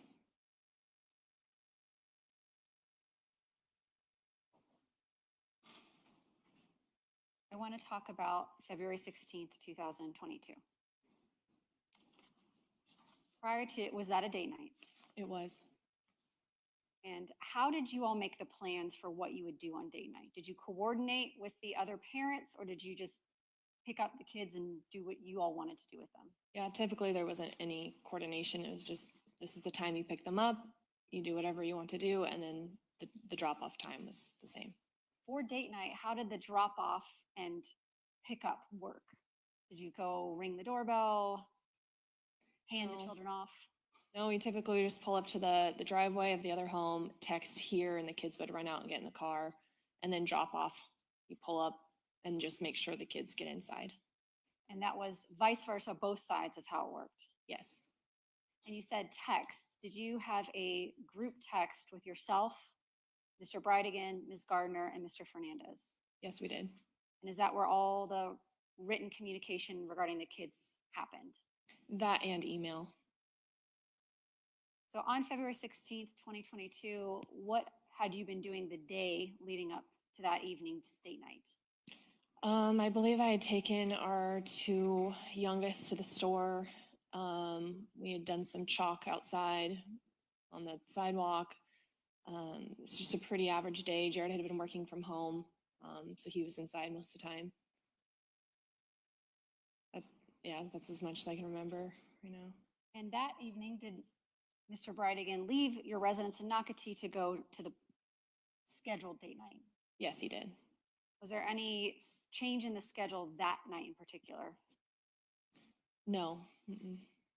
What vehicle did he drive to date night? We had two vehicles. He typically drove well, I want to say always, but there might have been a time he didn't, but typically it was the black Volkswagen Atlas we had. And what other type of vehicle did you have? We had a Chevy Suburban. And who normally drove the Suburban? Whoever had all of the kids. So that was our big family car, but when we didn't have everybody in the car, we drove the Atlas. And when he went on date night, did Jared typically take that Atlas? Yes. So when Jared left for date night, what did you do that evening? I was at home. I put our daughter London to bed. My parents were over that night. We were watching some sort of show after she was in bed. Just normal evening at home. Did you have any communication with your husband that night while he was at date night? I did, and AB was also texting me from his phone during date night. Did you know where they were going to eat dinner that night? I believe AB told me. While she was there, she let you know what restaurant they were at? Yeah, I believe so. But you did not know prior to Jared leaving what their plans were that evening? No, he didn't typically make plans ahead of time. So just spur of the moment, what he was feeling like? Yeah. Did you know what time he picked the children up based on that group text that you shared with Mr. Bridegan, Mr. Fernandez, and Ms. Gardner? Yeah, there would have been a here text in that group chat. And while you were getting texts from Mr. Bridegan and from AB, was there anything unusual in their communications that caused you to be nervous or upset or think something was wrong prior to the actual homicide? Not at all. Did anything to you seem out of the ordinary for a typical date night? No. And at some point, did you actually call and speak to your husband that evening? Yeah, so I was on the phone with my brother, and Jared called me, and I three-way merged it. We all chatted for a little bit, and then my brother hung up to let Jared and I talk. And I remember Bexley telling me, "Mommy, we got ice cream." So just to pause you right there. Yeah. When he called you, do you remember what time of night it was? It was after it was after 7:45 when he would have dropped the twins off at their mom's house. And was there anybody else that you could hear in the car besides Jared Bridegan and your daughter Bexley? No. Were you on speakerphone? Car phone, yes. And just normal conversation. Was anything about that conversation unusual to you? Did Jared seem upset? Did he seem fearful? Had you have any indication that something happened out of the ordinary that date night? No, everything seemed fine. Bexley seemed happy. She got ice cream, like everything seemed normal. And during the conversation, tell us how the conversation ended without necessarily saying what was said. How did you get off the phone with Jared? It was strange. And I remember feeling like it was strange because after I was like, all right, well, love you, we'll see you soon. he was just quiet. And I was like, okay, it was kind of weird, and hung up, but it was like a pause and just quiet at the end. Do you remember what time around you got off the phone with him? I mean, it's somewhere in between like 7:45 and 7:52 maybe. And he had already dropped the children, your stepchildren, off and was heading home, presumably to Nocatee. You were expecting him to show up. Yeah, he had said he was coming home. Okay, so describe for the jury when you realized that something was not quite right. Well, I was sitting on the couch with my parents, watching a show, and then, I'd already talked to Jared. He was on his way home. And then the time when he would usually be back passed, and I, didn't think much of it. It's like, okay, maybe hit traffic or something. And then it got a little bit later, and that's when I just had this just feel. Did you try reaching out to him by texting him or calling him? Yeah, I texted and called him. Did he answer or respond? He did not. And what did you start doing then? I kept calling him, and I would give it a little bit. I remember telling my parents, like, something's wrong. And they were trying to reassure me, like, it was probably fine. And I kept calling, and eventually I looked on my phone, like, was there an accident? Like, is there any news report of anything that would have caused him to delay? And I couldn't find anything. Yeah. So what did you do then?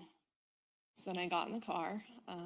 My mom came with me. My dad stayed at the house because our daughter was asleep.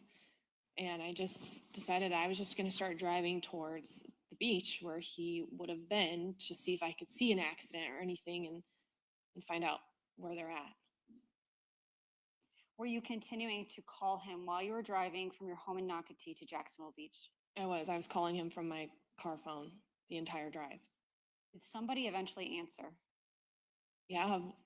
Was it Jared? No. Was that person a police officer? Yes, it was. And after you spoke to that police officer, where did you drive to? They told me to come to the Jacksonville Beach Police Department, and that's where I drove to. When you arrived at the police department, did somebody advise you that your husband had been shot and killed on Sanctuary? No, it was actually quite frustrating because they wouldn't tell me anything. I saw my daughter, and she was okay, but I asked over and over and over, and they would not tell me anything. They just kept asking me questions. Did the police interview you, so to speak? Did they ask you questions about your background, Jared's background, his plans that night? Yep, they asked me what he was wearing, if he had any tattoos. They asked me a lot of questions. I just remember just getting very frustrated that they were asking me things and not answering anything that I was asking of them. Eventually, were you notified that night that your husband had died? I was. And that not only had died, but had been killed? Yes, I was told that he had been shot. Did the police give you any information about evidence or leads or suspects that evening? No, not at all. Did they ask you any questions about what you thought could have happened that evening? I don't recall them asking me that, but I offered up my own ideas of just my gut instinct, but I don't remember them asking me. I don't recall if they asked me that night. When you say you offered up, did you direct them to potentially investigate specific individuals? I did. And who were those individuals? Mario Fernandez and Shanna Gardner. During your marriage with, and I'm going to circle back to that in a moment. We're going to get to how it is you came to offer that information. During your marriage with Mr. Bridegan, did you know him to have any long-standing disputes with any individuals? Did you guys have problems with your neighbors, with trees growing into your yard, or somebody from your past that caused you problems that you were in contact with, anything like that? No, none. Jared was the neighbor that would loan his tools or help with the project. Like, we had no issues with any neighbors, anyone that I knew of. Did Jared have a large circle of friends? No. Was Jared close with his family and talked to them frequently? I In comparison to how much I talk to my family, I would say no. But I feel like that's par for the course with husbands versus wives. yeah, but he loved his family. Did Jared have any hobbies that were dangerous, like skydiving or going to Vegas and gambling, driving race cars? No. Did he go out of town frequently? Not unless it was a family trip. Did he travel without you often? No, I don't think I can recall a trip that he went on without me. Where was he working at the time of his death? He was working for Microsoft. And how long had he held that job? I believe he started there October 2021, or it was late 2021. Where did he work before that? He worked for Clean Simple Eats. And what is that? That's a health and nutrition company, like protein products, macros, meal plans type of company. Were you working at the time of Jared's death? No, I had resigned from my corporate job just a few weeks prior. And was that for any particular reason? We were comfortable on his salary, and I felt strongly about being home with our 2 young children. Were you all in any kind of significant financial trouble or debt? No, we were.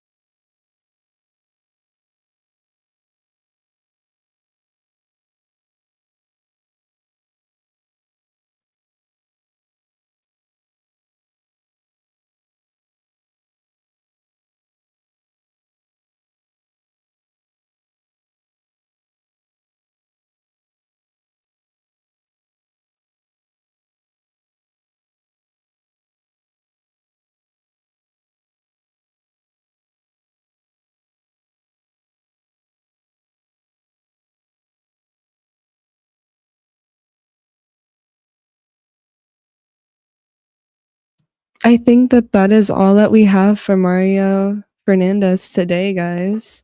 But I am about to start another live stream because I forgot that not only was Mario Fernandez starting today, but so did Dwayne Davis, which is Keefe D, the guy who is allegedly on trial for the murder of Tupac. So we will be covering that one. And I mean, as much as I don't like the fact that, I'm late to these today, it does kind of make it easier because we can skip through the recesses, the lunch break, stuff like that. But we will be live tomorrow morning for Lindsay Clancy, Mario Fernandez, and Dwayne Davis. We will be covering all 3. I'll be live on YouTube. I'll be live on X, Twitch, and Kick. I'm not sure about, but definitely YouTube and X. I hope that we can all hang out for the next live stream as well. But I hope you all have a great night, and I will see you tomorrow.